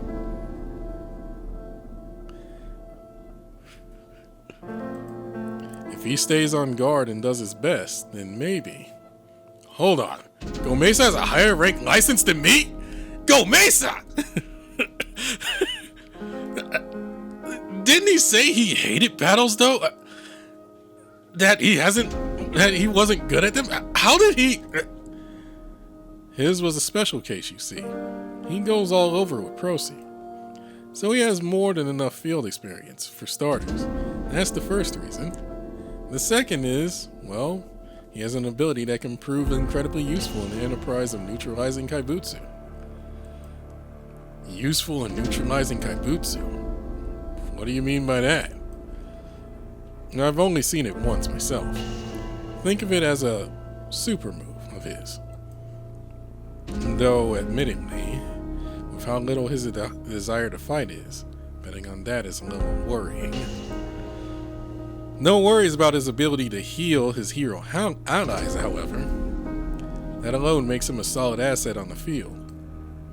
So not completely solid, but not completely hopeless either. Think I better be ready to go after them if things get dicey then. If it comes to that, count me in with you. I do hope they come back safe and sound.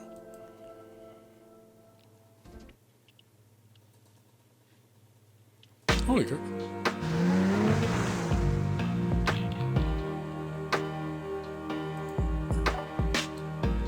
Oh my god, I like that.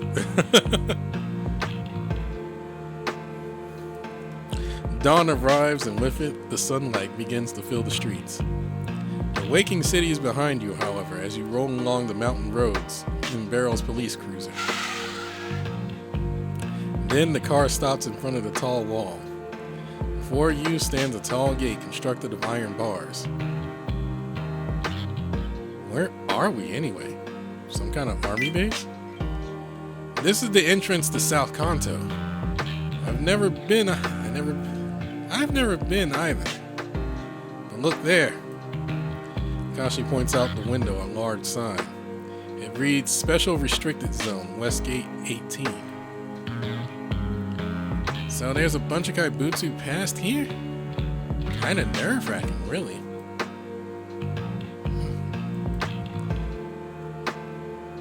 Now, the next problem's getting through this gate. Wonder if my humble little license will be enough. License? A Union of Earth Hero license. Every hero active in the solar system is given one. Your rank determines a lot of stuff on the job. The kinds of missions you can do, the kinds of zones you can enter, and so on.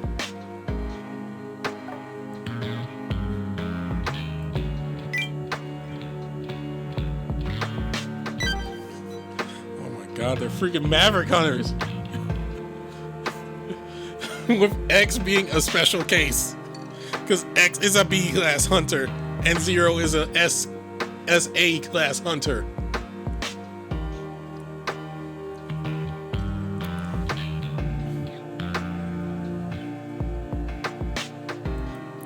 It changes based on the kinds of abilities you can use and your achievements in the field. Most heroes start out at F rank, and if you build a nice track record, like say Reiki, you can climb up to S rank. Oh yeah, I remember being handed a card like that. F rank, huh? How about you, Barrel? I'm D rank. Well, no telling till I flash my card and see what happens.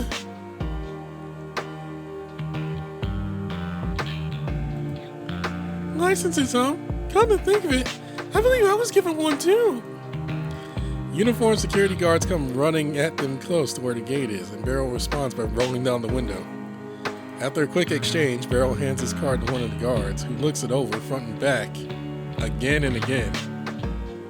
I'm guessing it's a no-go, huh? Sir, just to confirm, you are Officer Barrel Cranecrack, yes?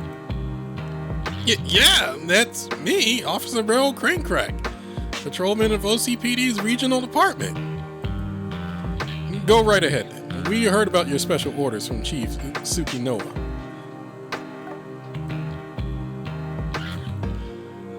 Inspector! Thank you kindly. Is something the matter? No, nothing at all. You heard right. We're on a special mission, all right? Thank you for your cooperation. I take it you are passengers from Parallel Flight along with the cooperating hero? The mayor has granted you permission to pass, as you will. The mayor? The mayor? Where did that come from? Ah, that was probably Boss. He and Reiki have some surprising friends in high places. Wonder how many strings he had to pull. Feels like I'm part-time in one heck of an agency. Barrel starts the engine back up and the heavy gates creaks open. After giving a slight salute to the guards flanking the gate, Barrel steps on the pedal and the car rolls to the other side.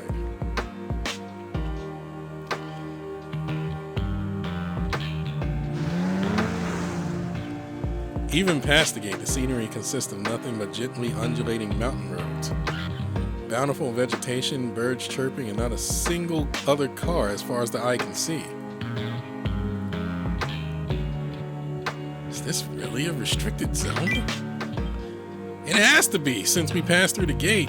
It sure is peaceful at the moment. Kinda tired after being up all night. Mind if I catch some shut-eye? You should have did that earlier. Huh? Hey, we got company! Barrel stops the car in the distance ahead. You see them lazily make their appearance.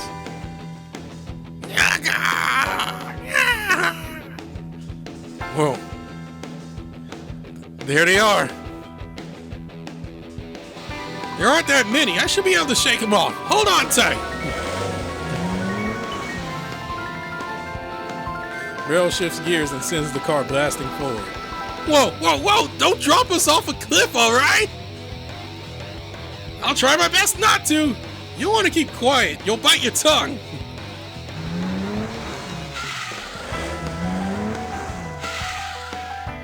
The car rockets down the winding mountain roads, accompanied by the fierce sounds of squealing rubber.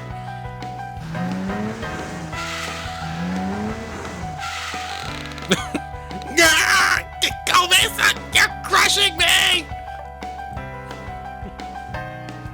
I'm sorry. I'm so sorry.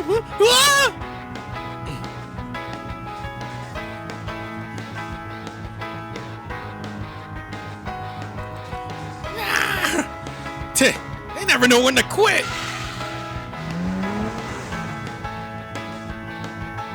Barrel mouths off as he turns the wheel hard. Your cart leaves the mountain road behind and rushes into a tunnel.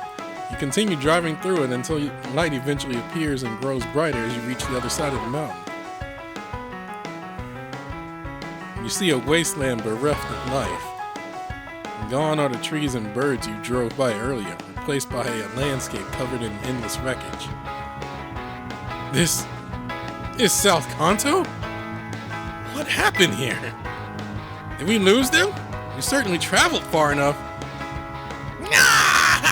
Oh, God. Well, company!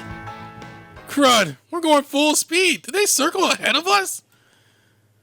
Looks like we can't keep playing cat and mouse. All right, time to get to it. Yes, let us fight. We have no other choice to move forward. You sure about this, Gomeisa? Me and Barrel can handle it. You don't have to. I have made up my mind. Until I see Boss again, I will not run from battle. I will stand up and fight. That right. Okay, let's knock their blocks off then. Gomeisa, Barrel, you're up the bat. Yes, let us do our best. Roger. Wait a second, Akaji. This is the first time you called me by my name. Whatever. That doesn't matter now. Okay, Brandon, you know what to do. No need to get all bashful. Shut it! We got Kaibutsu to fight.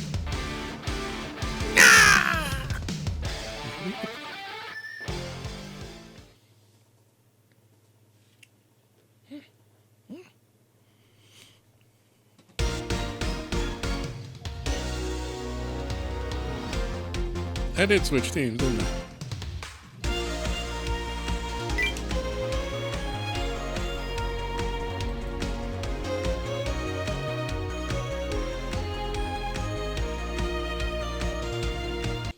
正義のシェリフ、ただいま参上っす。さあ、打ちまくっていくっすよ。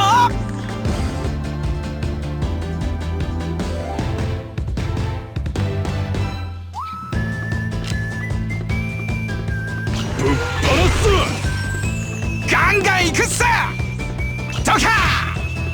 喧嘩はダメですよ。見てほしいです。行くぜ。で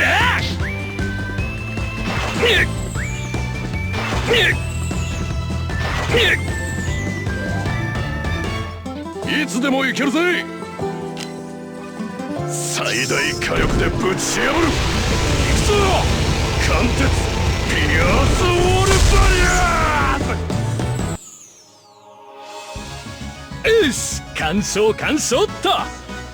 ま、ヒーロー家業ってのもなかなか悪くねえな。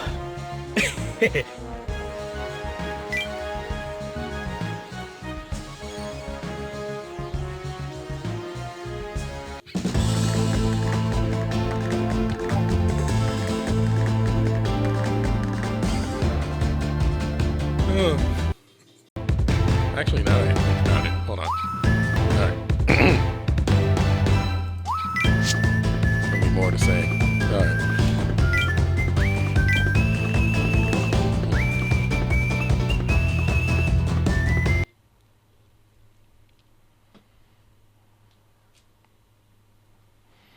The center of the wasteland, which is South Kanto, is about 25 miles from the eastern edge of Orient City.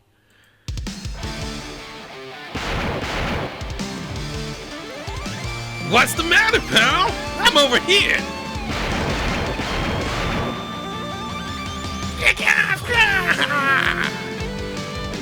Yeah, that's what I'm talking about. File in over here, like pigs in a pen. Now you two. Leave it to my ultimate blazing battery! I am ready! Forgive me, Kaibutsu! Really? Akashi bats balls of fire into Gomeisa's tornado, creating a swirl of flame. When are we gonna get combination attacks? This surrounds several Kaibutsu Barrel had lured into a tight group, quickly consuming them in flames.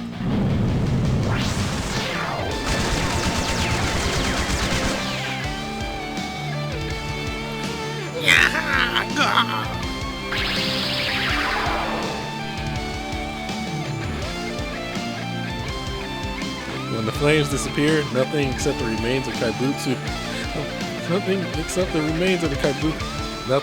Kaibutsu except the floating crystals and light ascending into the skies.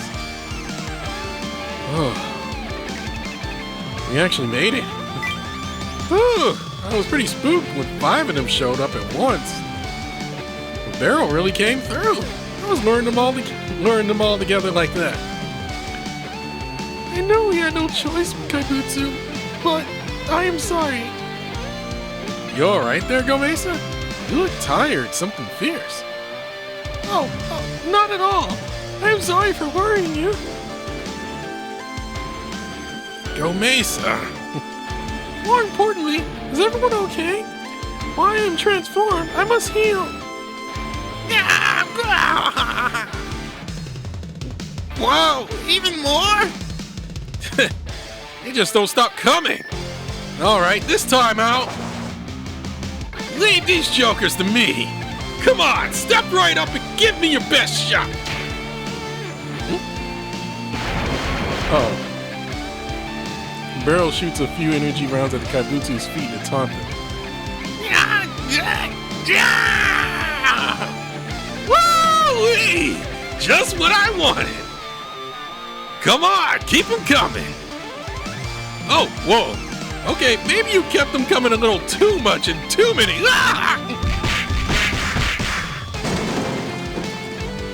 Barrel! That stupid cop. Gomeisa, we're giving a covering fire. Here I come. Hold on, Barrel. Hey, Brandon, is it just me, or has Barrel been throwing himself out there a bit much since we started fighting? Though using himself as bait to draw them in has made things a lot easier for Gomeisa and Akashi.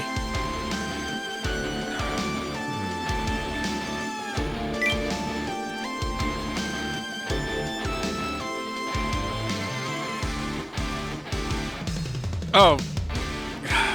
Alright. Alright! Another fight in the bag! Good job, y'all! Barrel, you're all beaten up. Let me heal you. Yeah. Pulling that many monsters is gonna leave me with some scrapes and tears on my gear here and there. Don't worry, though. I'm as tough as they come. I eat nails for breakfast without any milk. Come on, let's hurry on ahead. Are you sure? Well, if you are... Even the Kashi can see it.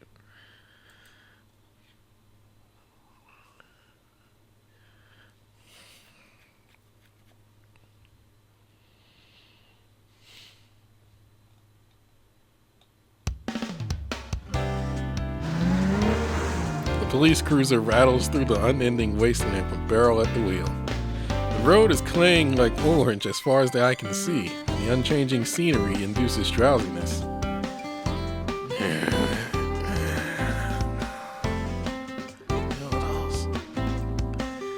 Oh, the sun is so strong. It's like they're on vacation. Hey, Mokdai! You sleep with your belly out, you're gonna catch a cold. Some people want that.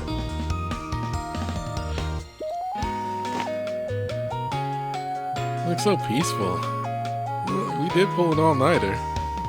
I'm kind of sleepy too.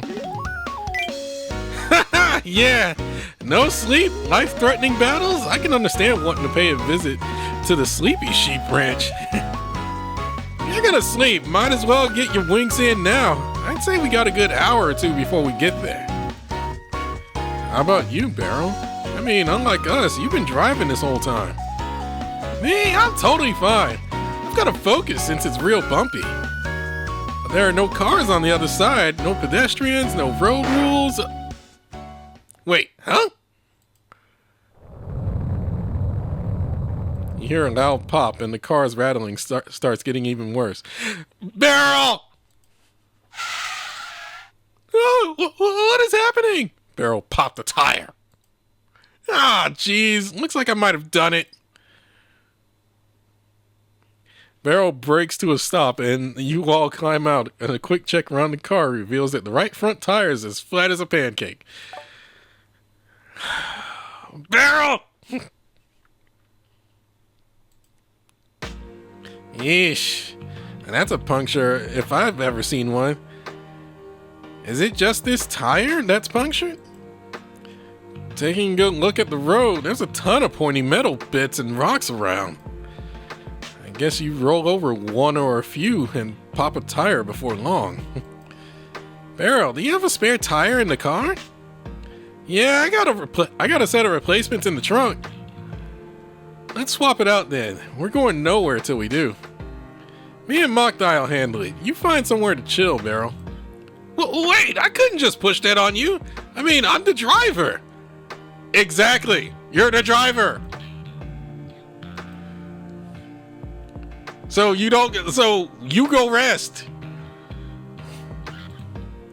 Don't sweat it. Just find somewhere to relax. You've been behind the wheel this whole time. Besides, you're the one who's been jumping first into our Kaibutsu battles, right? You can't look me in the face and tell me that hasn't worn you out. I will help too. Being in the sun has made me feel much better. Let's change this tire together then. You know how to use a jack? Jack? Who? What? Uh-oh. Oh. I have little experience in this, so... I have little experience in it, so I kind of know how to do it.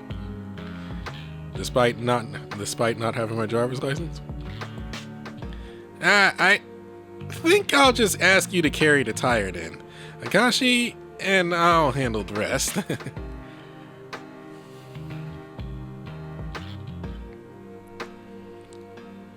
The three begin changing the tire with impressive speed. As for you...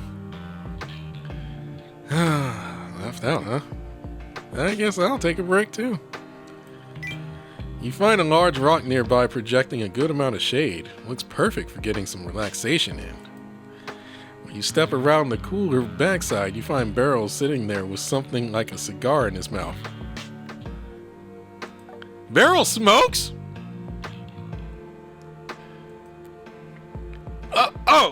Don't have anything to do either, Brandon? Perfect. The more the merrier. This spot here is really nice. I never knew you were a smoker. You smoke cigars? Oh, this? Want one? No.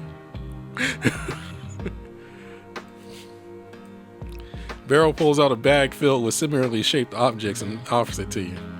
You notice the writing on it, which reads extra thick jerky. Wait. Is that... Wait, you're not a smoker? I really like the stuff you can really chomp into, you know? I always keep a bag of these cop treats on me. Oh, this is jerky. Kind of like dog treats, huh? A little too thick, don't you think? Jerky as thick as a cigar. Holy crap. The thickness is what makes it good. Makes it worth biting into. It gets softer when you work it too. Perfect for really taking your time and savoring it. You know, like, look, I don't eat jerky that often, but I think it being that thick is a problem. I sit down next to Barrel and gaze off into the distance on this wasteland. All you can hear is the wind at your ears, and all you can smell is the scent of dirt. There's no sign of sentient life whatsoever. There's nothing but brown earth and blue sky as far as the eye can see. Nevada?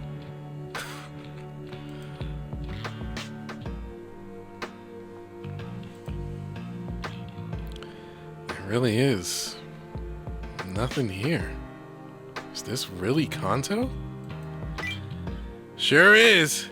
Does it really seem that off to you?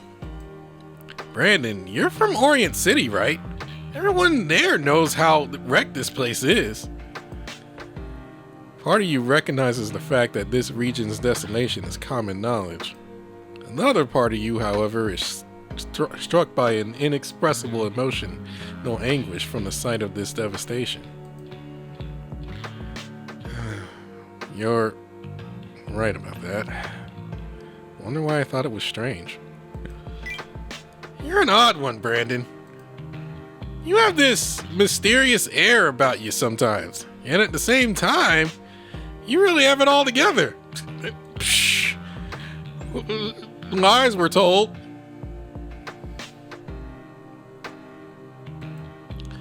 You really know your way around a battle, too. I think I can see why Akashi and the others look up to you so much. They do? I don't think I'm that impressive. Hey, Brandon, mind if I reminisce a bit? Barrel narrows his eyes and stares across the wasteland, as if nostalgia were transporting him far beyond Japan's eastern sea. Back in this good old boy's home, no one gave a damn about westerns. People thought they were old hat, with no appeal.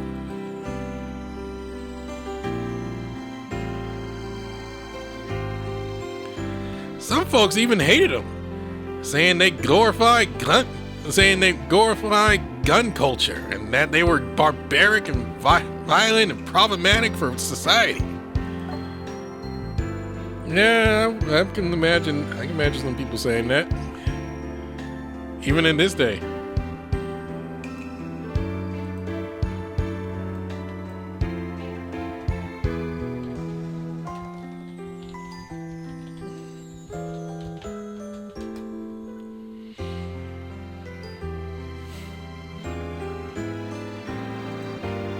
Some parents even balked at the idea of showing their kids a good old-fashioned western. Playing cowboys out in the yard? Out of the question. Yeah, I can see that.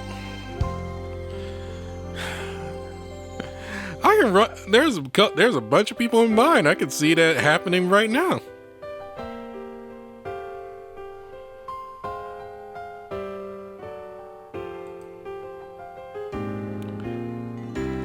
But no matter how much society frowned upon the cowboys on the silver screen, I always thought that the sheriffs looked super cool. I wanted to be like them, to be a grown-up who risked his life to do what he thought was right, like a real hero. I applied to the police force and the army. Much to my chagrin of my parents and teachers, a huge argument ensued, which led me here to Japan.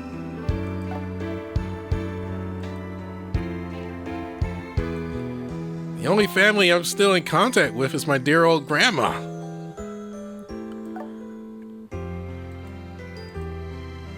Barrel chuckles, a sad chuckle at that, to say the least. That's what you can't have a gun in Japan either, though.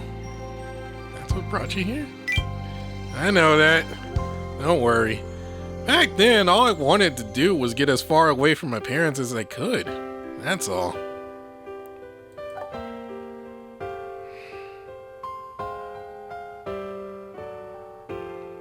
That I kind of resonate there. Leave me. I know that you can't twirl a 6-shooter and blast away in Japan.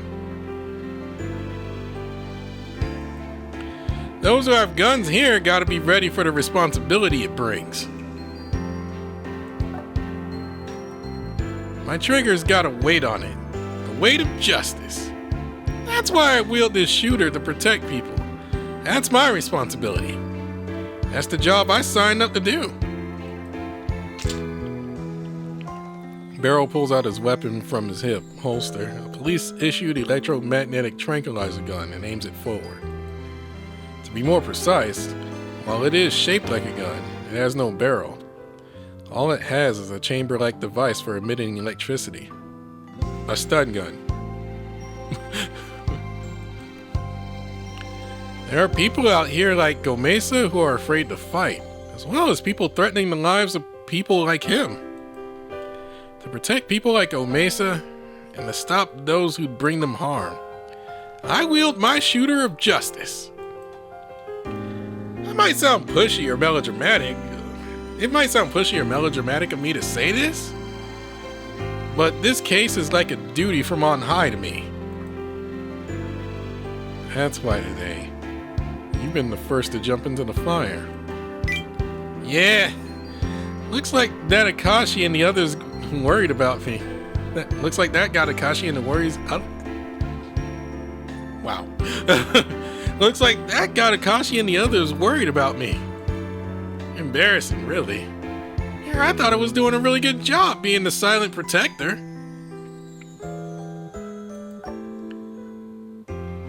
Minus that silent part.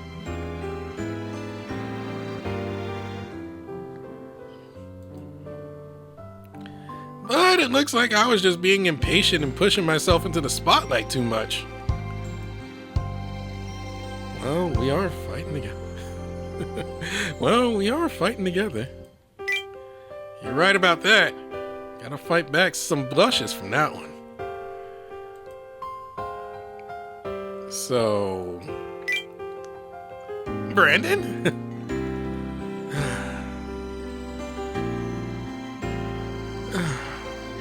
Keep it up. You were really cool.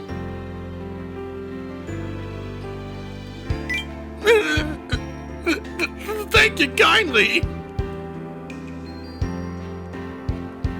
Hey, tire's changed. We can get moving anytime. Well, that's it for break time. Let's hurry and find Procy then. With a snort from his snout, Barrel stands up and looks at you with a smile. Hope you'll keep having our backs, Brandon. You know it.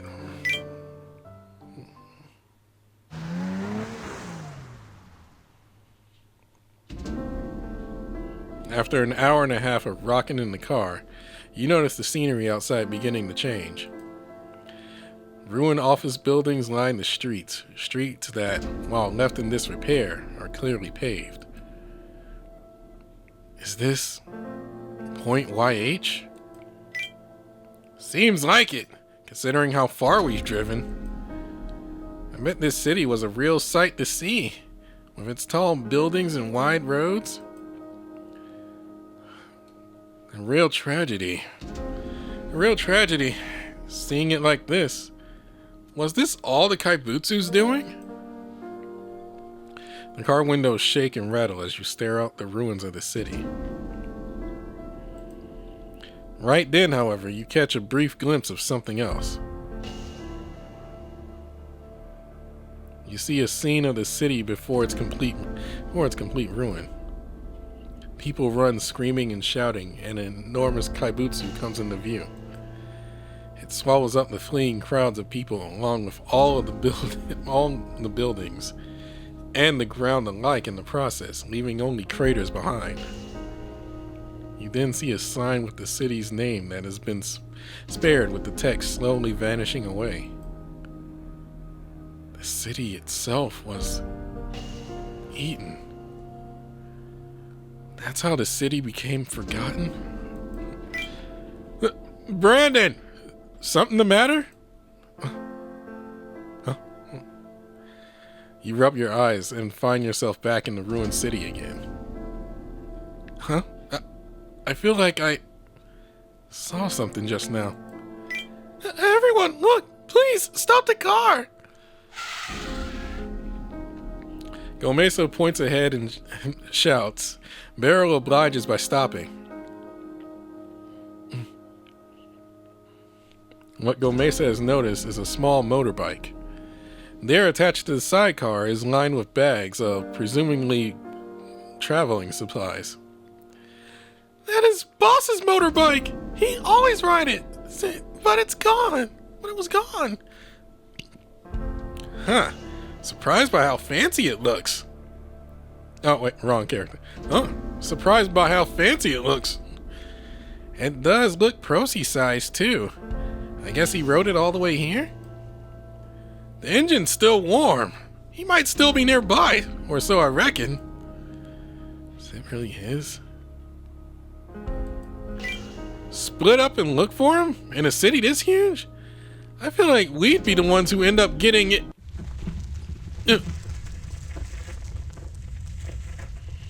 Oh no, don't tell me this trimmer is from...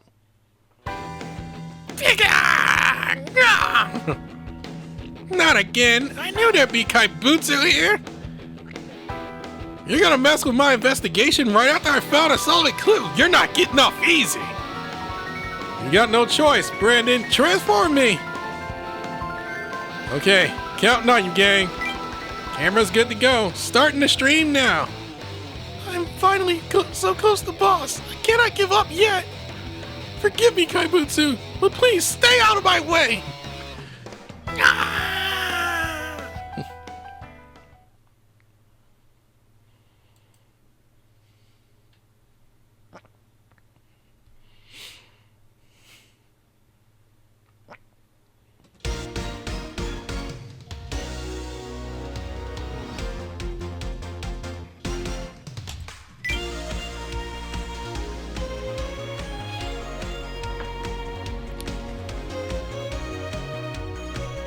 悪巧みなんてお見通しだ。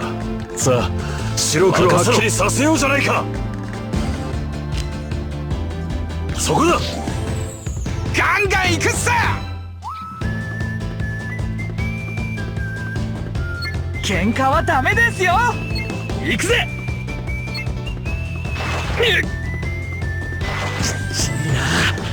なんだと。ガンガン行くっさ。どか。喧嘩はダメですよ。見てほしいです。行くぜ。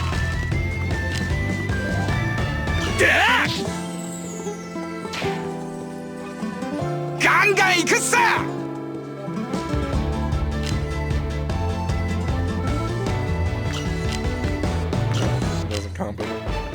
どか。喧嘩はダメですよ。見てほしいです。任せろ。こので全てを暴く。立正マブロアシプロ。よし、完勝完勝っと。ま、ヒーロー家業ってのもなかなか悪くねえな。Have I recorded Marvel Aspro?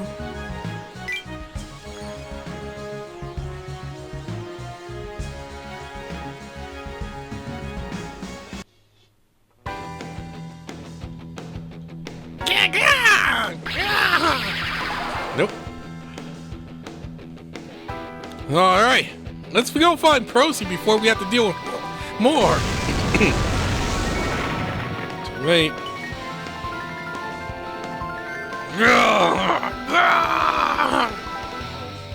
Round 2 already?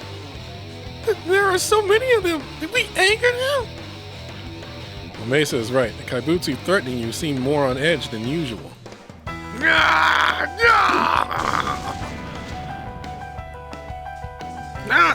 The car! I was borrowing that! One swing from its ferocious arm, tearing the top portion of the police cruiser clean off. They can touch and destroy things in our world. That means they got majors in their mix. Wrong character. if they can touch and destroy things in our world, that means they got majors in their mix. All right, this is bad. What are we doing, Brandon?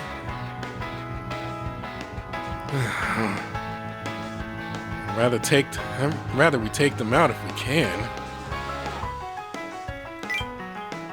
Brandon, behind you!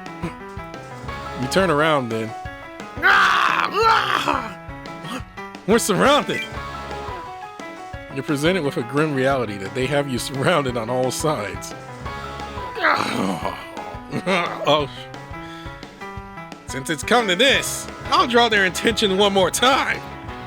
I want you all to seize that opportunity and run for the hills. What, Barrel, you will... He's right, Barrel. This ain't like the other fights. You can't just get away from them on your own. If I get got, I get got. There's no other choice. Listen to yourself. Do you have any idea?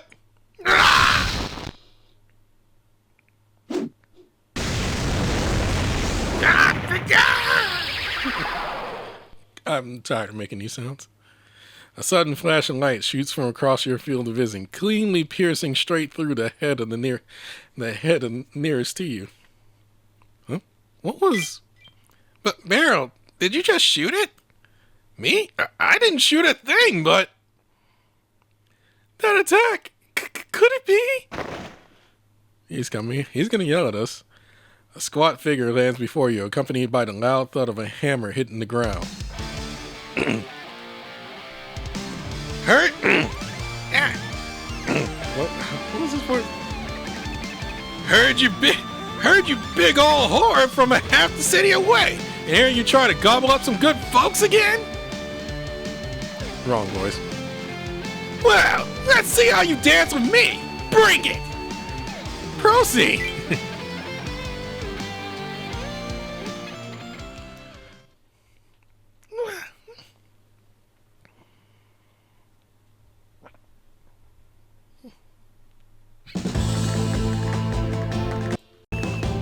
Almost done.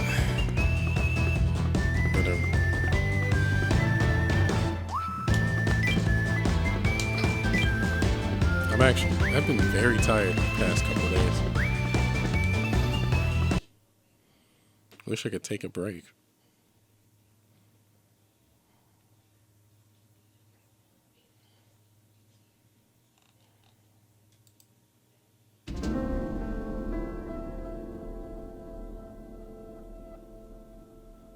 Boss! Huh? What are you all doing here? Don't you know what kind of place this is? Yeah! Cannon! I'm talking over here! Yeah! Kaibutsu rudely interrupts, earning it a swift trip to the skies courtesy of Procy's hammer. Whoa.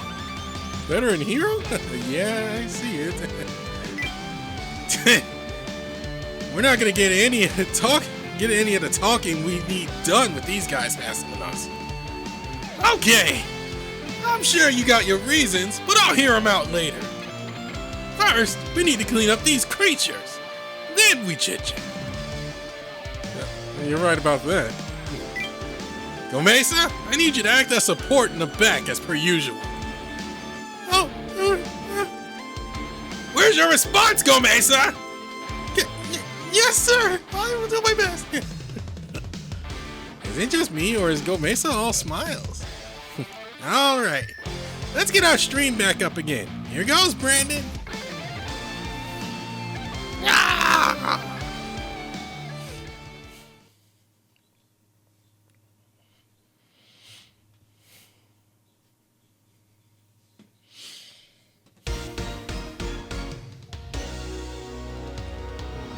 It's all a forced deploy, so I can't even switch in anybody.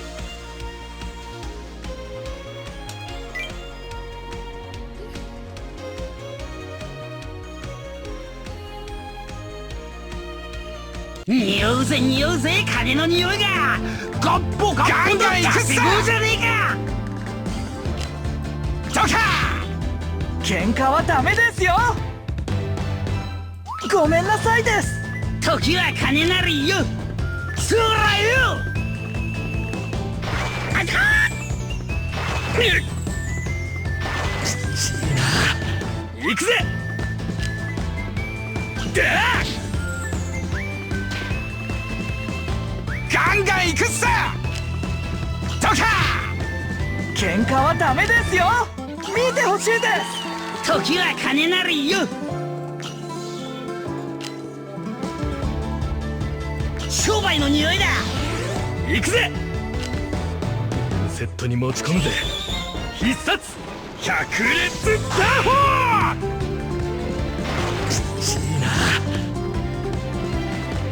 ガンガン行くっさ。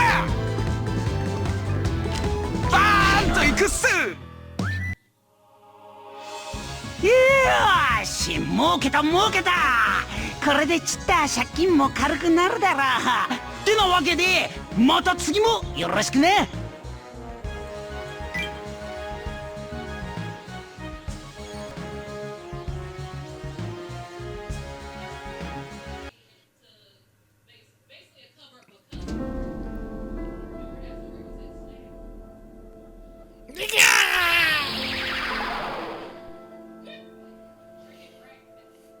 The last Kaibutsu is defeated, turning into a beam of light before fading away. That about wraps it up. Yeesh! Finally, some peace and quiet. Now then, what are you guys even doing here? Gomeisa all but tackles Procy with a hug. Gomeisa! Get off me, you lunk! Oh, boss! You're crushing me, kid! I thought you'd learn how to control your own strength by now!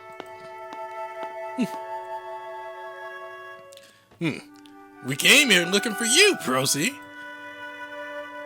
You're that cop. You came all the way here for me? That's right. On Gomeisa's request, we started following the breadcrumbs you left behind and managed to track you down. Also, Gomeisa here said he really wanted to fetch you himself.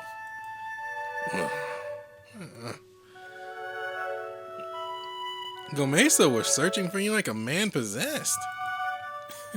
It was no walk in the park getting here, let me tell you. But, well, since we found you, that about wraps things up.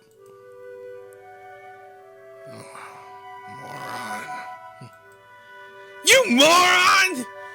If you put the pieces together to find out I was here, you should have figured out what kind of place this was!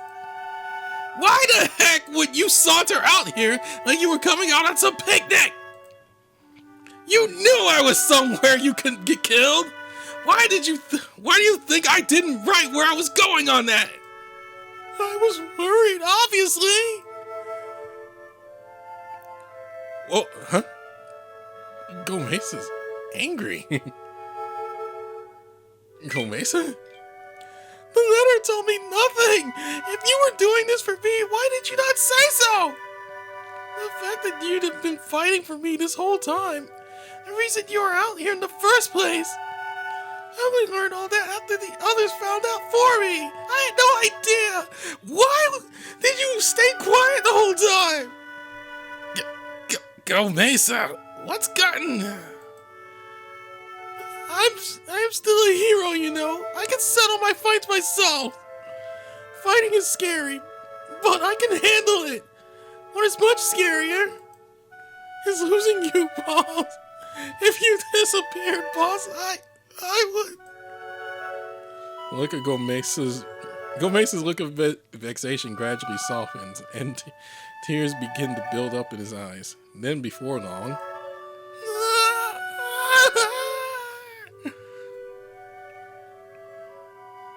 Gomeisa begins to bawl his eyes out in contrast to his quiet stream of tears up until now. A dam inside him is broken, a torrent of tears cascading down his face. Ah, Gomeisa. Poor guy was holding it in the whole time. I know he's a crier. He must have been he must have really been working hard to keep himself all together this whole time. Gomeisa, what's gotten into you? You've never bawled like this before. As Gomeisa cries, wails, and sniffles, Procy cradles the giant's head against his tiny chest. I'm sorry for worrying you like that. Everything's okay now. As always, no. This time is even more with even more gentleness than usual. Procy smiles at Gomeisa. I'm feeling a little jealous. Huh? Where's Officer Barrel?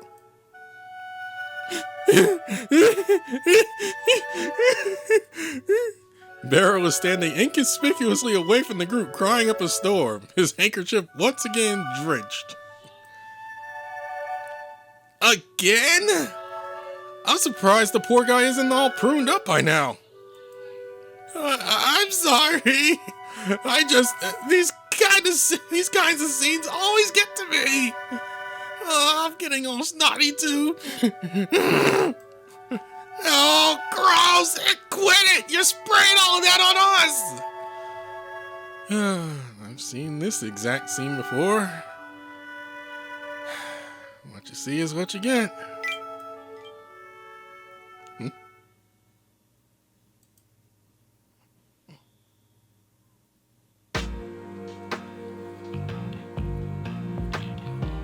So I'm gathering that you've mostly pieced together what I've been up to then. Game's really good at what he does. Can't underestimate him at all. So you mean that deduction Huckle made from everything we gathered was... You got it, right as rain for the most part. See, I was getting tired of being constantly harassed by their raids and ambushes. Since their big boss happened to be visiting nearby, I figured it was about time to settle things once and for all. Oh, for me, boss? I am so sorry. Hey, you have nothing to apologize for. You just ran because you were scared of being in their clutches, you know? If anyone should be apologizing, it should be the bastards who ripped you from your homeland and dragged you here to Earth. I took you in and hid you, and I did that of my own will. But boss?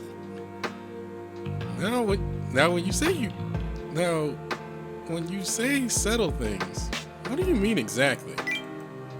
I have two ideas. I was curious about that too. I mean, we're talking about a cosmic level organization, right? Something more interpersonal is one thing, but this organization is huge, not to mention criminal. How can you even begin to negotiate with them? Yeah, you're right about that. I was up against a faction of troops in different branches all across the cosmos. Trying to punch through them all would have just get me squashed like a bug. One thing though, they may be a conglomerate of outlaws, but being so huge means they got a system for staying cohesive. A system that demands absolute obedience, from the thug at the bottom to the man-made at the top.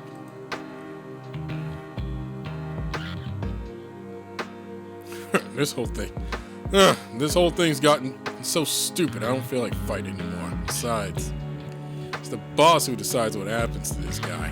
If we ice him on our own, it's us who will end up sleeping with the fishes.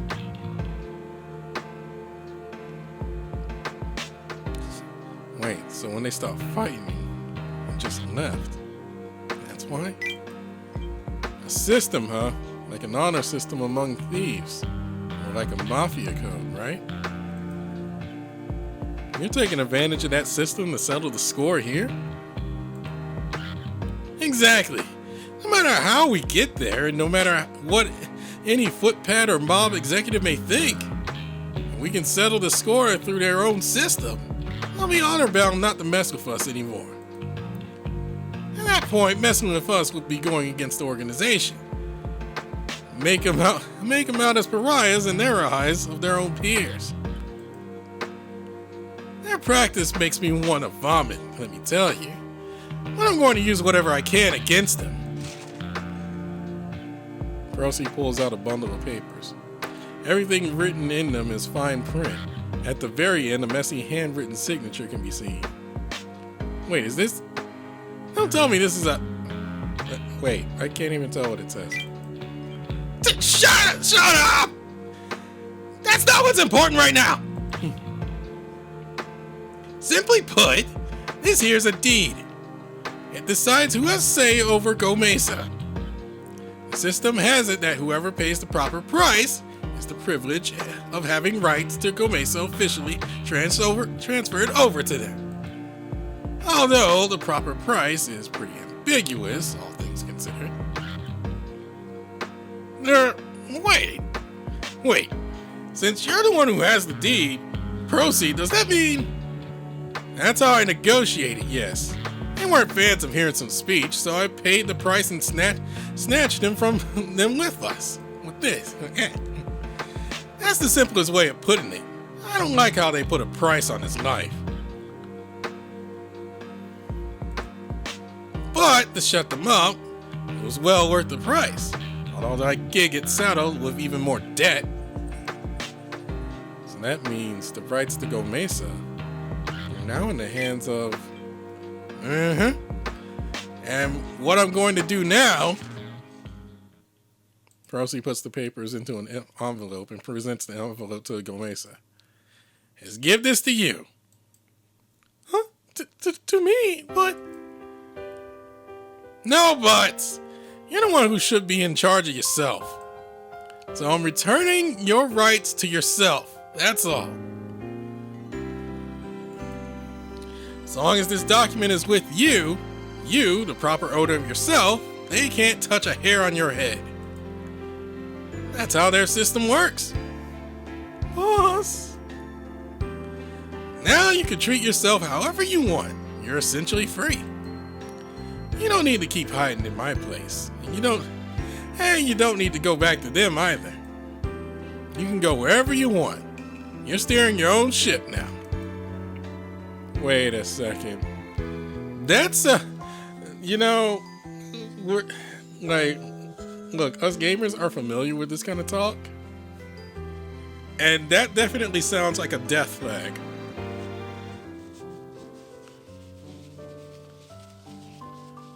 Procy. Gomeisa stares at the envelope handed to him for a brief moment, but after a few blinks... No, boss. I want you to have this. Excuse me? Gomeisa, wait, do you understand what Procy just said, right?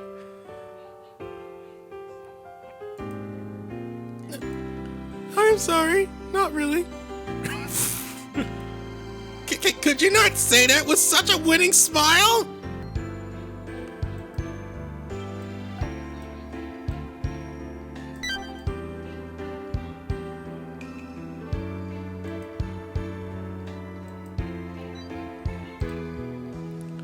Wait, what about his contract to work at Procy's bar and stuff? Now that I'd rather not think about. I did not understand what boss said, but whoever has this envelope becomes my owner, yes? Oh, so you did get that part. Then how come... That is why I want you to have it, boss. You're the one who helped me when they brought me to Earth, when I did not know what to do. Speaking common, how to live on Earth, how to work in the bar, how to cook. You taught me all that, boss. You were the one who gave me somewhere to come home to. Gomeisa. You're on Earth, boss. You're like my father. You are very dear to me. So I want you to keep on steering my ship.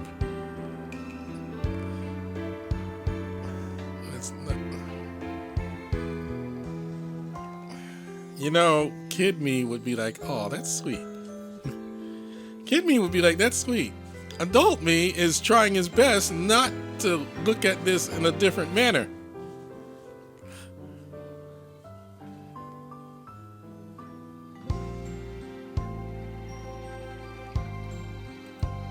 Gomeisa says this with a nonchalant smile, much to Procy's chagrin. You... Procy accepts the envelope from him with an air of resignation. Alright, I'll hold on to this for now. But the moment you're able to truly understand the gravity of what this means, I'm shoving these documents back to you. Kids these days. Tossing their lives into people's hands without a care in the world. Procy, was that a blush I saw? No! I was just so baffled that I got a little flushed, that's all! Alright, enough hanging around. We're heading back. All of us. We don't get going now, the sun's gonna set on us before we get to Orient City. Red from ear to ear, Procy stumps off towards his bike. Wait, please. Why are you angry, boss?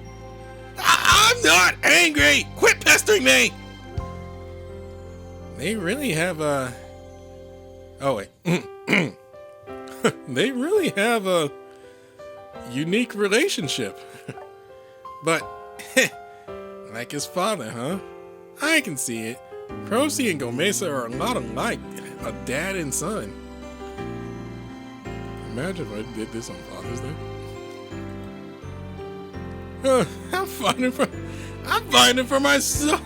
I'm finding myself wanting to see my parents again. It's been a while. Well, how about we head back now? Yeah, let's head home. Back to our city. Wonder if my car's okay. Hope I can still move all right. Oh, wait, I totally forgot. We don't even know if the way back is clear of danger. Huh? Tremors. Whoa! Now that's some shaking. Is this an earthquake? No, it ain't. From the way the ground's shaking, it just might be. The violent shaking is accompanied by the intense dins of collapse. Then they appear.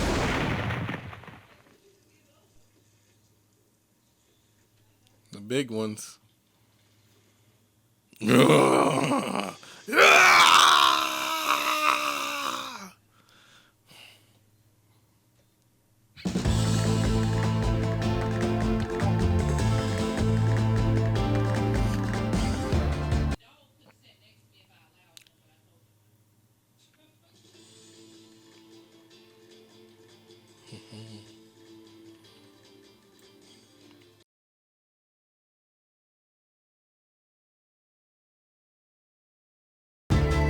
We're reaching the end here.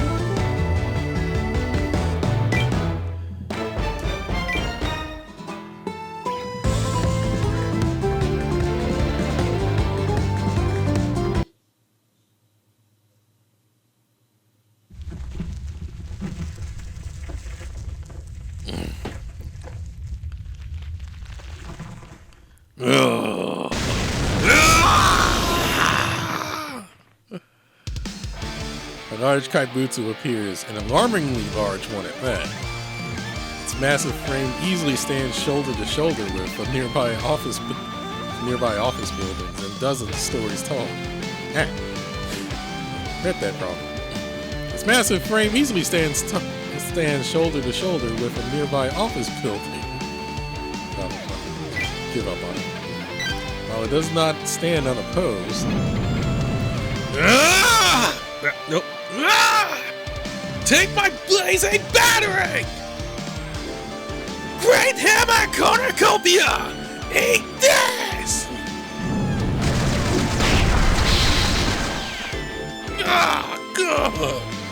Batting against it are our four heroes who were present when it made its dreadful appearance. Yeesh! This thing's titanium tough! I'm hitting it with all I got and it ain't flinching! What are we supposed to do? Everyone's getting run ragged. Oh, man. Right. Gomeisa, heal us up, please. Right away, Brandon. Please come to me, everyone. I will heal you up. Oh, thanks, Gomeisa. Appreciate it. The three gather around Gomeisa. None of them are able to hide their shock toward the great beast.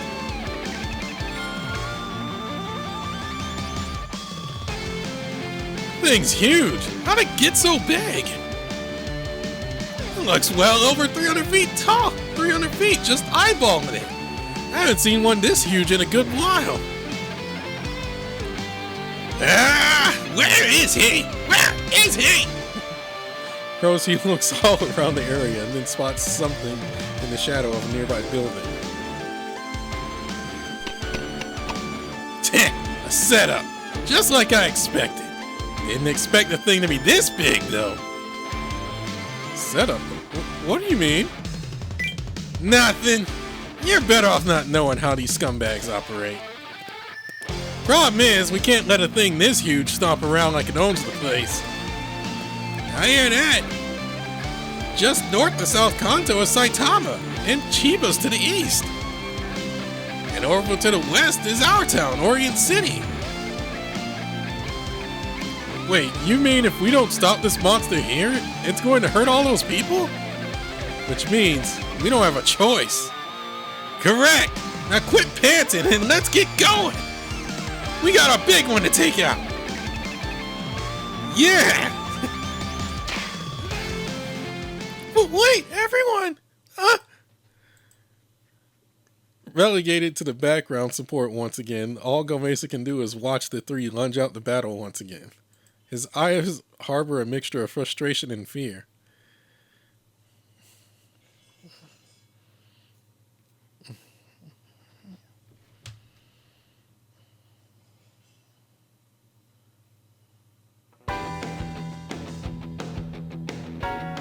They're managing to hang on with a cycle of fighting, retreating, and healing, and returning.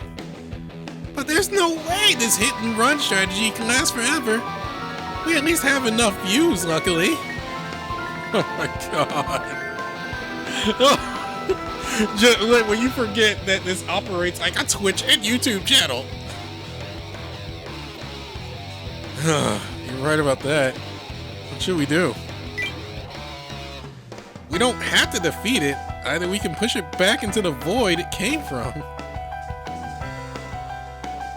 There's gotta be some way we can manage that.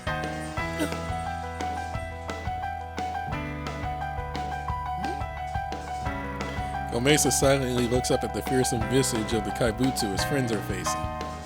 Then he speaks in a quiet mumble, as if just to himself. Are you trying to say something? What, Gomeisa? Gomeisa, look out! Huh? I'm gonna shoot you up with a barrage of bullets for justice! My shoot to kill! Bang, bang, bang! All sorts of heavy firearms appear behind Barrel, complementing his dual pistols.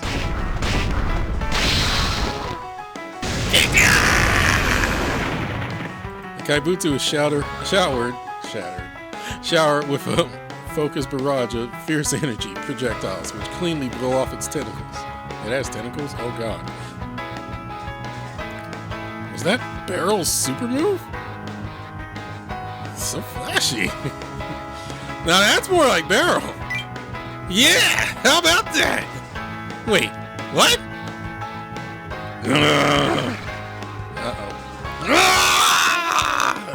The tentacles Barrel made into Swiss cheese regenerate in the blink of an eye, and Kaibutsu does not stay quiet about it either.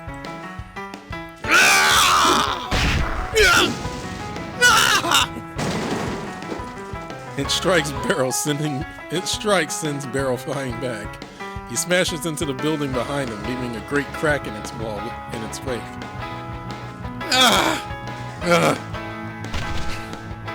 Oh no, Barrel!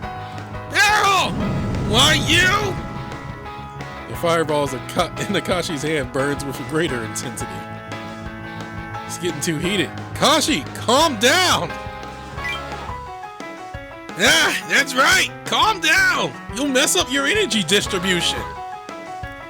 Gomeisa's on the case. He can fix wounds easy when he transforms. So we're gonna keep that thing busy so Gomeisa can do his work. Got that?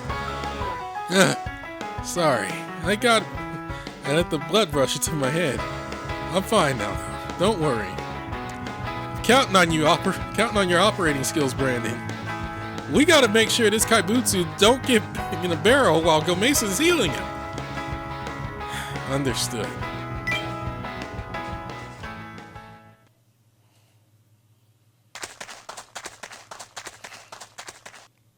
Barrel, are you alright?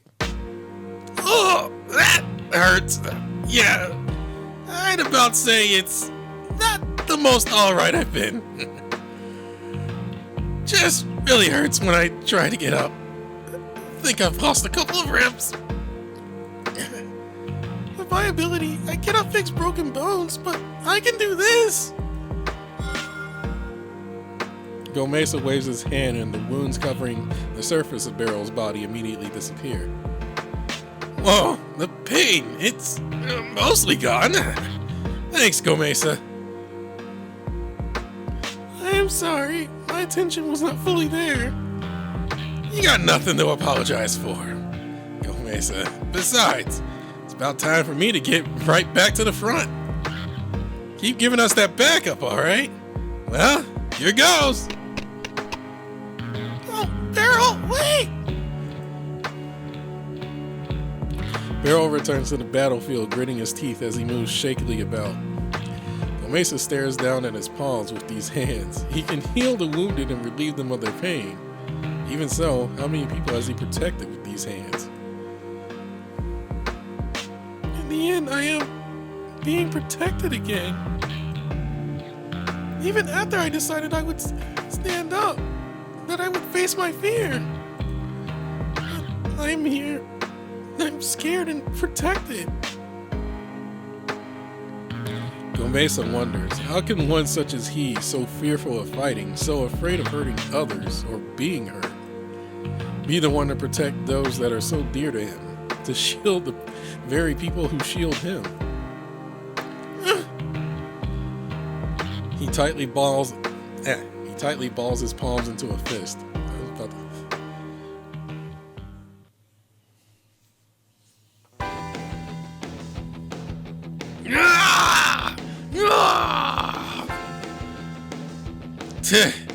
Just how much has this thing devoured on other planets? No matter how much we hit it, it just shrugs off all our attacks. Now, look closer. It's clearly slowing down. It's hard to see at a glance, but if we keep hitting it, we'll see our path to victory. The real question is if we'll see that path to victory before we kill over. Akashi, watch your right! Ah, crap! The tentacles that blew Barrel away swoop at Akashi from the right. Akashi! Ah! Barrel tries to fill the Kaibutsu with lead once more, but the pain from his broken ribs renders his aim unstable. Ah! My pain has to kick in now! Ah! Come forth! Breath of Avenger!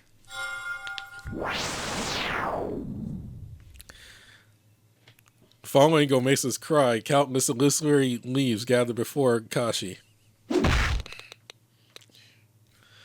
Huh? What's this?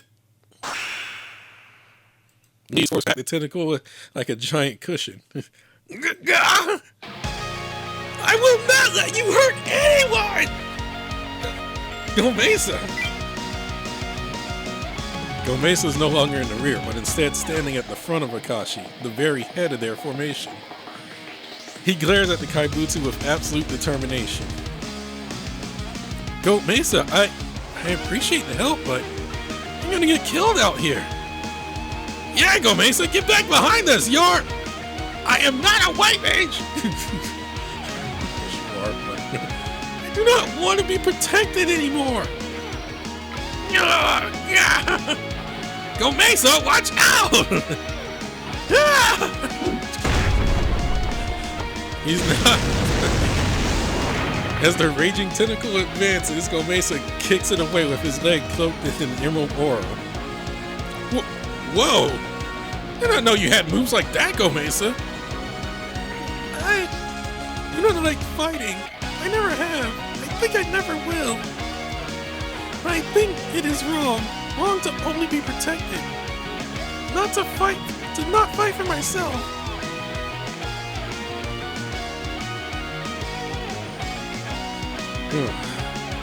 People who know their way around the fight can protect those who hate fighting. Those skilled in battle can fight to mitigate the conflicts of the world, to make it so others do not have to take up arms. That too is a necessary component of the peace you love so dearly. I do not like fighting. I'm not good at it, but I think there is a way even I can end fights. So I will fight in my own way to end this battle. Gomeisa. I will not cry or tremble when I remember my past anymore. I will not hide behind boss. I will fight for peace in my own way. Because I, too, am a hero. Yeah. Go. Again? Let's knock it back! I'm knocking it skyward!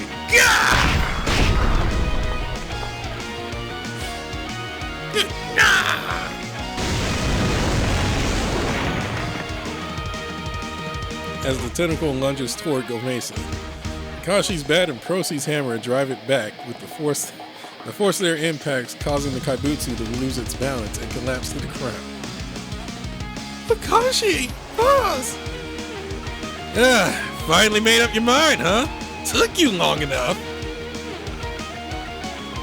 Really feels like you're finally on board. Don't forget though, it ain't just you who's fighting. That's right! We're all in this together. Allow me the privilege of seeing how you dance with the Kaibutsu up close, Gomeisa. I am touched. Let's all work together and beat that Kaibutsu. I'll help too, obviously. Brendan, let us defeat it. Gomeisa answers you with a bright smile on his face. No more being in the front lines or back lines anymore. We're going in all out as one. We're settling things with this creature now, and that's that. Yeah! Kaibutsu's getting up, Brandon. Now's the time to give it our best shot. Alright, got it. The battle stream's on again. Hit it with your best shot, everyone.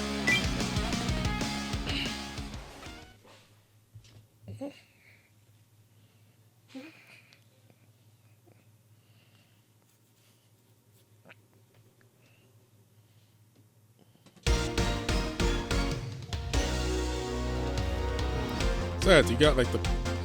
Besides, if any of you die, I got my one shot here.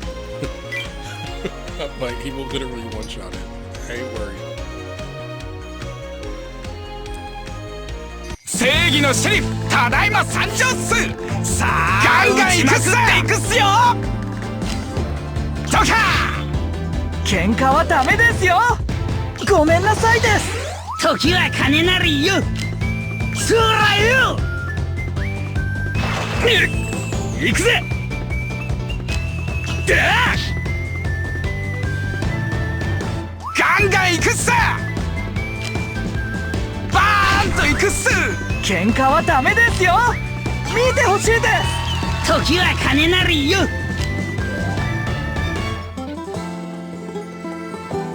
商売の匂いだ。行くぜ。バッチコイだ。金がガンガン行くっす。ジョーカー。喧嘩はダメですよ。見てほしいです。時は金なりよ。増益ビッグハンマーコルヌコピア一攫千金じゃ。あそんこいた。飯ぐらいはごめんだぜ。セットに持ち込むぜ。必殺百裂打法。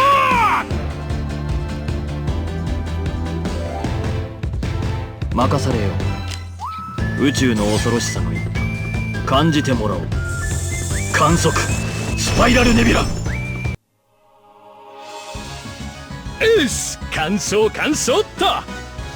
ま、ヒーロー家業ってのもなかなか悪くねえな。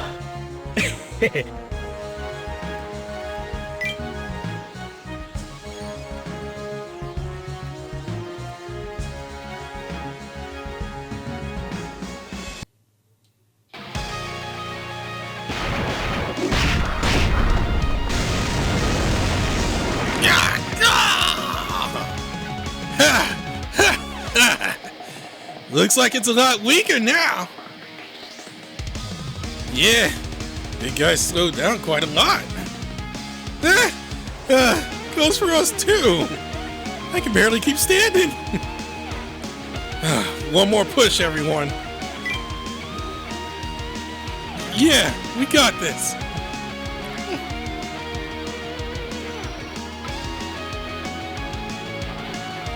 Gomeisa simply looks up at the kaibutsu in silence as it writhes in pain.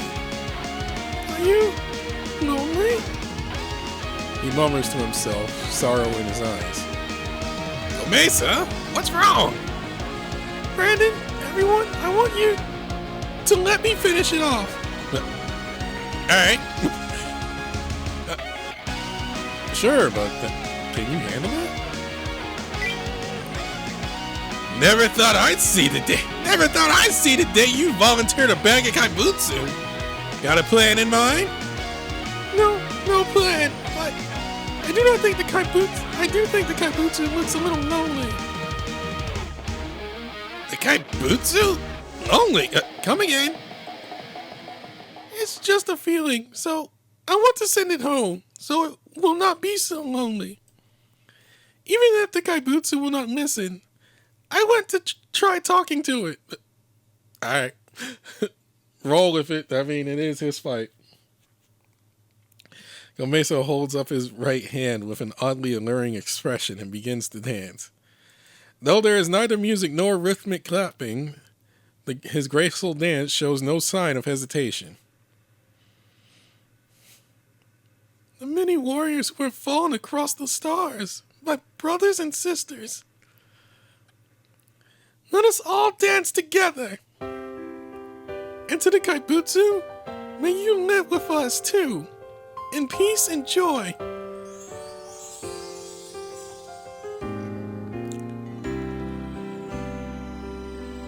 Emerald-colored crystals of light fly out from Gomeisa's hands and surround the kaibutsu. And then he spreads his hands and shouts, Agape! Dance that brings peace! God, I can't believe I stuck with this Gomeisa voice this long. You know, next event he pops up in, I'm changing that.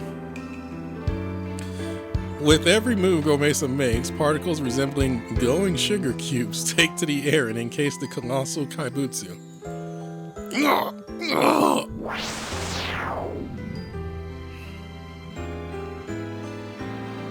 Like vines forming a net, or like plants spreading their roots.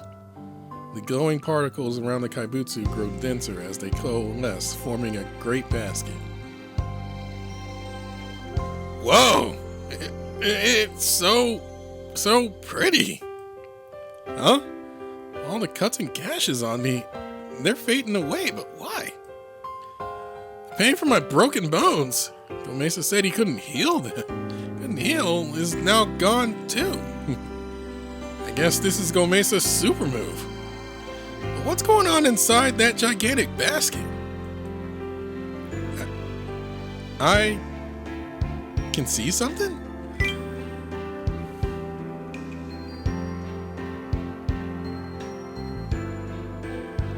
Surrounding the huge basket, you see a large gathering of giants who look much like Gomeisa. The transparent giants, however, are much taller and more muscular than him.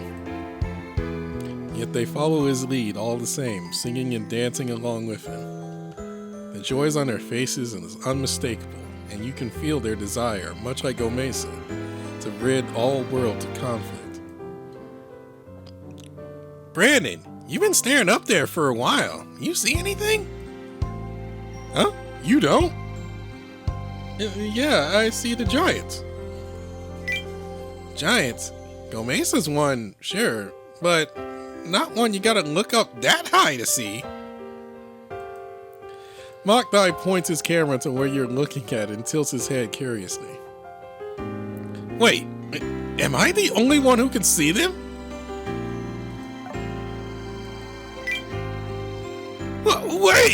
Wait!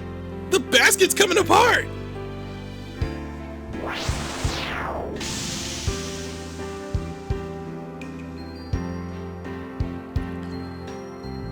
The basket, surrounded by giants, shrinks down and down, and with the Kaibutsu still presumably inside it. From hundreds of feet to tens, then down to a mere feet. The Kaibutsu is being shrunk? Kaibutsu pops out the moment the basket comes apart, standing at a height of just under 3 feet.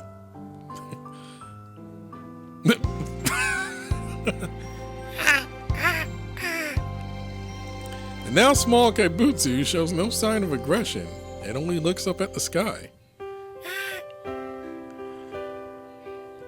You swear you see what looks like a single teardrop trickle down from one of its eye-like spears.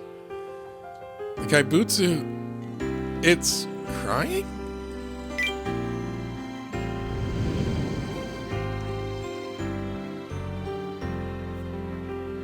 Right after, the Kaibutsu's body begins to glow and fade away as particles.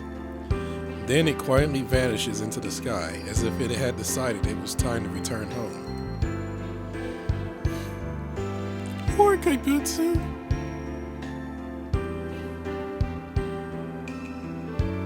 Gomeisa slowly lowers his hands and stands up straight, ending his dance. Quiet returns to the ruined city. Is it over? I mean, the Kaibutsu is gone. I've never seen one of them up and vanish like that before. It's like it left of its own accord. So that's how he fights, huh? I get it, yeah. Feels like what he'd do. I'm sorry, Kaibutsu, but I thank you. Because I feel I was able to dance with others for the first time in very long. What in the world was that? What'd you do? I do not understand myself. Before I knew it, I was all around the Kaibutsu. But I wanted to soothe its heart. Huh. Even the villains we have fought had their reasons for fighting. If we know their reasons, we can find a way to understand each other. We do not have to force their bodies and minds to follow our will. We can heal them. I think that is how we can find a way to end fights without any side winning or losing.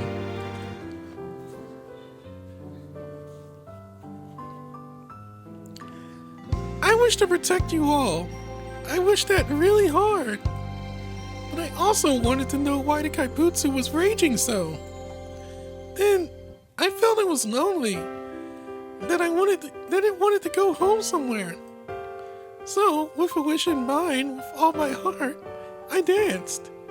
Hoping all the while the Kaibutsu would not be lonely. That it could get home like it wanted. You healed the Kaibutsu's heart? Instead of striking down wrongdoers, you try to get into their minds, try to understand them, and find some way of bringing the fighting to an end. That's your way of making peace, huh? Your way of standing up for what you think is right. Hold on, I need this. Barrel puts his guns away and smiles. You're a real champ, Gomeisa, in more ways than one. The world sure is a big place, huh? And I've got a lot of learning to do. Gomeisa? Oh, boss! Oh, what do you think? Did I fight well? Gomeisa desperately tries to put on a smile despite the tears welling up in his eyes. Yeah, you did good out there. Super good. Procy hugs Gomeisa's head to his chest and strokes his hair. Finally, Gomeisa's expression breaks into a smile, showing how wholeheartedly relieved he is.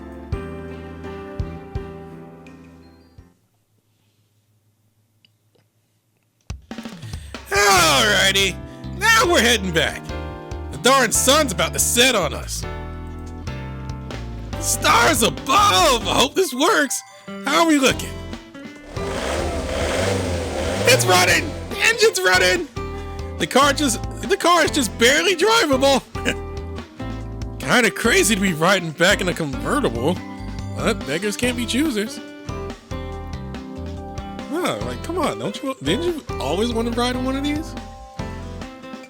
I'm begging you to drive as safe as possible. Pretend there are speed limits out here, because we got a lot of cargo. Trust me, if there's one thing I can do, it's drive. I'll get us back to Orient City streets safe and sound. Now I'm more worried.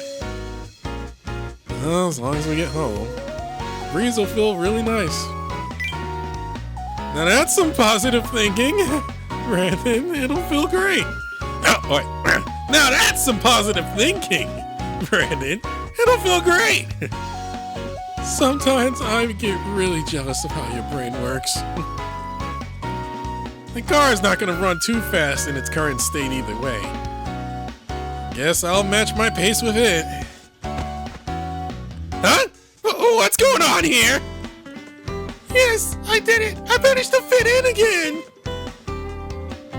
Gomeisa barely squeezes his bulky frames in the Procy sidecar. I'm imagining that right now.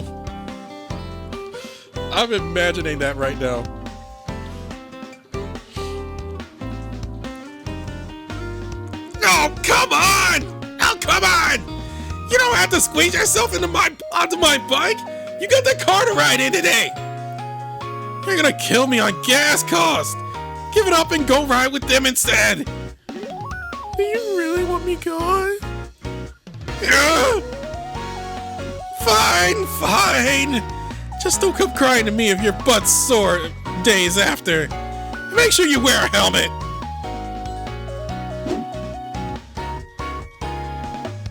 Procy pulls a Gomeisa-sized helmet out from under his seat and tosses it to the giant.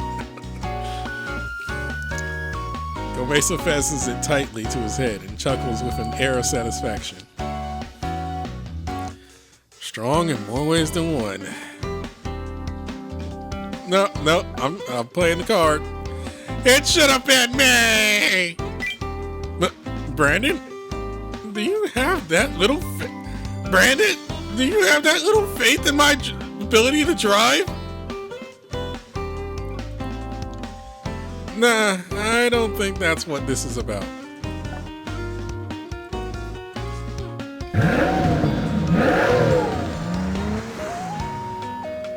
Procy's bike leads the way as their ruthless police car advances down the road. The two vehicles push through the darkening wasteland, voyaging towards the skyscrapers out in the distance.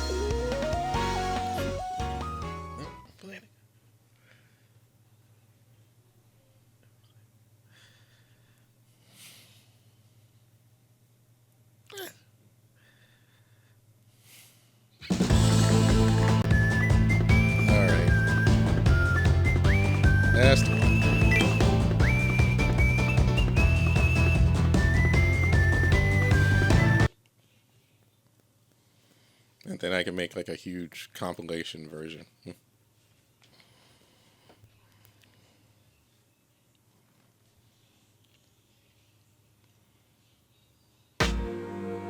Long after the sun is set, its luminosity replaced by street lights and building light fixtures.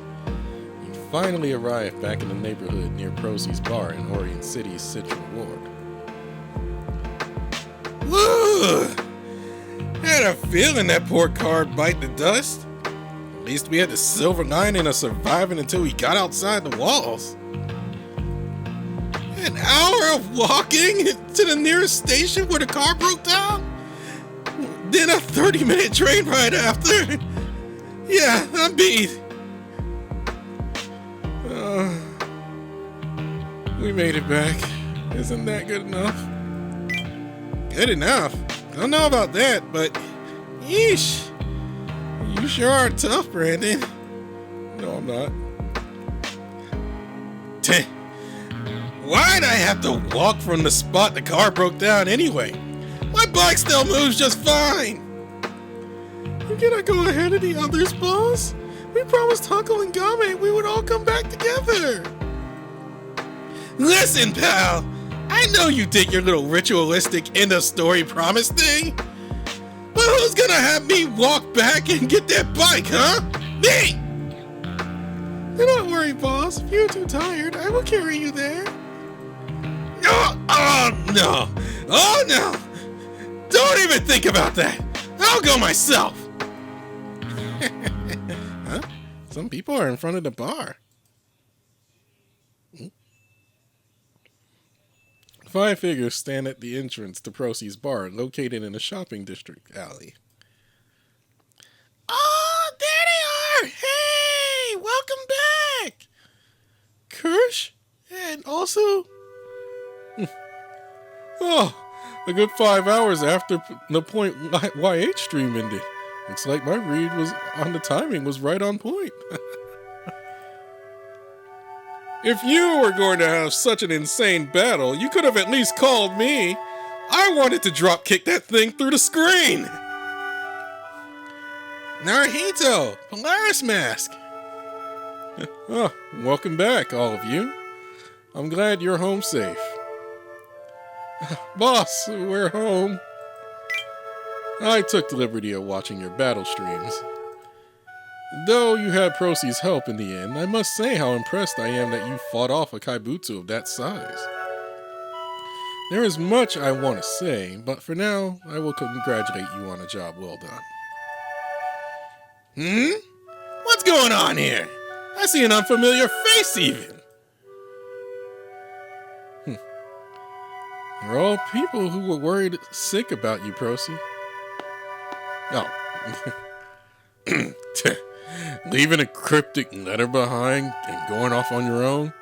You know how much of a pain it was to track you down? Gabby! Look, I wasn't trying to make it something big. Well, Procy, no matter what you were trying or had intended, isn't there something you better say to these people first? I know. Jeez. Sorry, everyone. Sorry for worrying you all. Surprisingly forthcoming. Hey! No need to be rude! I apologize when I think I've done something wrong, just like anyone would! Glad you get it, then. Inspector Game! Barrel goes scurrying towards Game, then... Oh, I'm so sorry! What are you... Without bothering to come to a full stop, he drops to his knees, sliding into a speedy Japanese dogeisa. That's basically, he's on his knees and is like bowing. And is like bowing for apologies. An incredible dogeisa. Oh, the look on Game's face. You are my superior officer on this case, Inspector, yet I ignored your orders and went off on my own. Though you offered generous support, my actions in this case were still hardly befitting of a police officer. I have brought shame to your name, so I am ready for whatever it is that you throw at me. Don't know whether to call you stupid or honest. Maybe stupid because you're honest. Well, if you understand the gravity of what you did, that makes this easier. The top brass is fully aware of what went on, and they've sent out this paper instructing on how you're to be dealt with. Yame pulls out a piece of paper from his pocket, and Barrel looks at it with obvious fear. Yeah, I'd imagine. Well, wait, hold up. Sure, he went against orders, but... See, he brought back Procy safe and sound. He closed the case. So why does he gotta be dealt with? Akashi, I may be a hero, but I'm a civil servant and a member of this organization before that. There are all sorts of rules I need to follow, and since I've broken them, it's only natural I get punished. But that's just not fair. This is how the real world works. Look, I mean, even in this current timeline, someone would have been like, yeah, that guy needs to be punished, even though he did a good thing. Like, you would have somebody saying that.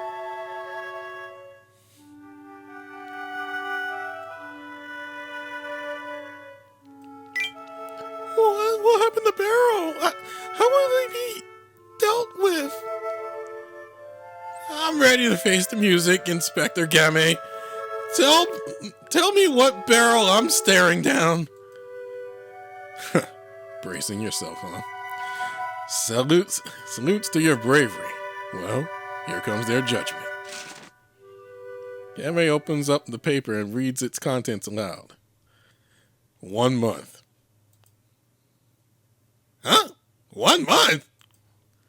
1 month of reduced pay, reason being that you utilized a government vehicle for non-government purposes.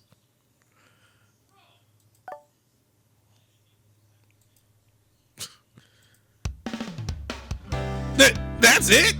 But what about disobeying orders? Or acting outside of jurisdiction? Or... What are you whimpering about?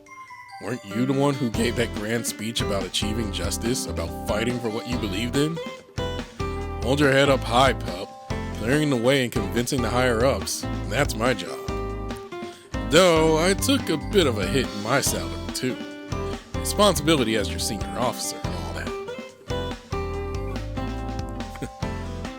Game forces a smile on his face as he says this.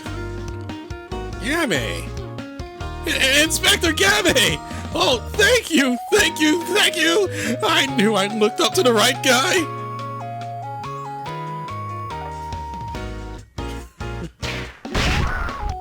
Whoa! Hey! Hands off! You're crushing my ribs! And quit wagging your tail! Oh, right. The car ended up totaled on the way back. Well, the repair costs will probably come out of your salary. I can't do a thing about that one, so don't get your hopes up. What? Inspector! That'll be a huge financial blow. How much will we have to pay out? Don't worry about it. Hey, how much do cops get paid again? I don't know exactly, but whenever I meet with Game, he always picks the cheapest thing on the menu. How much do cops get paid?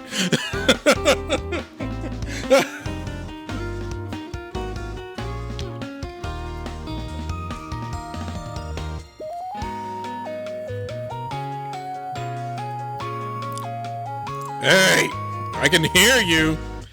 Why do you gotta go and expose how dirt poor I am to everyone?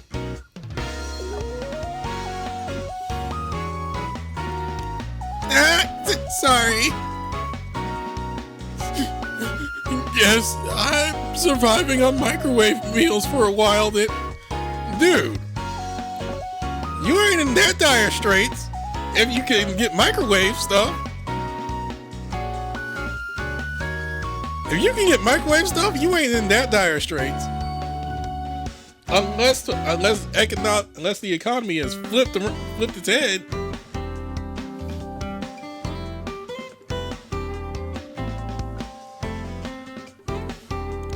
It's what I get for standing up for what I believe is right, but that doesn't make it any less painful. Then how about taking up a side gig in the underground arena? I think you can make a killing in fight money. I'll pass. I know full well how not cut out I am at pro wrestling.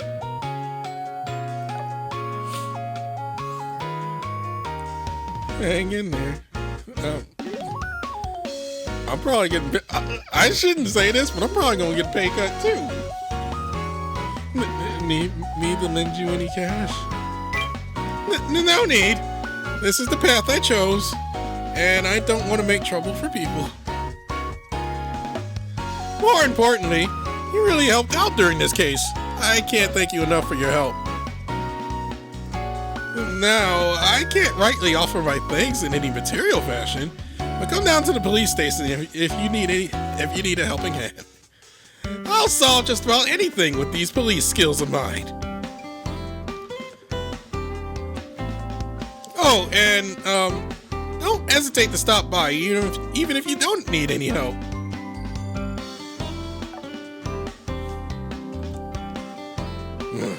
Some professionalism be too much to ask? You're getting all red, too. Huh? Oh, right. What am I even going on about? Oh. I think I'm getting a pay cut, too, so I shouldn't really talk. Gomeisa, I was watching your battle stream, too. Incredible techniques you got there. It was so beautiful, and it was just as gentle as you are, Gomeisa. I've known you for a good while, but I had no idea you were capable of battling like that. Oh, thank you, Kirsch. But honestly, I was surprised myself. Having my super move work on such a big kaibutsu, I think that was a first for me. You never used it like that before? I guess it's not for nothing you're an A-rank hero with no real battles under your belt. I can't let myself fall behind. I'll put together a hardcore training regimen the moment I get back home. Come to think of it, I haven't heard the name of Gomeisa's super move before, but this is the first time I've actually seen it. On second thought, I probably have seen it before, but it wasn't nearly as fancy as that. I imagine his single-minded desire to live with you again is what changed him. One could hardly deny that through worry and uncertainty, Gomeisa has grown through this ordeal. Both as a hero and as a person. Whoa, let's not go overboard here. I don't think becoming someone important enough to influence his life. I don't remember becoming someone important enough to influence his life that much. Well, you may disagree, but I think that's long been the case. Uncle, do you think I have changed? Since that day you made me transform for the first time? I do. At least in my point of view. The way I've seen you fight, well, that's changed in unimaginable ways. I can still remember how much you trembled when you got started. I didn't feel a hint of hesitation in you in that last fight of yours. And I have to believe that it was because you found your reason to fight. I think that you would become very hero. Oh, thank you, Uncle! Wait, boss, you were involved in Gomeisa becoming a hero? Oh, right. I never did tell you. Yes, I was Gomeisa's operator when he first transformed. As he witnessed the battle between Hero and Kaibutsu, he strongly wished for a peaceful world free of fighting. and the desire made a hero of him. Though, truth be told, he was nigh incapable of attacks at the start. I've said this a few times before, but I was bad at fighting, even though I am a hero. I was always afraid. I always thought we should not fight, and we should just understand each other. After speaking with everyone and battling together, I made up my mind. I was ready to fight. I will not run from fighting. I will face battle. That's how I will make peace. It is very hard to find a good answer for that, but I will keep on thinking. Because I want us all to live together in peace and happiness. Unending dream, huh? Do your best. I'm cheering you on. Oh, thank you! I will not run away anymore. You have helped so much, Brandon. We could not have found Boss without you. Thank you very much. If you need me to help as a hero, please call anytime. I'll do my best to be useful. Okay, bar's unlocked. Get in there, all of you. You don't want to be yapping out in the alley all night, do you? Come on, I'll treat you to some drinks. Now that's the convenience I like. We have a ready-made party grounds. Party grounds? What are you getting at? Well, you see, we came here ready for a party to celebrate on your safe return. Kirsch and Polaris Mask hold up bags they brought and smile broadly. A box with a nice cake inside, a bucket of fried chicken, plates of hors d'oeuvres. There's no end to the party food contained within them. A party? Perfect. I was famished. Whoa, would you mind us attending this esteemed event as well? Be my guest. We're commemorating all your hard work too. Now we're talking. I was dying of hunger. Let's get the grub ready and chow down. Hey, wait, all of you! Yeah, people throw parties at my bar all the time, but it ain't no exclusive party spot. Besides, a party for me? I'm not... Without waiting for Procy to answer, the group begins to bring item after item for the party into the bar. The nerve. Why not take the day off and say the bar is rented out for the night? We're going to need some time to get the bar operating again anyway, right? So it was you, Huckle! I knew they wouldn't have come up with this on their own! Whatever do you mean? Oh, whatever do you mean? Though perhaps you should count your blessings Reiki isn't here. He does love a good party. I ain't gonna forget this. Just watch your back, you hear?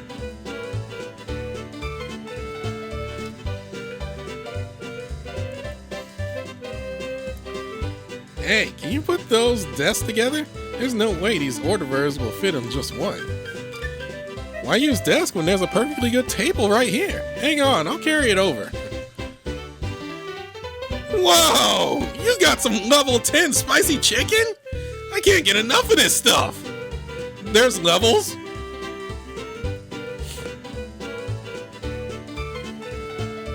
Hey, no eating till everyone... Wrong voice.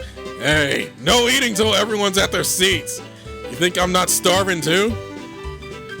Wow, this cake looks very fancy. It looks very tasty. Well, I did promise to have a special cake ready for when Procy came back. These good for cups? If anyone wants to drink beer, I'll bring in the mugs. I think I'll have a beer in that case. This is my first time here, and I must say, I'm impressed by the alcohol selection. How about writing an article about the bar if you can? It'll make for good marketing. Certainly. In fact, I'm thinking of writing an article about the whole case. I I want to come up with a good title, though. As the preparations for the party get well underway, Procy simply watches everything unfold from his perch behind the counter as the owner.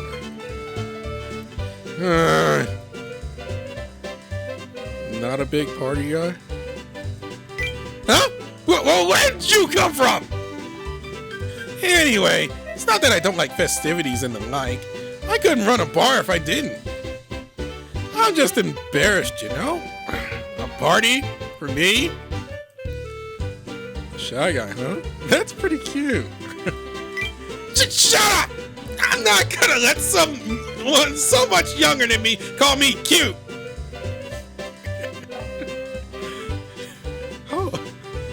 Alright, how old are you? How old are you? We can...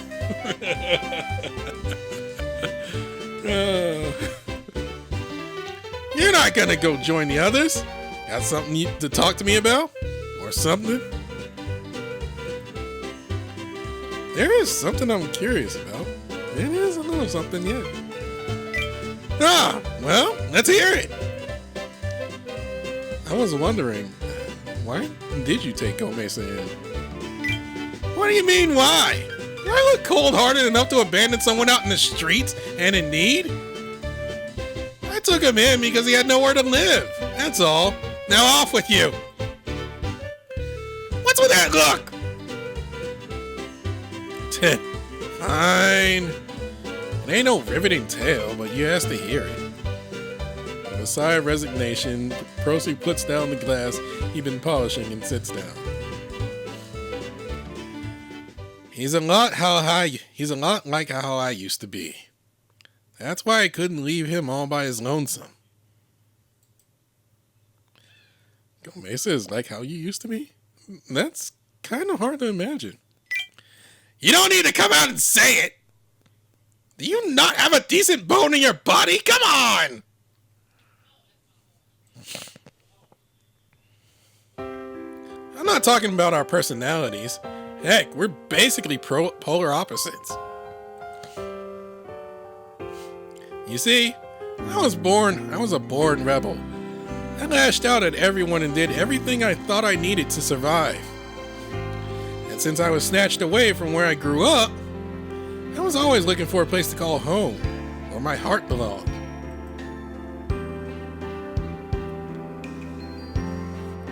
I met a lot of heroes on that journey, people like Reiki and Huckle, and I managed to find where I belong. Gomeisa, though, he hadn't experienced any of that. When I saw him quivering in fear, I just couldn't help but see the old version of me in him. So I figured I'd have to make that a place for him. A little sentimental of me, but it is what it is.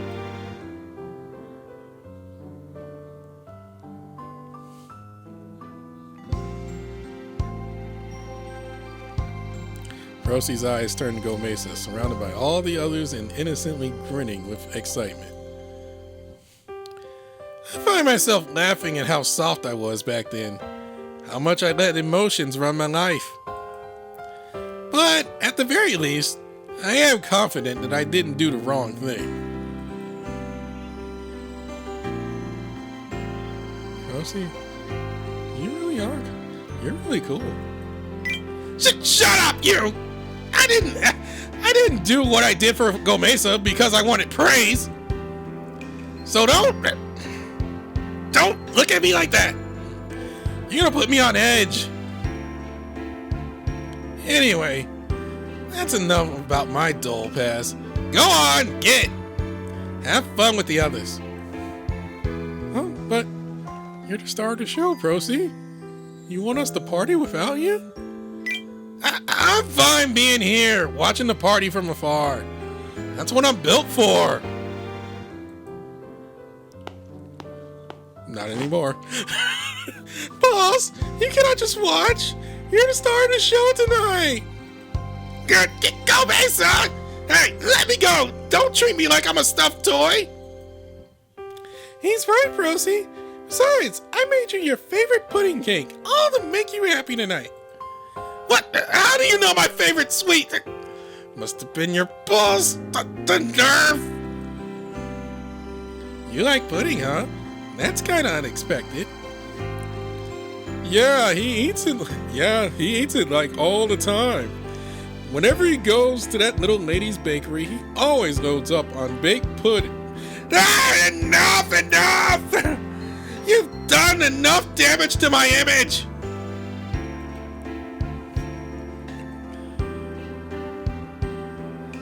Held firmly in Gomeisa's arms, Procy is sat down in the party seat of honor.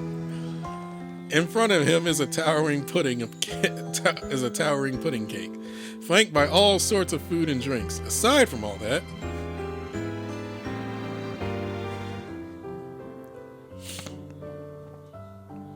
he is surrounded by all the smiles of his friends, both those who had waited at home for his return and those who have gone to get him. Well, here goes. All together now? Welcome home, Procy.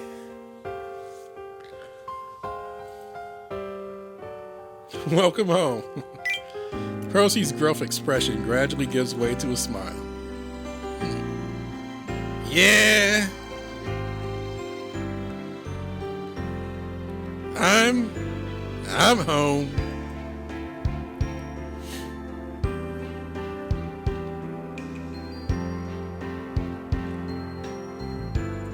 Okay, so it's actually called Golden Spirits at Dawn.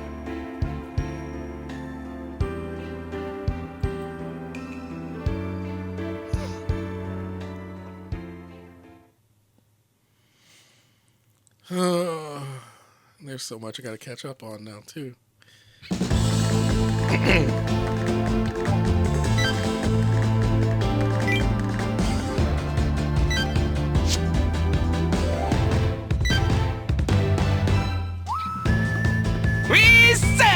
お疲れ様っす。さあさあ、早いとこ現場行きましょう。現場、危険の香りが本官たちを待ってるっす。